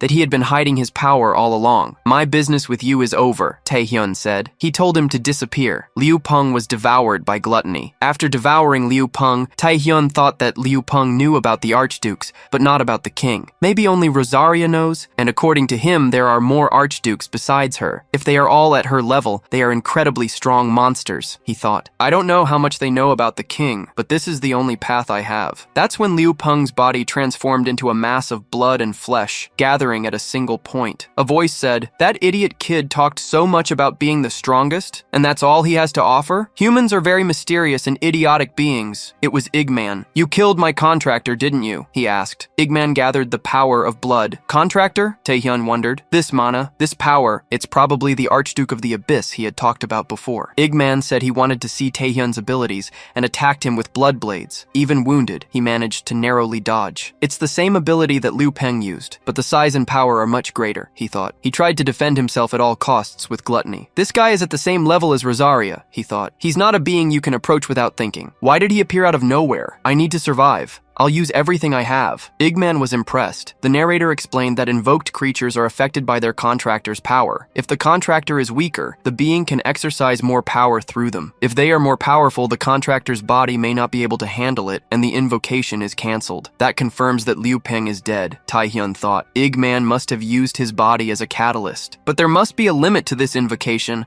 I just have to hold on until then. Igman said that Taehyun was much better than the old contractor, who only talked and did nothing. He broke the Death Knight's fist. Trying to survive against me is useless, he said. Without Taehyun being able to react, he was caught in a hurricane of blood and magic. Even having power, you have to learn your place, Igman said. He could end him with a snap of his fingers. But suddenly the great blood storm became a garden of petals. Igman wondered where the petals came from. It was Rosaria who saved Taehyun. She said he always called her in the most interesting moments. Taehyun said the situation was terrible. Igman finally understood. I was sure it was impossible for my contractor to die against a normal human. And to think you managed to contract Rosaria, he said. Get out of here and leave the human. If not, I'll bury you with him. Rosaria asked if he was taking out his anger because his contractor had died. It's been over a millennium, and you're still petty. You should already know that my answer is no, she said. Taehyun asked who that guy was. Rosaria said he was Vampire Lord Igman, an Archduke, and now their enemy. Igman prepared an attack. I'm going to kill you, he yelled. That's my line, Rosaria replied. A powerful combat began between the two. Taehyun felt the reverse mana flow and thought he wouldn't last long. He had reached his limit too quickly because of the fight with Liu Pang and the other assassins. He could barely maintain Rosaria's invocation, let alone help her, but she told him not to rush. My limits are connected to the contractors. You've become stronger, but our enemy is an Archduke. I can't stop him if I don't use all my power. Hold on just a little longer, she said. You've fought so hard for your life until now. It can't end like this. Look at the true power of an Archduke, a power that one day you will be able to surpass. She created a huge sphere of power. Igman said it was his time. He broke the invocation. For today, our meeting is over. If you survive, we can meet again, he said. Rosaria's lightning bolt hit Igman's blood spear, causing a large explosion that blinded everyone, including Taehyun, who lost consciousness. The system warned him that he was in critical condition, with little life and zero mana. Wandering through his subconscious, Taehyun wondered how many times this had happened. S rank, national level, Archduke. Whenever I get stronger, a new, even stronger opponent appears. How long will I have to repeat this? That's when he heard a voice. Pathetic, it said. It was the consciousness of gluttony. What are you doing? Wasting the king's power like this? National level, Archduke. That's a joke, the voice mocked. If you're not determined to give everything you have, your own body, then I can make good use of it. Taehyun woke up in the hospital again, but he thought he had finally seen the face behind that voice he heard so much. This time, the person had looked directly at him, but he didn't know what her connection was to the king. He looked to the side and saw a lot of people watching him. When everyone screamed in relief, he said, "For goodness sake, stop hugging me at the same time." Young-yu explained that the barrier disappeared with a large explosion, and only Taehyun remained unconscious. Fortunately, the Chinese Association's assassination attempt failed,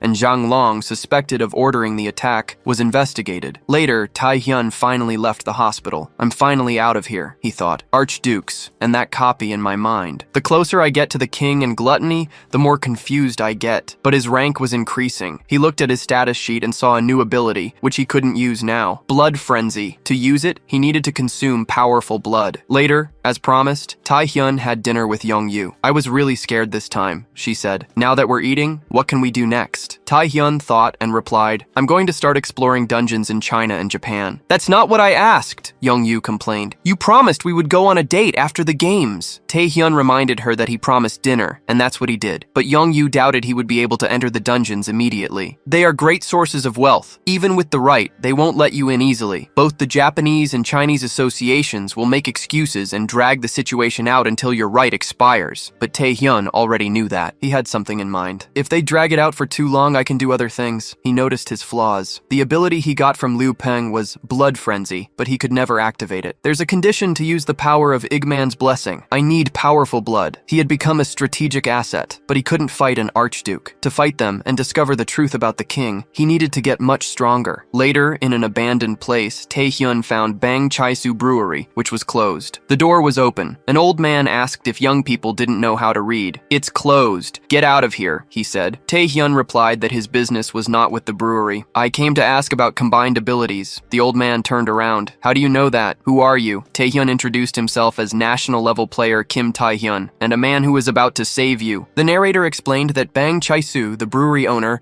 had a unique S-rank ability, Fragments of a World, but he didn't want to use it. A person said he was arrogant for not wanting to save the world, but Bang couldn't ignore his only son. He tried to fuse the abilities of the villains his son brought, but one of the experiments overloaded the mana body. "You couldn't find out why," Taehyun said. "The people you and your son brought continued to die or went crazy because of the reverse mana flow. Your son fled for fear of retaliation, and you swore never to use the ability again out of regret." Bang was shocked. "How do you know all this?" he asked. "And you still want me to use my ability? You're crazy. Go away." He said it didn't matter if he was S rank or national level. He had already destroyed many things with this ability and would not use it again. But Taehyun calmed him down. He invoked his gluttony. "There's no way my body will break," he said. Later, Bang asked if that was true. "The reverse mana flow wasn't your ability's fault," Taehyun explained. "It was because your ability was too strong for the villains' bodies. It caused an overload. My bodies are strong, and even if it doesn't work, I won't die." Bang wondered how that was possible. His abilities, which he thought were curses, were resolved by a young man in an instant. Who is the real Taehyun? It's as if he knows the future. "By the way," Taehyun said, "don't tell anyone that I came here. Even if I die, no one will know that you killed me." "Don't say such things," Bang begged. Taehyun thought that in his previous life, Bang's guilt was only uncovered 10 years later. Too late. He died of regret. "It's a good thing I wasn't late." The system asked if he wanted to make 3 ability combinations: Stone Skin with Stealth, the Zeal of the Death Knight King with Paralysis, and the Heart of the Monarch with the Silent World. Bang was impressed. 3 different combinations? How does one person have so many abilities? Taehyun thought he couldn't detect abilities without a fixed origin, like Gluttony or Rosaria. He told Bang to continue. "Okay," Bang agreed. "Here he goes." At the headquarters of the United States Players Association, President Kevin Lee was in a meeting with the strongest players. Gregor Gale, the top 10, asked if there would be a war. Dylan Gray, the third best, told him to be more respectful. Ricky Hollis, top 2,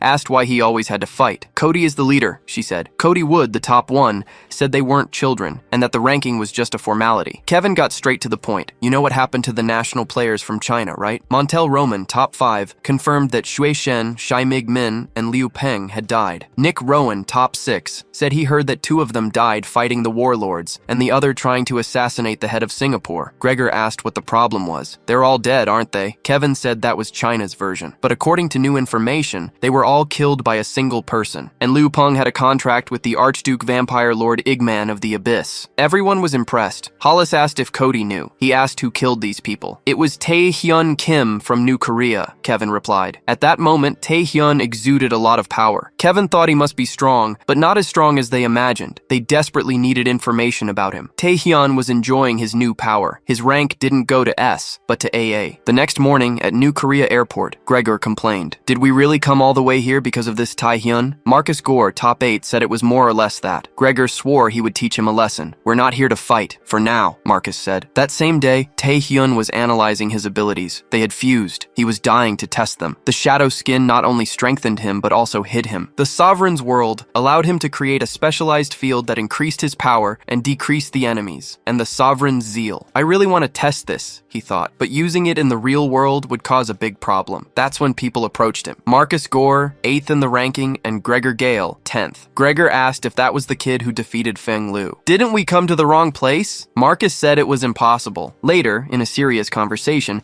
Taehyun asked what business they wanted to do. Marcus said he was impatient. They just wanted to talk. Marcus used the Ziggurat ability to analyze Taehyun. Full name, rank, status, abilities, even his mental state. "I've never seen an AA rank," he thought. Taehyun's status makes him a national, but maybe it's not enough to defeat Feng Liu. But when he checked the abilities, Gluttony blocked the Ziggurat. This has never happened before. Marcus was shocked. He became very curious about Kim Taehyun, Korea's newest national player. Now he understood why the president was so interested. What do you want from me? Taehyun asked. Marcus said they wanted a partnership for the dungeon in China that he won as a reward. The US president wanted to investigate it, and since Taehyun defeated Feng Liu, Zhang Long would try to stop him from entering. Their goals aligned. If Taehyun allowed them to enter, they would help him complete the dungeon and get rid of the problems with Zhang Long. Marcus knew that a contract with Kim Taehyun would be beneficial. Even if he refused, it would be clear that they were not enemies. Taehyun refused. Marcus thought it was a shame, but he respected the decision. But Gregor told him to stop. We came all the way from the United States, and he refuses? Marcus told him to let go of Taehyun. Gregor said he didn't negotiate with kids like that. Look how weak the monsters are, he provoked. Taehyun thought it was strange. Marcus wanted a friendly relationship, but Gregor was ruining everything. But Taehyun noticed the look in his eyes. He had seen that look many times. Gregor didn't want to fight for a specific reason. He just refused to believe that Taehyun was at the same level as him. Okay, Taehyun said. If you really want me to say yes, I want to see who is the strongest. He thought it was a great opportunity to test his new abilities. Later, in an arena with an anti-ability barrier, the secretary Haya Yan asked, Taehyun wants to gamble in our arena? This is going to destroy our structure. Do you really think the arena will withstand two national-level players fighting? Gregor liked the idea. I like the way you think, he said. Taehyun replied that he hoped he would like the end. Don't worry, Gregor said. I always love a good hunt. He transformed into a huge beast. A single blow decimated part of the arena. Haya Yan was desperate. Gon asked, what the hell is that? A giant werewolf? Marcus explained, that's his ability, the heart of the wolf. He transforms into a werewolf, further increasing his physical abilities. Marcus thought it was a shame they couldn't get a friendly relationship with Taehyun, but now he would see how powerful the man who defeated Lim Pang was. Gregor chased Taehyun. He thought Taehyun was an idiot. Marcus told me everything with the ziggurat. His stats are inferior to mine, and I transformed into a werewolf, further increasing my abilities. A brat like him would never be at my level. Taehyun let himself be caught. It's no wonder you're the number 10 rank in the United States, he said. I hope you're strong enough not to die when I test my abilities. Taehyun simply swallowed Gregor and the entire arena with his next ability, creating a black goo. This was the Sovereign's World, the mix of World of Insensitivity with Heart of the Sovereign. Inside it, the user gains more power and the enemy loses. Gregor asked what place that was. Where's that damn guy? He took a punch to the face. The second ability, Shadow Skin, the combination of stealth and stone skin, allowed him to finish off Gregor without him seeing. Gregor tried to retaliate with an attack from his claws, but the only thing he saw was the third and last ability, Sovereign's Zeal. The Death Knight King had a cooler appearance. I've confirmed the power of these new abilities. What happens now is obvious, isn't it? Taehyun said. He made him kneel. The next attack from the Night King caused a huge explosion that was seen on the horizon. Marcus couldn't believe it. What happened in there? He wondered. The black barrier prevented him from seeing. Gregor got up. This isn't over, he said, trying to attack Taehyun from behind, but three people intervened. Ayan, Seojin, and Gong. Ayan said he took the bet too seriously. Gong told him to accept that he lost. Seojin told him to stop before things got worse for him. Taehyun asked how long they had been there. The president appeared and said they had been watching from the beginning. Things got dangerous. Now we'll deal with it. Gregor asked if those weaklings thought they could stop him. Marcus told him to shut up. If he continued, Cody would have to deal with him. Gregor, afraid of Cody, de-transformed and turned his back. Marcus apologized to Taehyun. It might be a little ridiculous after everything, but, he said, are you interested in joining the United States Association? Gregor was shocked, and the Korean president even more so. Marcus said they could offer him whatever he wanted. If you join our expedition in China, we can get you into the raid on the most precious dungeon in the world. Taehyun took the suggestion as a compliment. My next destination is not China, but Japan, he said. It seems that Surara Yoshikawa, the saint, has awakened again. The saint was trapped in gluttony, suffering. Stop, she begged, but Gluttony replied that she had asked for it. You started everything, and now you ask to stop? Incredibly pathetic. That was just a nightmare. After entering Gluttony, she was affected. The nightmare was always the same. She saw a dark presence and was caught by tentacles. How long will I endure this pain until the day of my death? She wondered. When the saint got up, she asked for the ghost sword. He was fighting Taehyun Kim. I didn't want to fight here, man, Shinji said, but you're insisting. You affected the saint's life, and I'm going to make you pay for it. He invoked the spiritual sword against Taehyun, who already knew the ability. It cut the soul. You're all the same, Taehyun said. You don't listen to my words until you get a beat down. He blocked the blow with his shadow skin, dungeon, he disarmed Shinji and kicked him in the face. "I'm here for 2 reasons," Taehyun told the saint. "First, I found out what you saw in my mind, and second, I want to prevent the biggest dungeon break in history. It hasn't happened yet, but it will happen soon." At that moment, on the ocean, a gigantic storm formed a whirlpool. An analyst wondered if that was the entrance to a dungeon. The other said it was in the eye of the storm, but there were no signs of a break. "We're just doing our standard job," but the first one saw something. He thought he was imagining it, but no, a monster was coming out of the dungeon. It was a giant centaur devouring its own kind. "Finally, the blood festival will begin," he yelled. It was Centajanus, a subordinate of Archduke Orgal, SSS rank. Tsurara later explained what she saw in Taehyun's mind, a being similar to him, but who was neither human nor monster. "It was a mysterious being," she said. Taehyun thought, "It's that damn thing I saw in my dreams too." There wasn't much new information, but she might have seen something more. He already knew that the saint was having constant nightmares because of gluttony. Although he didn't feel gluttony inside her, he felt the magical power, and maybe that was the cause of the nightmares. So he approached, absorbed the rest of the magic she had. "This should cure your nightmares," he said. The saint attacked him. "Why are you helping me?" she asked. Tyrell replied, "I'm not helping you. Everything I'm doing here is because of the dungeon." At that moment, he felt an earthquake. "It's already started," he thought. He warned Tsurara that it was the dungeon break he was talking about. Suddenly, Kuro Matsuda, the president of the Japanese Players Association, appeared. "Where do you think you're going?" "After attacking my players." Kuro Matsuda was a national ranking hunter who had already defeated many monsters. He discovered talents like the Saint and the Ghost Sword, and was considered one of the best association presidents. But Tyrell knew what kind of person he was.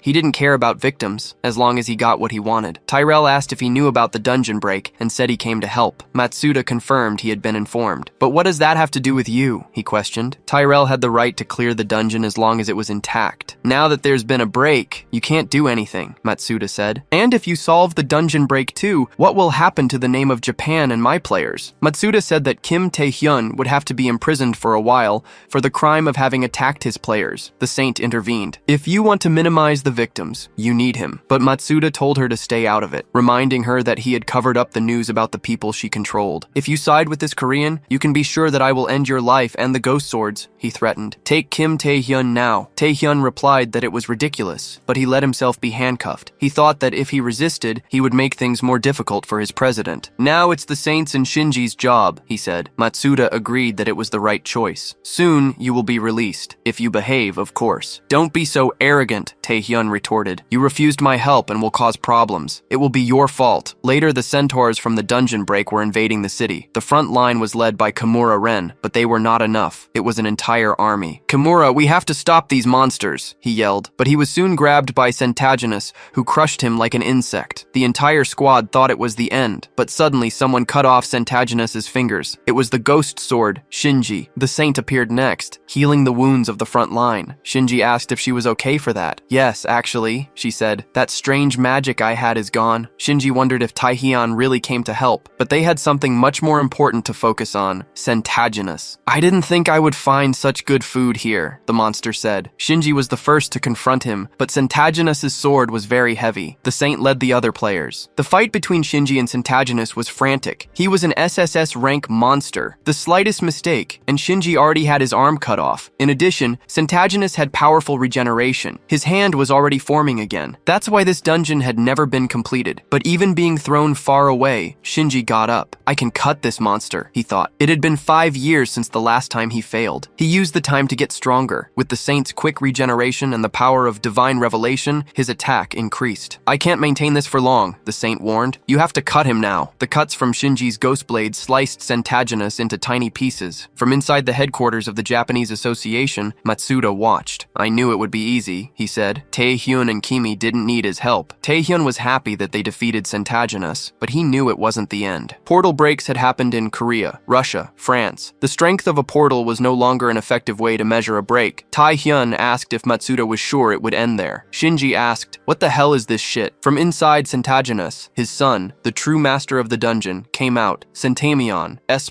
rank. He was eating Centaginus's body. Shinji thought that he had emerged and was eating his father's body as if it were the most natural thing in the world. But he was another monster. He was going to kill him. Shinji charged forward with the spiritual power in his blade. "Did you kill my father?" Centamion asked. His appearance had already changed, and he threw Shinji against a building. The saint was the next to be crushed. "I'm going to devour all of you!" Centimion yelled. At the headquarters, despair took over. Taehyun knew exactly who he was. Centimion, the dungeon master. He got stronger by consuming the flesh of monsters and humans. If the president recognized that they needed help, they could minimize the damage. But Taehyun didn't think that would happen. Matsuda was furious. "This is ridiculous! A monster like this defeating my players!" He thought that not only the players would be destroyed, but the city, and more importantly, his reputation. "We have to run!" Matsuda yelled at his subordinates. They asked about the players. "It's too late," he said. Taehyun appeared and hit Matsuda on the head. "I didn't want to cause problems because of President G, but if I don't do anything, things won't change," he said. He warned everyone that he came to stop the dungeon break. "You can stay here to support the players or you can run. The decision is yours. I won't stop you. I'm going to save the players and the people of the city." He had to kill Centamion, stop the dungeon break, and prevent it from expanding. On the way, he met a person he didn't expect. At that moment, Centamion had defeated Shinji, Kimura, and the Saint. None of them could do anything. Centamion asked if they had finished resisting. The Saint thought that Taehyun was right. He came not as an enemy, but to help. She had joined the association to help people, but she followed a different path. Maybe it was too late, but Taehyun appeared and pulled her out of Centamion's mouth. "To be honest, I didn't expect much, but you managed to hold off the creature," he said. He warned the people at the headquarters that it was more than enough. They had to get out of there, and he would do the dirty work. Centamion ran towards him. The Saint said he wouldn't be able to kill him, but Taehyun called the person he met, Yong, who created a large ice arena. Yong asked if he was sure. She had become S rank, and her mission was to free Taehyun. The president had been informed that he was there to stop a dungeon break and asked her to bring him back. Taehyun asked, "You're not here because of the dungeon break?" Yong replied that she had already explained. The association refused to help. "Well, now you can help, can't you?" Taehyun said. Centamion didn't understand why that human locked himself in there with him. "Don't you realize you're just food?" "Apparently, you're the one who didn't understand," Taehyun retorted. "In the end, you'll be consumed." The Saint was worried, even while running. Taehyun had used the Sovereign's World again. He dodged Centamion's blows,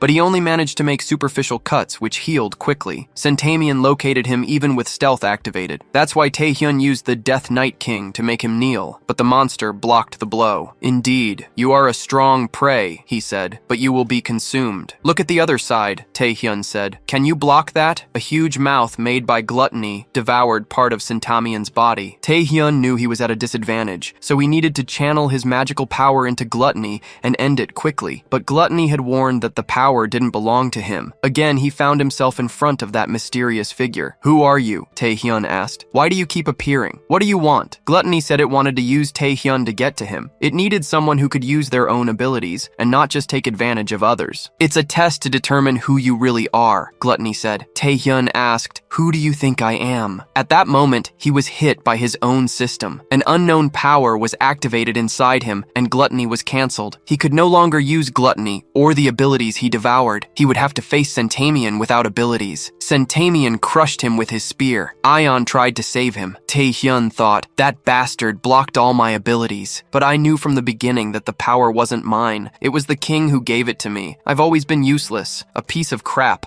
but I can't lose this power out of nowhere. It's unfair." Centamion continued massacring him. Ion appeared and blocked him with an ice wall. "I'll buy you time. Go to the Saint and heal," she said. "You have no chance against him," Taehyun replied. "That's why I'm going to buy time. You're the only one who can defeat this monster. Didn't you come here to stop the dungeon break? If you die, we're all going to die." Taehyun thought she was right. It wasn't time to bow down. If he didn't defeat Centamion, humanity would be in danger. He needed a way, but he didn't know how. He remembered an ability that he still had available, the Blood Deluge. The condition was to consume powerful blood. The only alternative was Centaginus's body. Ion was about to be killed by Centamion when he felt the presence of Igmon, one of the Archdukes, leaving him. The power healed his body and increased his stats by 250. Centamion couldn't believe it. "It's the Archduke's magic! Who the hell are you?" The conditions were activated, and he was able to use the Blood Deluge. Gluttony in his mind said, "I was worried about having left him without any abilities, but I had nothing to worry about. The boy is interesting. He consumed a monster's blood to use Igmun's power. It's good that you're getting stronger. You have to realize how complacent you were being, that the power you were using was of a different nature than yours. Only then will you become strong enough." With a punch, Taehyun knocked down Centamion. The monster wondered how that was possible. Can a human use the power of an Archduke? But Centamion tried to attack him again, devouring more bodies to get more powerful. Taehyun approached Ion's body, who was alive. He was analyzing Igmun's power. His blood was boiling, and his heart heart felt like it was going to explode. Despite the pain, his body felt lighter. When Sentamian went for the final attack, Taehyun activated the power of the Protagonist, dodging all the blows and finishing off the centaur, piercing his chest. The blood deluge not only gave him monstrous stats, but also a red eye. My eye has already looked like this because of gluttony, he thought, but this is different. With the red eye, he saw where the magic flowed in the monster's body. He could know exactly what the creature would do and where its heart was. What are you doing? Sentamian asked. You can know the answer in hell. Taehyun exploded the centaur's head. Now I have one more thing to find out, he thought. After he defeated Sentamian, the dungeon break incident in Japan was over. The Japanese association focused on treating the victims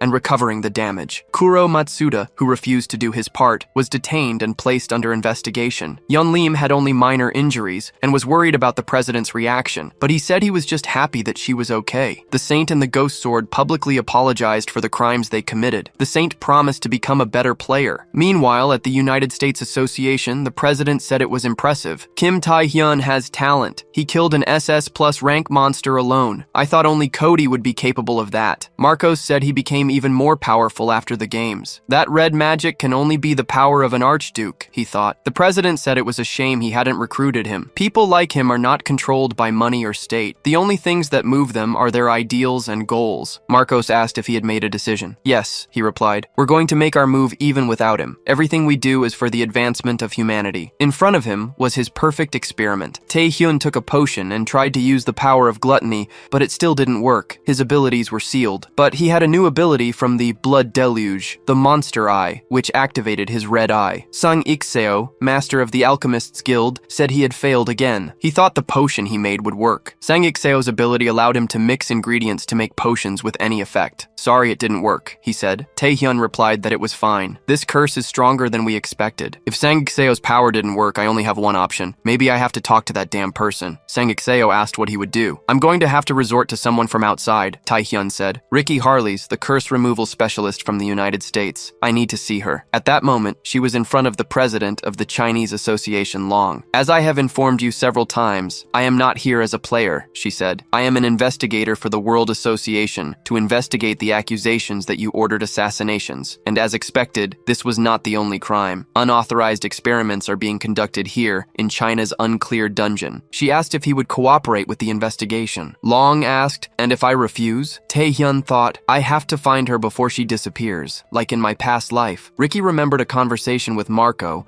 who explained that 2 unclean dungeons were offered as a reward. The Storm of Centaginus, which Taehyun cleared, and the Grey Well in China, which has already annihilated many groups. Marco said they detected unknown magic there. We know that Long Jiang is doing experiments. We can't stand still. That's why the mission was given to Ricky Harless. Back in the present, Ricky had knocked down the guards. I have no other choice but to solve this by force. Long expected her to be strong, but her magic was very interesting. In fact, it fits perfectly into my plan, he thought. I was just kidding. I'll cooperate with the investigation. Of course, I can't go against the World Association, but it's better that you judge with your own eyes. I'll invite you to the research laboratory. Later, at a hotel in China, Ricky was thinking about the invitation. She didn't expect him to cooperate so easily. She needed to be careful. You're a little rude, Taehyun Kim, she thought. Appearing like this? Do you usually break into women's rooms? She saw him as the rising star, a player that the US Association was keeping an eye on. I knew we would meet one day, but not like this. Taehyun simply said she would die there. He knew her well. Ricky Harlan, the number 2 in the US, known for her canceller ability, which could undo an awaken's oath. Taehyun needed her, and he needed her alive, but he knew she died there in his past life. Ricky confronted him. So what if I die? Players are always in danger. With great power comes great responsibility. Taehyun asked if she didn't worry. Anyone? She interrupted him. Do you think anyone can face me? With one move, I can destroy the building. I'm no different from a monster. What players need is something to hold them. A cause, a dream, money. What holds you? Are you a human who controls your own powers, or a monster thirsty for power? Taehyun said he didn't know. I'm shocked. They say players lose their sanity, but you're an old timer. Ricky smiled. If you came to see me, you want something. I need your ability, Taehyun said. Most of my abilities are sealed. What do you gain if you help me? Taehyun said that her greatest interest was helping the victims, and that he could help discover the truth. Ricky asked if he thought he needed his help. Taehyun said, there's only one way to test, and it doesn't hurt to have a plan B. Later, they were at the gate of Longjiang's secret laboratory. The doctors were waiting for them. Who is this with Ricky? He's just my bodyguard, she said. Taehyun was in disguise. eyes. He knew that only Ricky was invited. He couldn't risk it. Long thought it was strange. A national player with a bodyguard? I've never heard of it. Ricky said, "It's better to be safe than sorry, right?" Tae-hyun was furious just seeing Long's face, the one responsible for the assassinations. Before entering, they would have to take an oath. Ricky said that this kind of oath didn't work on her and imposed her power. Long apologized and they began the tour. The project was called S-Rank Awakened Experiments. Ricky saw people inside capsules with monster magic injected into their bodies. She was furious. Taehyun told her to control herself. "If we use your power here, there could be casualties." Long said that one of the awakened was about to be born. "You're lucky to see this." The guy exploded inside the capsule. "Oops, failed," Long said. Ricky lost control. Taehyun tried to keep her calm, but she had already crossed the line. "I knew she had other abilities besides the Canceller," Taehyun thought. He didn't know she could cause an earthquake. Long said that humans were not equal. A player's fate is sealed at the first rank. No one wants to stay weak. "I'm just fulfilling dreams here." Ricky yelled, "This ends now!" She used her energy on Long, but he retaliated with a black hole scroll, which negated any ability. Taehyun thought it was a rare item. Long said she might have more magic, but he knew how to use his tools. He had another gift. Taehyun finally realized why the laboratory was underground. The entrance to the Gray Well was there. They were extracting magic directly from the portal. "It's a shame. I thought Ricky would understand my ideals," Long said. "And you also have a score to settle with me, don't you, Taehyun?" Taehyun wondered if he knew all along. "It's over for you." Long told them to close the door, locking the two with the experiments and the doctors. "Even if I lose the experience, it's worth it," he thought. Ricky complained that he had sealed her ability. "This is not good. It's never happened." A creature came out of the Gray Well, an orc with a different power, contaminated with the parasite. The orc began to attack everything. The doctor said that if its aura touched someone, they would be infected. The orc approached Ricky. Taehyun saved her. "I can't let anyone else be contaminated. I have to prevent it from getting out," he thought. "To do that, I need to find the root of the problem, the main parasite." With his red eye, he saw that the parasite was in the orc's head, but the creature dodged. He threw the orc to the other side of the laboratory, but it got up. It tried to infect Taehyun. When the smoke cleared, Ricky was desperate. Taehyun was standing still. "He's been infected! He's going to become a monster!" she thought. But Taehyun said that was exactly what he wanted. He plunged his hand into the orc's head, ripped out the parasite, and exploded it. "Are you ready?" he asked. "It's time to get Long Jang." Long and the survivors went up. "What if they survive? They are national level," a subordinate asked. "Don't worry," Long replied. "The walls and doors of the building are made of special material. The elevator, too. No one can escape. They will die fighting the dungeon boss." Suddenly, they felt a tremor. Taehyun passed by like a comet.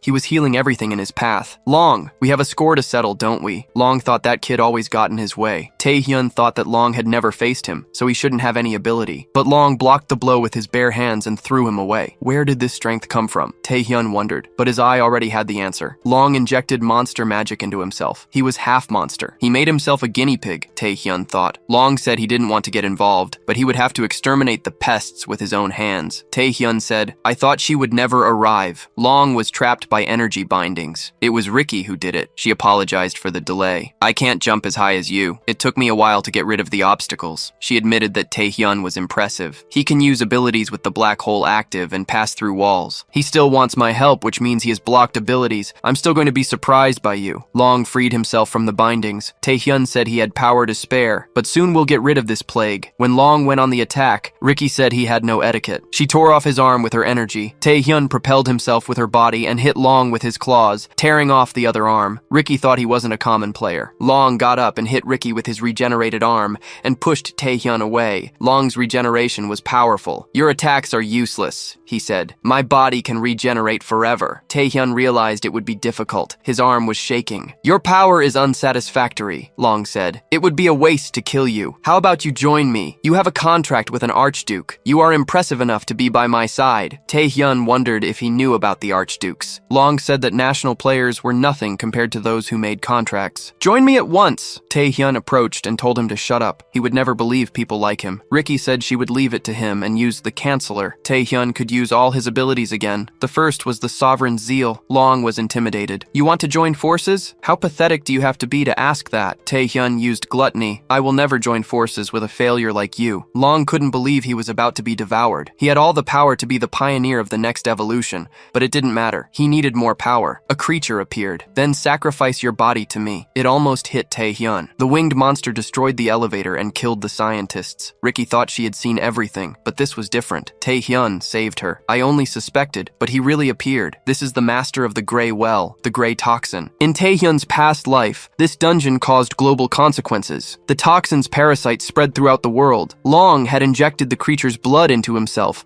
and now strengthened it even more by giving his body to it. Taehyun told Ricky to get out of there. He needed reinforcements. I'll buy time. I'm fine alone. Ricky said she would leave it to him. Toxin said it was interesting. A human who made a contract with an Archduke is going to side with humans? You should serve your master. Why are you using his power for inferior humans? He said he would get the answers from his memories. Taehyun retaliated with gluttony. You also talk too much for a creature. He needed to deal with Toxin's speed. At that moment, gluttony activated the monstrous eye, which activated the eye of the superior species. Ricky was escaping, but she was thinking about Taehyun. She didn't want to have left him behind. She hoped he was okay. Toxin had cut the gluttony neck and almost ripped off Taehyun's head, but with the eye of the superior species, he saw the movements and retaliated with gluttony. With these new powers, I can win. Toxin tried the same trick, but Taehyun blocked. He only needed one more blow to rip off Toxin's head. The explosion destroyed the building. Taehyun was almost out of magic. He hadn't blocked Toxin's attack, but the creature was whole. You have the power of an Archduke, but that's all you have, he said, throwing Taehyun to the ground. He was absorbing the magic from the terrestrial atmosphere, which is only found in dungeons. That territory was already part of his dungeon. You can't defeat me in my own space. Now I'm going to make your body my next host. Taehyun couldn't move, but he was already used to death. In the blink of an eye, he devoured Toxin's arm. You're still resisting? Toxin said. Your little red thing is smaller now. You have little magic. But Taehyun was fine, even hit by the Toxin. He realized that gluttony was devouring Toxin's mana. Thanks for the power-up, he said. Just by coming into contact with the boss's magic, he gained a point in each status. You have cheap tricks, but you won't win, Toxin said. My mana is infinite as long as my dungeon exists. What if we change worlds? Taehyun asked. Gluttony's hunger storm swallowed him and threw him in front of gluttony itself. Toxin felt a sinister presence. Who are you? Gluttony replied that he was not allowed to ask. You little Beelzebub bug. Toxin asked if he was also an Archduke. Gluttony trapped him with its chains. Toxin said that his contractor made the wrong choice. I am the Grey Toxin. There is nothing I cannot corrupt. But the power of gluttony resisted the corruption and threw the Toxin out. Toxin couldn't believe that Beelzebub's power was being evaporated. Gluttony said he had finally shut up. Outside, Mondel Roman, US rank 5, was wondering what was happening. His mission was to protect Ricky. He was worried. He felt a wave of mana and saw Ricky fleeing. A woman like you hurt? That's not good, he said. Ricky said that demonification experiments were happening. She couldn't save anyone. Mondel invited her out, but Ricky said she had one last person to save, Kim Taehyun, who came from Korea. They felt an enormous pressure, the break of the Grey Well portal. Mondel used his genocidal bullets to defend her. I don't know why you're with Taehyun, but his chance of survival is very low. Ours too. More creatures appeared. Mondel had to call for reinforcements. Ricky wondered if Taehyun would be okay. She was almost caught. Taehyun appeared and saved her. Toxin is already dead. Now it's time to deal with the rest. The 2 dungeons, the Storm of Centaginas,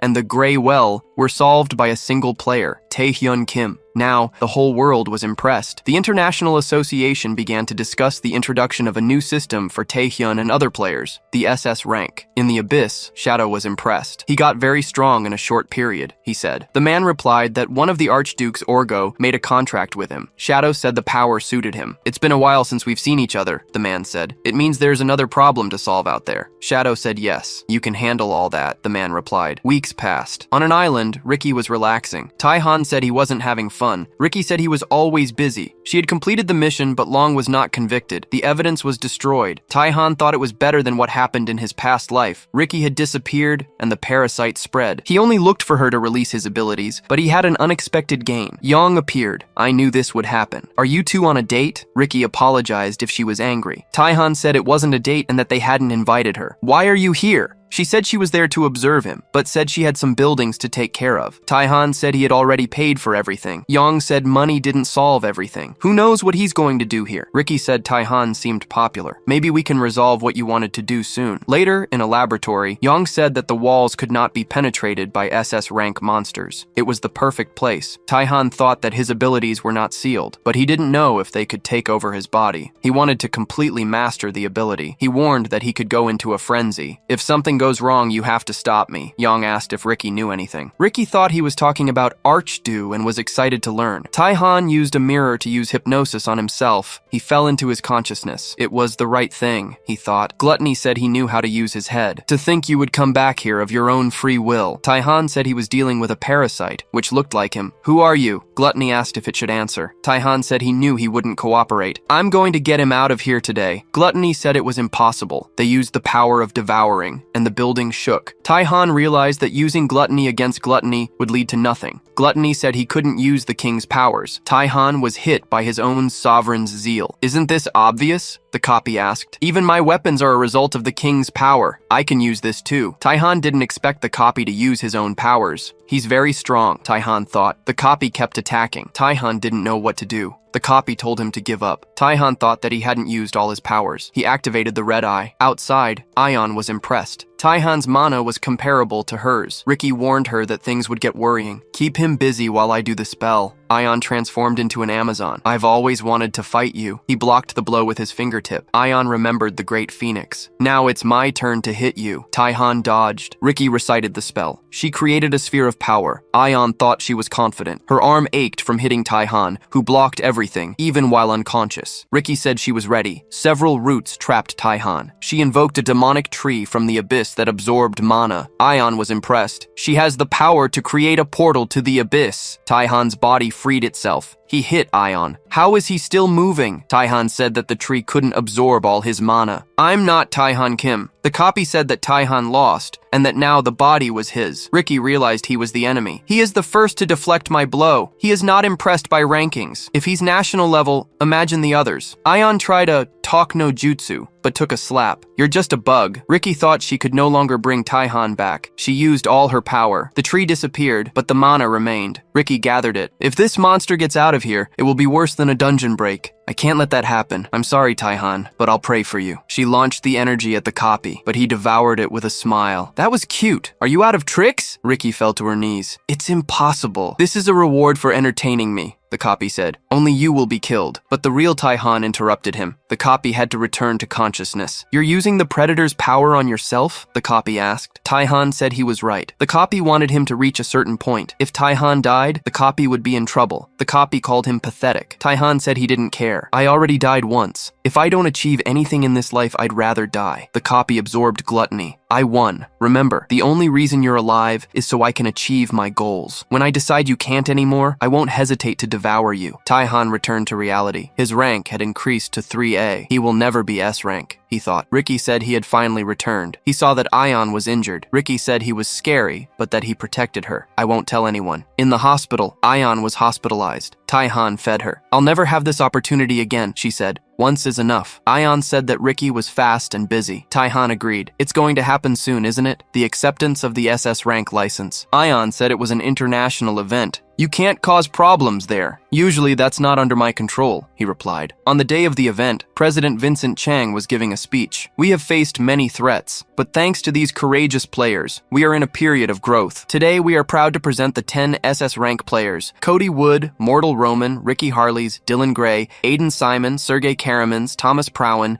Daniel Harrington, Alexandra Bejo, and finally, Taehyun Kim. Taehyun thought, finally, I'm here. He went through everything. He managed to become an awakened, an S rank, a national, and now the highest point. But he was not satisfied. The license was just part of the process. The Archduke, the copy, the king were mysteries he needed to unravel. He had to keep growing. Jin Rung, the president, punched Taehyun on the back to congratulate him. That punch hurt, Taehyun complained. How does an SS rank get hurt by a little punch? You should understand, Jin Rung said. He was happy that a player like Taehyun came from their country. We can do great things in the future. I thank you for everything you did. I just did what I had to do, Taehyun replied. Ricky approached. It's good to see that you're all so happy. She asked how Taehyun was. He, in turn, wanted to know if Ricky was feeling better. She said she was still a little affected because he hit hard. My body is small, skinny, she said. You did it on purpose, didn't you? The president and Taehyung, who were listening, were embarrassed. What is this topic, guys? Ricky then changed the subject. "By the way, there's a person who wants to meet you today." And that person was Cody Wood. He approached and greeted Taehyun directly. Taehyun realized the situation. Now he was an SS rank, at the same level as Cody Wood, the face of all the players in the world, the man who fought the most on the front line against the Abyss, the most powerful player. Taehyun felt intimidated, but he managed to shake Cody's hand. "It's great to meet you," he said. Cody replied that from there on, they would work a lot together. "It will be a huge pleasure." Suddenly, the president of the International Association arrived with bombshell news. The International Association accepted the United States offer to create a huge group with the new SS rank license to take down all the dungeons on the planet. It would be a raid on a scale never seen before. President Vincent said it was time to create a lasting peace, and this would be the first step. "Please, consider this request," he said. But President Jin Hui thought something was wrong. Half of the SS ranks were American. They were using their power to control the International Association. Aside from Taehyun Kim, Korea was weak, and they would have no choice but to go with the flow. All the countries agreed to participate, but Taehyun Kim from Korea simply refused the request. "First, let's solve our own things," he said. Everyone was shocked, but inside, Jin Hui was happy. Later on the plane, Ricky commented that it was a shame they couldn't bring Taehyun into the group. Cody asked if that affected her. "I'm very interested in him," Ricky said. She asked what Cody thought of him. "The boy seems strong," Cody replied. "He understands how I got my position." Ricky thought that if the most powerful player in the world was saying that, she was not wrong. Cody revealed that Kim Tae-hyun had a contract with an Archduke of the Abyss. "But titles don't mean anything to me," he said. Ricky rephrased the question. "As someone who has a contract with an Archduke, do you think Tae-hyun is strong?" Cody just replied, "We'll find out soon." Meanwhile, in China, the new president of the Chinese Association, Liu Jungai, wondered why no one paid attention to China. "It's all because of that damn Taehyun Kim," he thought. He decided he would have to use the last resort, the information about the Grey Well. Suddenly, he heard screams from outside, and the power was cut. Someone opened the door. "You're the new president, aren't you?" the person asked, apologizing for appearing late. "I'm a little jet-lagged." He introduced himself as Wing Chong, the leader of the Malignant Guild. The next day, at the Nightwalker's base, Ayeon didn't understand. She thought Taehyun was planning something great, but he just wanted to clear dungeons without help from other countries. Jinhui didn't know whether to laugh or cry at the refusal. Ayeon said that Taehyun had put him in an embarrassing situation. "I know you're strong, but the others are too," she warned him. Taehyun said that was exactly why. "Korea can't depend on me forever, and unexplored dungeons are a great opportunity for our country to grow." Ayeon agreed, but said he was rushing. "Yes, I am," Taehyun said. "We don't have much time." He explained that from now on, he would work mainly in the Abyss. The players would be divided into two categories: pioneers in new areas of the Abyss, and those who would fight against monsters and villains on the surface. Taehyun was promoted to SS rank for his activity outside the Abyss. Ayeon asked if he was going to the Abyss right after the promotion. Taehyun knew that the answers he was looking for about the copy and the king were in the Abyss. He couldn't achieve his goal by operating only on Earth, but while he was away, the country would be in danger. "That's why I need other powerful players to put my plan into action," he said. Ayeon said she didn't understand him. "It's as if you're living in another world. Who are you, really?" Taehyun cut her off. "I don't want to say. I don't want to talk." Ayeon warned him that it wasn't a joke. "I'm serious." Taehyun replied that even if he explained, she wouldn't understand, but she would soon have an opportunity. She asked if she wouldn't need to make an awakens oath. "No," he said. "I never go back on my word." Ayeon confronted him, asking why they were having that conversation. Taehyun hoped she would be in his group. "But you seem busy with the paperwork." Ayeon said she couldn't do anything else. "Then you can give me some recommendations," Taehyun asked. Ayeon called him cute. "Do you want my approval to make this group?" "I would put you in my group with or without your approval," he said. Later, Gwan said he knew that Taehyun would look for him. The first recruited was Gwan, who gained the title of Korea's best tank after the saint healed his arm. The second was Seo Jin-par, for obvious reasons. Hanji Seo and Siang Kwak were also recruited. In the room were all the players who represented New Korea. Ayeon Lim wondered if she could really be there. That's when Taehyun arrived. He thanked everyone.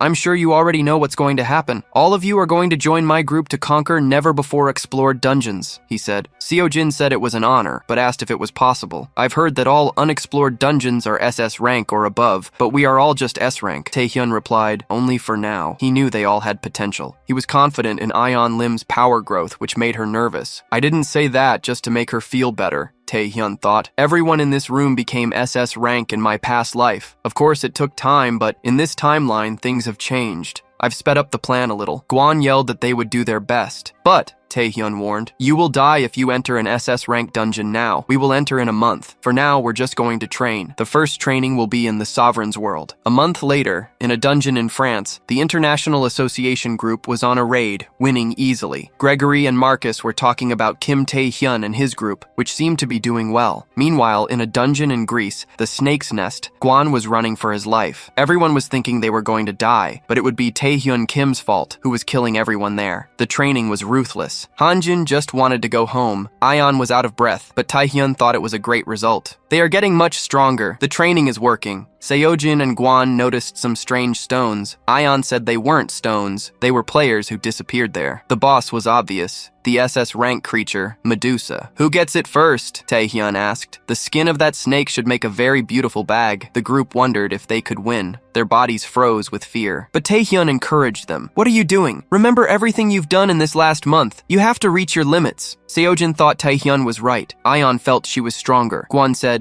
there's no other choice, right? They would use the plan they practiced. The formation. Gwan on the front line, Seojin the main attacker, and Kwaki and Hanjo in the back. But Medusa found their attacks insignificant. That's tickling, she said. She attacked with her trident. Gwan climbed onto her weapon. These attacks are nothing, he said. He used the blessing of the ancient dragon. Seojin approached Medusa's head, and Ionlin froze her arm. They attacked, causing great damage, but she broke free and retaliated. After all, she was an SS rank creature. The plan wouldn't be perfect. Hanjo and Kwaki hindered the attacks, blinding the Medusa. Gwan defended the team. Seojin and Ionlin attacked. Taehyun thought the plan was good, but the Medusa wasn't going to stand still. She roared. Her movements became wider, but Gwan disappeared. He was right behind her, using the blessing of the Minotaur Queen. He hit her with a headbutt that knocked her down. This is his ace in the hole, Taehyun thought. Everyone attacked the Medusa at the same time, and she fell. The group couldn't believe it, but they won. Taehyun congratulated them. You did very well. I knew you could. Gwan said they were stronger than they expected, but Taehyun knew it wasn't the end. From inside the Medusa, a portal appeared. The true boss, Basilisco Storia. None of you will escape, he said. Storia was the one who petrified the people, not the Medusa. Everyone except Taehyun was petrified. Storia asked if he was the one who took down the Medusa. No, Taehyun said. It was them. Storia didn't believe it. Weaklings like these? Taehyun said that maybe Storia's little monsters weren't well trained,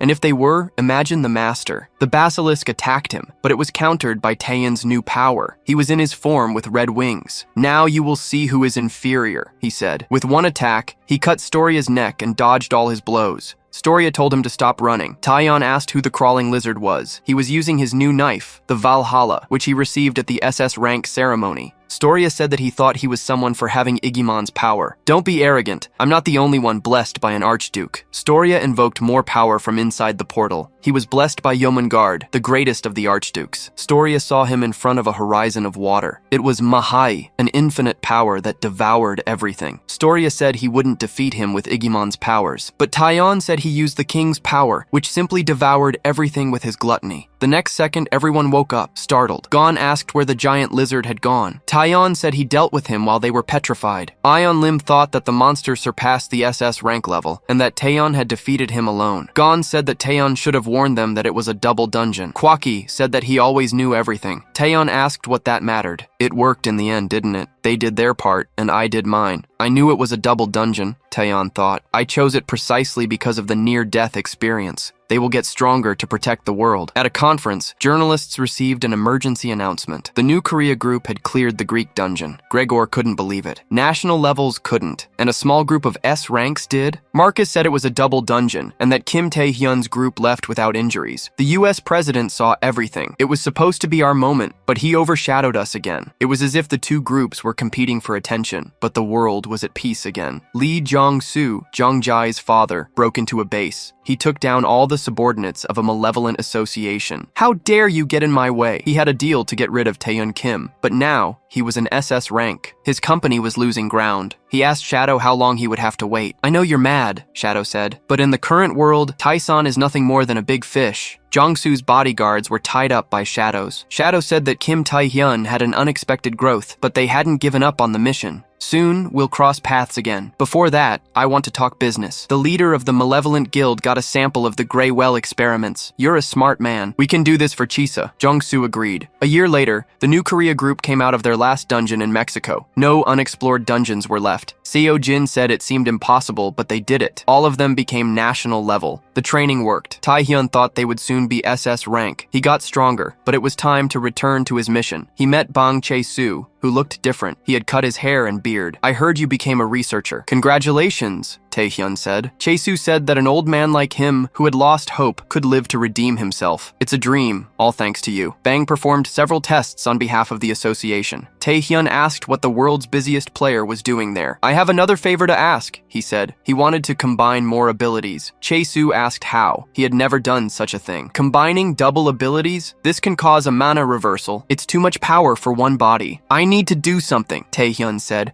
I'm going to risk everything. My strength is not enough. You're the only one who can help me. Don't worry, my body is as resistant as an angel's. Chae-soo agreed. They went to the fusion room. The king appeared to Taehyun. You being the fated one was the right choice, but there is a limit to what the human body can withstand. This time, I will help you. With a touch, he awakened even more power. The system said that an unknown force increased his rank to S. New abilities were registered. He was 20 years old, was S rank, with 269 strength, 268 stamina, 269 agility, and 389 mana. He had Gluttony of the Predator, Complete Hypnosis, Blood Deluge, Monster Eye, Apocalypse, Dragon's Wrath, and Monstrous Transformation, in addition to invocations. Taehyun asked what that explosion was. Chae-soo said he was fine. You are witnessing a historic feat. He got a scolding from President Jin Hui. You can do many things but not destroy the association's property. Were you combining more abilities? Are you crazy? Do you feel different? Jin Hui asked. Yes, Taehyun replied. I feel much more power. I want to go to the abyss now to test it. Jin Hui had more questions but didn't want to waste time. There was a request for you directly. The International Association invited you to be an examiner for the new SS rank recruitment tests. Taehyun accepted. Time flies. It's the new player's turn. Taehyun was the most famous SS rank. Vincent thanked him for his presence. Now, the three examiners, Taehyun, Thomas Browning, and Cody, could begin. Vincent wanted a point-based system. Why so complicated? Taehyun asked. He released his power. A player needs mental strength, fortitude, and a strong body. Just stress them until they break. What's left is recruited. It's that simple. Cody liked it. I'll participate like that too. Vincent was desperate. He agreed to the method. The recruits split up.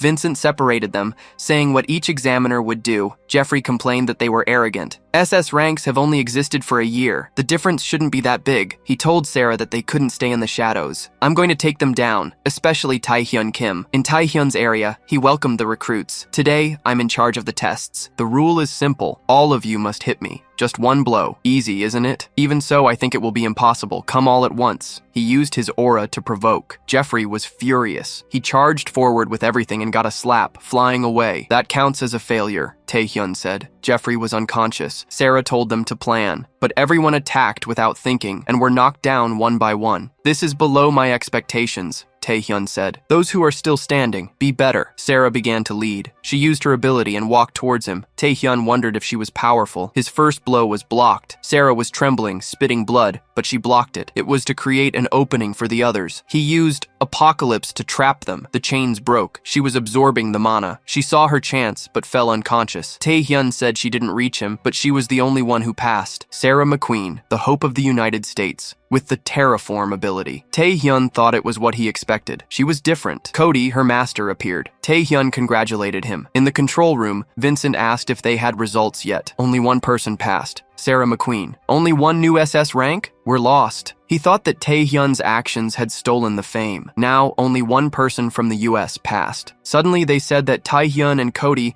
wanted a high-level training room for a duel. Vincent was desperate. The two are the world's top 1 and 2. Who can stop them? Let them duel. The exams didn't get anywhere, so the fight will be the attraction. I'll take responsibility. They got permission. Everything would be recorded. Cody didn't care. I didn't expect you to come for a fight, Taehyun said. Isn't it good for you? Aren't you trying to steal my first place? I'm not trying. If I were, I would have already taken it, Taehyun retorted. Cody said his tongue was an art, but it didn't work on him. Physically, they were tied. The difference would be in their abilities. Taehyun used Apocalypse. He trapped Cody. That's immense power. I didn't know you had that ability. I have a lot you don't know about, Taehyun said. Cody said he would have to use everything to win. He used Holy Night, cutting the chains, and Apocalypse. Taehyun couldn't believe he cut the ability as if it were nothing. The arena was being destroyed. Taehyun felt his heart pound. He was the strongest in the world. In the control room, the cameras were destroyed. Vincent didn't know what was happening. I'll go there personally. He thought that the training room was for dozens of SS ranks, but they surpassed the level. Taehyun said the building would fall. Cody agreed. Use all your powers at once. Taehyun said he already had. Don't lie, you haven't used the Archduke's power yet. Taehyun asked how he knew. I'm not the only one who knows the secrets of the Abyss. I also have a contract. With which monster did you make it? Taehyun thought there were other contractors. He used Igmu's power. So it's Igmu, the vampire lord, Cody said. He revealed the power of his Archduke, the fallen angel Lucifer. Let's finish this. Vincent opened the last door. They felt a wind and dust. It seems there are more people here, Cody said. Taehyun agreed. For now, let's call it a draw. Yes, Cody said. This fight is better in the Abyss. Vincent asked if they were okay. Taehyun apologized for the mess and left. It's really time to go to the Abyss. In the Succubus Castle, in Rosaria's kingdom, she complained that Igmu's personality was terrible. You broke my castle. Are you declaring war? Igmu asked if she hadn't already, but there's an easier method, he said. He told her to reveal her contractor. Why would I do that? Rosaria asked. Is the vampire still mad about the last incident? It's not a small thing to solve. Taehyun is using my powers without permission. Is that why you disappeared? Rosaria asked. His powers fit him better, but your method is rude. Igmu said it was an order. Rosaria asked that her succubus children stay out of it. She was going to teach the rude vampire a lesson. Igmu used the blood blades and hit her. Rosaria asked if he had forgotten they were from the same origin. Igmu was caught by a tentacle. Rosaria crushed him, but he transformed into a puddle of blood and attacked her. Igmu said she had forgotten about his power. Better say everything you know now or you'll die. The illusion broke. He was fighting a clone. Here, I don't depend on my contractor. This is my territory. I am more powerful. Enough, vampire. Rosaria said she would tell him a little. The answer to what he wants is in his memories. There is no human who rules all the archdukes. The boy is the key to get to him. Later, Marcus knocked on Taehyun's door. The U.S. Association was asking for his help. A player disappeared in the Abyss. 4 SS ranks were killed. Cody went alone, and Marcus feared he was in danger. Taehyun thought that for 4 SS ranks to die, the situation was complicated. He remembered the situation in his past life. He asked who the missing player was. Marcus said it was Ricky Harless. Taehyun realized that the future had changed. She shouldn't be alive. This request might seem arrogant, Marcus said. Cody and Ricky are important for the future of humanity. 4 SS ranks died for this. We have to win. Taehyun said, enough with the explanations. Where do I have to go? Ji-hoon told him to think. Multiple SS ranks died there. Taehyun replied that people were fighting for their lives. He had to go. For Ricky, Taeyuki told the president to trust him. He always surprises. The president said he knew, but he also knew what happened when you trusted blindly. In the Abyss, Cody was invading an archduke's castle. The creatures were infinite. Taehyun reached him. Did Marcus send you to help me? He asked. I'd say he's desperate, but thank you. Taehyun said he was serious. They even sent me, even with you here. I feel powerful magic. Ricky is lost in an archduke's castle. Cody explained that the area was newly discovered. She's still alive. I feel her mana underground. We're going to run into the archduke. The chances of winning are 0. Cody asked if he could keep up with him. Of course. On the way, they killed countless monsters. Taehyun asked if he was the same man who was having difficulties. Cody said he wouldn't hold back anymore. Did you think we wouldn't fight here? The promise was in the Abyss. I didn't think we would fight side by side. Taehyun thought he could trust Cody. They were the hopes of humanity. Cody thought that, alongside Taehyun, they could win. They reached the center of the castle. Cody suggested they split up to look for the staircase, but another human appeared, taking down Cody. He held Taehyun's blade. So you're the famous Taehyun Kim. Who are you? Taehyun asked. Minjong, he replied. Didn't Nguyen's president talk about me? It's a shame. He knocked Taehyun down easily and introduced himself as the leader of the Malignant Guild and the predecessor of Taehyun Kim. He broke Taehyun's blade. Cody tried to attack him but failed. Minjong called him the world's top one. Why would a human like me be waiting in an archduke's castle? I am a contractor of the archduke and the owner of this castle. In the prison, Ricky felt Taehyun's mana. Cody admitted it was terrifying. The leader of a villain guild was a contractor. The fact that they sent him means they already knew we were coming, Taehyun thought. And the archduke isn't here out of ego, or maybe he's busy. They had to rescue Ricky. Cody led the attack. Taehyun supported him. Minjong found the attack boring. Did you think you could dodge? But he was caught by the apocalypse chain. Cody's sword broke. Don't you know my abilities? He threw Cody into the rocks. Taehyun realized that Cody's attack was sucked in. The system warned him that Apocalypse was cancelled. Taehyun was sure it was a black hole. Minjong asked if he had ever seen one. Yes, I had problems with a scroll with that ability. Minjong said that selling those scrolls was easy. I hate the weak, but I hate the arrogant strong even more. I'm curious to know if you're different. He created a larger black hole. Taehyun dodged. This is disappointing, Minjong said, but the attack hit Taehyun. You can't absorb the abilities of another Archduke. Who is the arrogant one now? You used Eggman's power, Minjong said. Now let's fight for real. Cody got up. You can't absorb an Archduke's abilities? Then I'll use Lucifer's power. He would join the combat. Minjong was surrounded. Another voice echoed. It was difficult to detect them, but I'm here. The Archduke who gave Minjong his power appeared. The Master of Beasts, Orgo. That's no excuse. With my powers, it would be easy to kill them. Minjong complained that he didn't feel he had been given enough power. Give me a little more. Orgo crushed him. That's audacious, but I'll consider it. He said the game was over. Do your best to survive. Taehyun told Cody that they had no chance. Remember what we have to do. I'll buy time. You rescue her. He attacked Orgo with gluttony. Cody ran. He found a sphere of Ricky's energy, which guided him. He found her. Taehyun, thanks for repaying the debt. She asked about Cody. Taehyun said he was looking elsewhere. We don't have time to explain. Ricky said Orgo would make his move. Taehyun knew. We have time, but not much. Let's get out of here as fast as possible. Ricky could barely walk, but Taehyun carried her. In the elevator, she said it was funny. Since the laboratory, she had seen him close to death. The hope of surviving. Thank you for everything. But Orgo was already waiting for them. Do you think you're going to escape? I left this bitch alive because she had knowledge about mana. And now you're going to my next destination. Taehyun used gluttony. Orgo held its mouth. Your eyes don't deceive me. It's the king's power, but it's very weak. Taehyun used Igmu's power. The blood knives didn't even scratch him. Taehyun used the dragon's fury and ripped a piece of Orgo's stomach. The boy has a strong spirit, the power of the dragon lord. Taehyun continued. Monstrous transformation. Orgo was having fun. A human fighting an archduke like this. He regenerated. It's been a while since I've felt this way. You're taking advantage of the power of others, just like the king. He disappeared millennia ago. I can have a fair fight now. He ripped off Taehyun's arm. I want to see all the power of the key to the king. Taehyun was desperate. The only thing that worked was the invocation. He invoked Rosaria. She protected him. She's here. The king's most loyal servant. Taehyun said he preferred not to bother her. Rosaria was ready to fight. Orgo, she said. I don't like him. Taehyun thought that invoking Rosaria was risky. The invocation was not stronger than the original. It depended on mana and could cause a reversal, but he had already invoked her. Orgo didn't expect her to be with him. You have Igmu's power too. Rosaria said he would find out soon. Taehyun asked if he could heal with the blood deluge. Rosaria said yes. He was transported to another place. Rosaria's personal space. What I can do is buy time. Taehyun asked if she could invoke another person. Riki was thrown there too. She fell into his lap. Taehyun said it was a temporary shelter. Riki, he said, we have to come up with a plan. Riki asked if he had a contract with the succubus queen.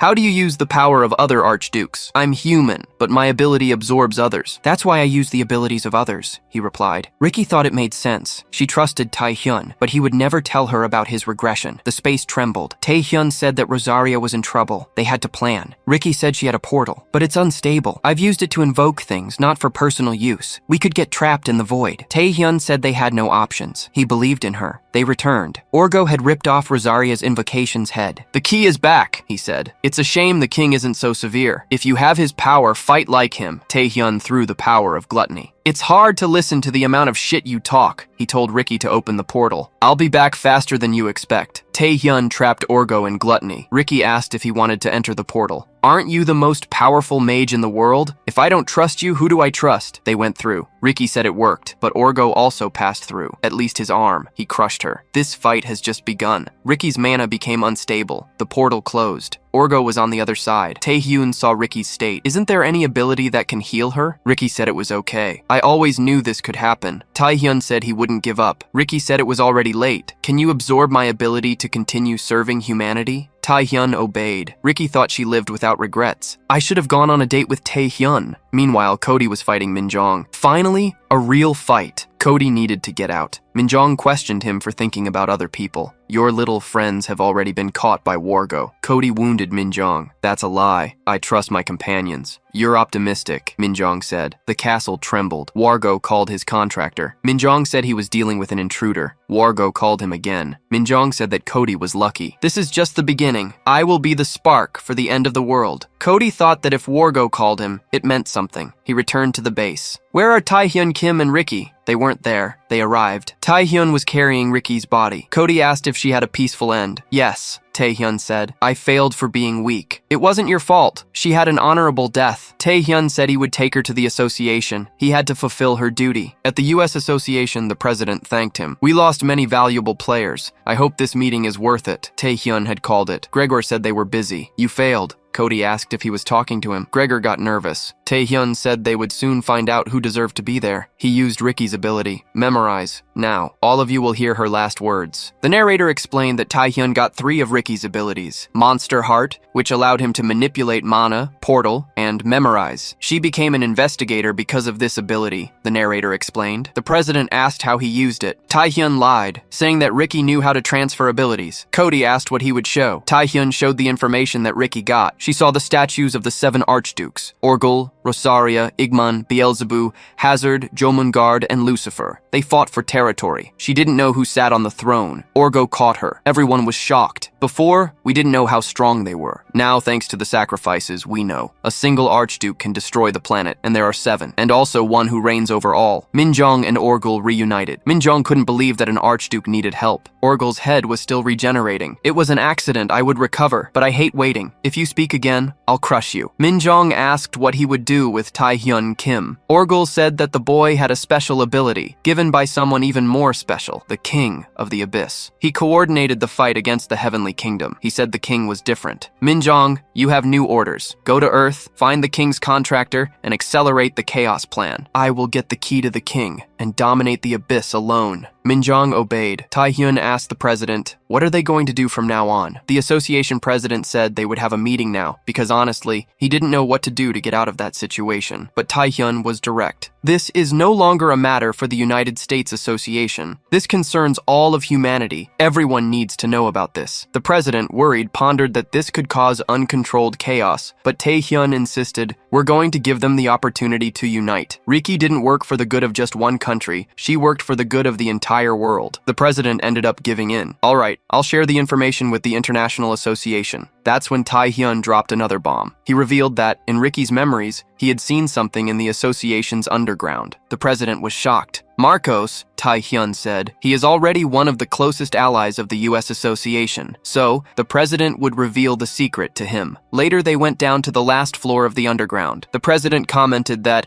if Taehyun had studied history, he would know that humanity changed completely after contact with the Abyss. It all started with the awakened people, who were able to use resources from there, he explained. But here's the secret. The awakened and the Abyss didn't appear at the same time. The Abyss was a hell that they couldn't handle at first. It only became a land of opportunity after they took something from the Pacific Ocean. In fact, humans began to awaken after making contact with a specific being. The president then presented the savior of humanity, the being that gave powers to all the awakened. Until now, the creature has no name, but unofficially, we call him God. Taehyun was shocked. Doesn't this creature look a lot like the king who gave me my powers? He asked. You've kept this hidden for so long? The president replied that their mentality hadn't changed, and that a country needs to think about its own development. But since the first awakening, we haven't been able to get anything from him. We're just here, slowly analyzing the signs he gives. I think he just moved, Taehyun whispered, and suddenly, the Nameless One opened its eyes. Fear took over everyone. He had never done this. He was staring into the souls of each one. The president was terrified. This has never happened before. Call the researchers immediately. Taehyun felt the Nameless One's gaze directly on him. The creature communicated with him, saying that he was different from the men expected of the one who returned with the king's power. Suddenly, the entire building began to shake. Marcos yelled to get out of there, that something was wrong. The Nameless One, however, asked Taehyun if he would like to know the truth about his mana, and about the king's power. Taehyun decided to stay. I'm going to stay here, even with the building collapsing. I have to check something. Marcos was desperate, but Cody reassured him. trust Taehyun. They left Taehyun alone with the Nameless One. Now, Taehyun said, show me the truth about God. In that space, in the collective consciousness, the Nameless One said that Taehyun was very brave and would give him the answers. Taehyun had many questions. The first was where the information came from and if he really was a god. The Nameless One explained that there was no better word to describe him, but he was just a fragment of God now, no longer part of the entity. He only had a general direction, the place where his being was. So there is a god somewhere? Taehyun tried to understand. And you are a path to him? Exactly, the Nameless One replied. The reason humans awakened was to seek God,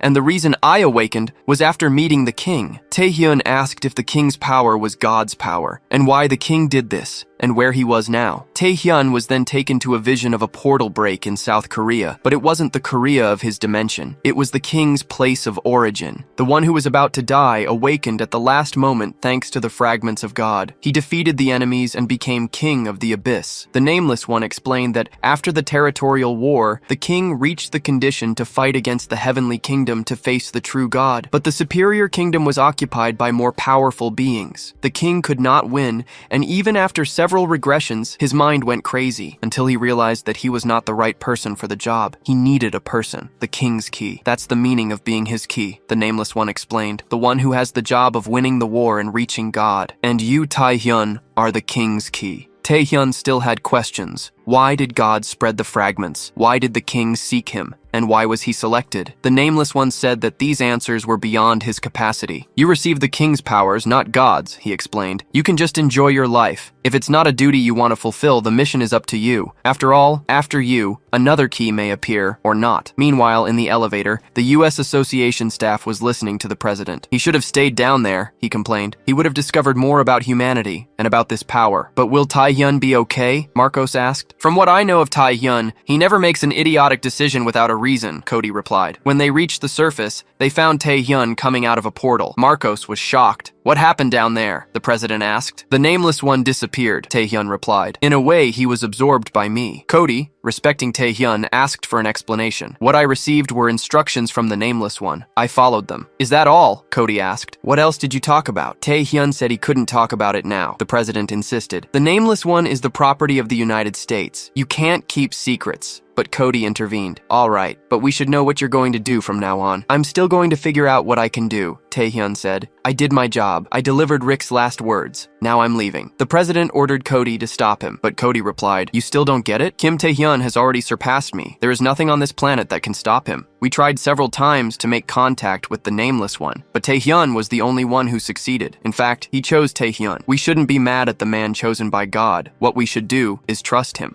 After that, the International Association released the information. Now everyone knew about the Abyss and the 7 Archdukes. And of course, everyone was in mourning and fear. Later, in a meeting with Din Rui, Taehyun replied that he was fine after facing the Archduke. But of course, it's a worrying situation, he admitted. Din Rui said that even if Taehyun was shaken, he needed to talk about an important matter. From what I know, you and Yu Yong are working together to stop the Abyss. Do these plans have anything to do with the Archdukes? No, Taehyun said. It's because the Abyss needs my presence more than ever now. Taewook tried to intervene, but Din Rui reassured him. Taehyun then asked if Taewook had any important matters. Yes, he replied. The president wanted to keep this from you, but since you're going to work in the Abyss, you should know about this. While you were busy, a mysterious disease began to spread on Earth. One of the symptoms is gray spots on the skin. Taehyun had a flashback. I've seen this before, he thought. They are the same symptoms as in my past life. It's the gray toxin disease.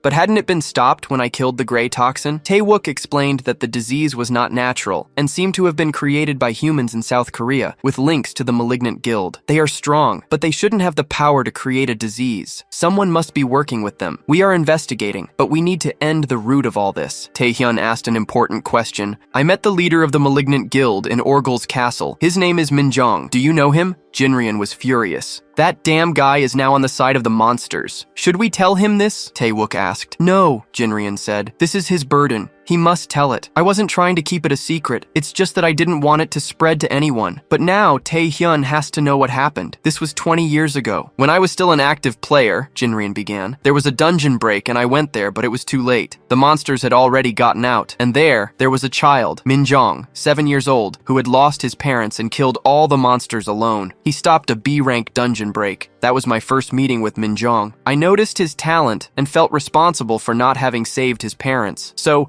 I adopted him and trained him to become Korea's next savior. But he was much more talented than I expected. He was already one of the most powerful in Korea, still a teenager. But when I look back, I regret it. I pushed him too hard, and a child shouldn't go through that. Taehyun asked where things went wrong. Taewook explained that at that time, there were no conditions to go to the abyss. So, even very young, Minjong went to the abyss, but his group was annihilated. He constantly dealt with death and victims. The association investigated and discovered that he was leading people to their death on purpose. All Minjong said in the interrogation was, "How could I deal with the monsters fighting with such weak people? If they had survived, they would be as strong as me. If they died, it was because they deserved it." The association, fearing the repercussions, tried to kill him, but he managed to escape, Jinrian continued. That's how he became an international criminal. His mind went through a lot. He believes that tragedy makes a person stronger, and he wants to do the same with others. This is his way of saving the world, and the one who led him to this point was me, President Jin Hui. Taehyun got up. I can't say that Jin Hui is not responsible for this. Maybe he has a share of the blame. He should have done one thing that parents always do, kick their child's butt when they get off the right path. I'm going to get Minjong in the abyss, Taehyun promised. I'll bring him here to have a second chance with his father. Taehyun didn't like Minjong's thoughts about the weak, but he understood his pain. I know exactly what it's like to lose everything in life. So you're going to join him? Taewook asked. Yes, but not now. I have to take care of some things first. A new status window appeared for Taehyun with a new mission. The war between the races was about to begin.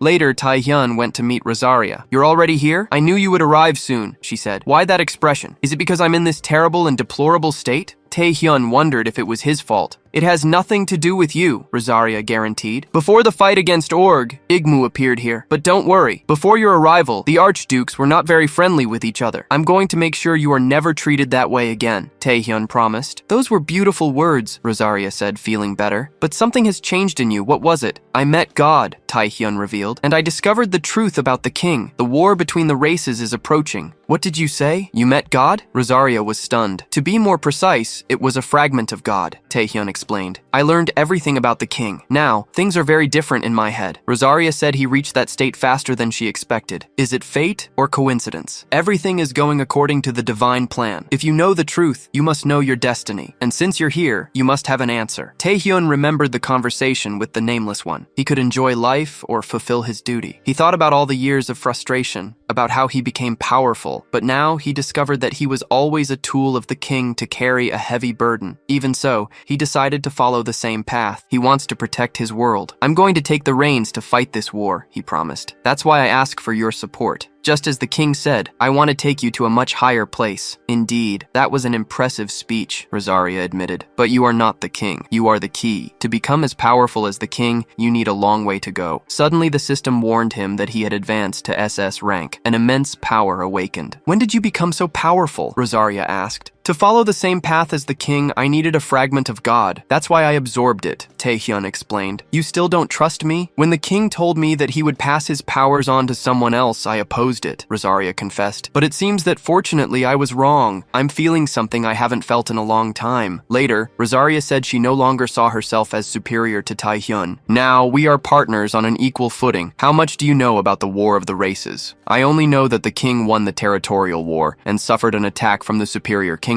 Taehyun said. The fragment of God was not very talkative. You lied to me, Rosaria reprimanded him. If I hadn't, you wouldn't have cooperated, Taehyun defended. Then I'll tell you the rest. But I don't know everything either. The War of the Races was started by those in the Superior Kingdom, out of fear of the king's power. The Superior Kingdom also has a leader, a monster who followed the same path as the king, only first, Baal, the Dragon King. He has already reached God, but he believes that the other fragments of God are traitors. The king wanted things to go back to how they were before, and that's why the war began. So why isn't the superior kingdom attacking, since we are weakened? Taehyun asked. There's a certain power that doesn't allow them to move until conditions are met first. So, until then, I'm going to defeat all the archdukes and create a great army, Taehyun decided. That's the key to winning the war, isn't it? You finally understand the reason why you must fight against the other archdukes, Rosaria said, satisfied. To unify, so that the entire inferior kingdom can fight against the superior kingdom. After the long meeting, Rosaria was decided. When do we start? Taehyun thought he had a score to settle with Orgul for killing Riki, but Orgul had the largest territory in the Abyss. Fighting him directly would be a disadvantage. One of the succubi interrupted the meeting with an urgent message. Well, this is already the beginning, Rosaria said. Wouldn't you take me to a superior kingdom? Now you have to prove that your words were not empty. At that moment, an area of Rosaria's territory, the dry desert, was being contested by Igmon, with a battle between succubi and vampires. The succubus Bludia was losing. The knight Museren defended her mistress, but Bludia humiliated her. Is that all Rosaria has? Bludia mocked. Her mistress is the weakest of the archdukes. Don't insult my mistress, Museren retorted. A defeated person has no right to speak to me like that, Bludia replied, stepping on her. Now the dry desert is Lord Igmon's territory. I liked your concept, Taehyun emerged. Survival of the fittest. Cool. What's a human doing here? Bludia asked, surprised. Nothing more. Nothing less than a mercenary of the queen, Taehyun replied. Who came here to deal with you? The story explains that most monsters in the Abyss have an animal instinct, but mutants, like Bludia, are more intelligent and are born to be on top. She always survived and killed several monsters until she met the true predator of the Abyss, the Archduke Igmon. He easily defeated her and made a proposal. If she served him, she would become stronger. She accepted to survive. But why was she losing to a kid? To someone who served the weakest Archduke? And, more importantly, why was she losing to a human? Taehyun was humiliating her, holding her blows and intimidating her with the power of the Queen of Nightmares. When Bludia couldn't move, he cut her in half. Well, it looks like I won, Taehyun said. Survival of the fittest. Now you are my prey. You who entered my territory and talked a bunch of shit. I couldn't just leave you behind. Do you serve Igmon? Speaking of him,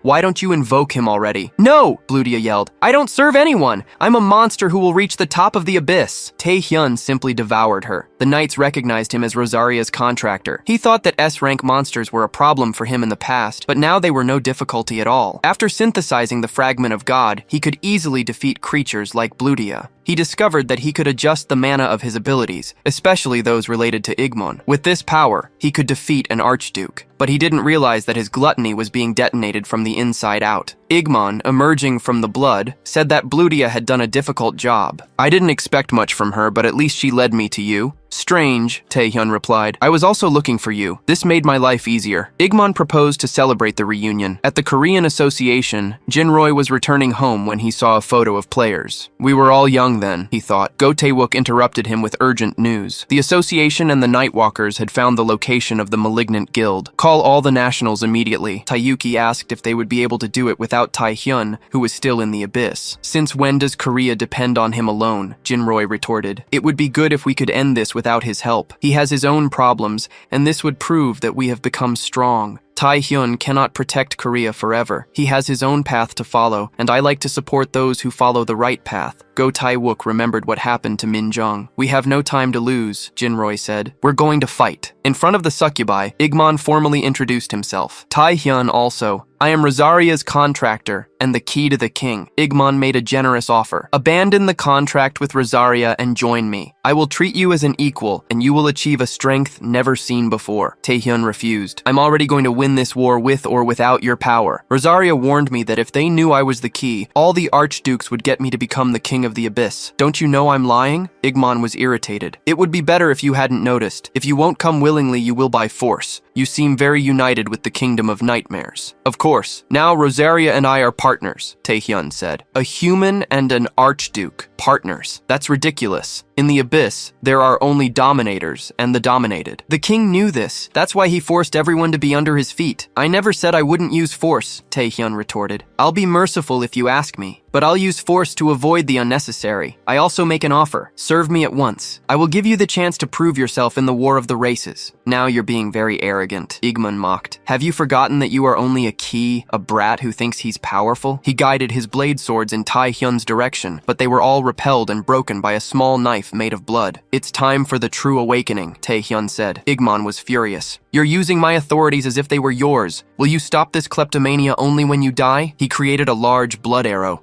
Taehyun thought that an Archduke was much more powerful than an SSS rank. The right thing would be to ask Rosaria for help, but he wanted to test his new power alone. He dodged and cut Igmon's chest. The vampire retaliated, piercing Taehyun's chest. "You're using a stolen ability. It's not so bad," Igmon said. "It's too early to be surprised," Taehyun replied. "I have much more than just one authority." He used Orgel's monstrous transformation to break Igmon's blade. The vampire was shocked to see Taehyun using different authorities. "This is vulgar and disrespectful," but as he invoked swords, they were all destroyed by Taehyun. Igmon wondered how he became so strong. The Knight Musarin watched, barely believing that a human was fighting an Archduke on equal terms. "Do you feel like you're losing to a kid?" Taehyun asked. "Don't be arrogant," Igmon replied. "You only know a small part of my authority." "I don't need just your authority," Taehyun said, using the dragon's fury. "You're the one who knows nothing." He pierced Igmon's arm, using demonic fluids to poison him. Even spitting blood, Igmon admitted that Taehyun exceeded his expectations. But he used the blood field, his deepest ability. Taehyun tried to ask Rosaria for help, but Igmon interrupted him. "You can scream all you want. Do you have enough mana to survive this?" Taehyun realized that his mana was being sucked, and he was slowly drowning in Igmon's blood. When he became unconscious, the vampire approached to get him, but it was just an illusion. "Actually," Taehyun said, "you were confused. This kingdom doesn't belong to you, it belongs to me. Welcome to my kingdom." Taehyun's copy, made of gluttony, appeared. "Who knows?" she said. "Everyone asks who I am when they get here, but no one has ever been able to hear the answer." "You are in the presence of an Archduke," Igmon yelled. "You're going to have to tell the truth." "I honestly don't know why the Archdukes act as if they are special," Gluttony mocked. "There is always someone above them. I'm no different from the kid who stayed outside. What I created were not swords. They were predators." The copy thanked Igmon for providing mana and began to beat him up. "I'm going to show you what a real fight is now," she said. The poor vampire was getting hit a lot, with no time to breathe. "I bet you've never been beaten so much in your life." He tried to use a spear attack, but the copy found herself trapped in Igmon's apocalypse. He realized that Igmon was planning to suck the powers from the key to the king. The copy, who needed time to regenerate, told Taehyun that it was time to finish off the vampire. Taehyun finally regained control of his body and used the predator of gluttony to devour everything. Igmon's field was breaking. "How am I, an Archduke, losing to a ghost?" he wondered. At that moment, Rosaria entered, desperate. Igmon said that would be a draw, but Taehyun disagreed. "No, next time I'll win." Rosaria said he should have warned her. "If I had known he would appear, I would have been here too." Taehyun admitted it was his fault for not invoking her sooner. Was this enough to declare a territorial war? Rosaria admitted that he was definitely different. At the base of the malevolent ones, Guan was finishing everyone off. Randall said they needed to be fast because the real targets were the leaders. President Jin Rui said that Yu Yong was chasing a car, and she was, in fact. Yu Yong surrounded the car and saw that it was President Lee Jong-soo. "The association is getting into my business," he said. "It's all your fault," Yu Yong retorted. "Why is the Tizen group helping the malignant guild? The gray disease spread because of them, and the traces point to your group. A declining company and a president with a bad reputation." Jong-soo defended himself, saying he was a businessman, and using the guild was an advantage for his company. "It's too early for the association to celebrate. I intend to resist." Yu Yong underestimated him for being S rank. "I have surpassed that level," Jong-soo said, using monstrous transformation, an experiment of Long Zhang. "My strength is comparable to that of a national-level hunter." Meanwhile, Wongan and Jin Park were attacking Shadow, who was immune to physical attacks. Shadow replied that it was useless to fight him there and trapped everyone with his shadows. Jinhui managed to stop him, but Shadow asked why no one had caught him until now. Ion Lin used her ice hammer to freeze Shadow, giving Jinhui an opening to use the mountain domain, but Shadow, even injured, was on his feet. Shadow said that the president was smart, but it was impossible to fight against all of them. His job was to delay them. He fled. Gon complained and told the president to go after him, but Jinhui said they would give up. Yeon Lim asked if it was because of her sister. "Don't worry," Jinhui said. "Your sister is not weak at all. I know that very well." Jong-soo was spitting blood and begging Yu for mercy. "I should be at the level of a national rank," he groaned. "Since when did I say I was S rank?" Yu replied. "I wasn't kidding while everyone was getting stronger." She remembered when Taehyun called her to train. She was busy, but Taehyun convinced her by saying he would evolve the entire squad to national level and asked if she wanted to be left behind her sister. "I'm never going to lose to her," Yu replied. Since then, she trained and reached the level of a national rank, which helped her hide this from the public. "Do you have anything else to show?" Yu asked Jong-soo, who begged her to leave, because Min Jong was hiding. Min Jong appeared. The inappropriate Jong-soo said he would handle her, but he's almost dead. It's been a while since I've seen Miss Yu. You look well. When Tae-hyun returned from the abyss, it was already night. I hope everything is okay, he thought.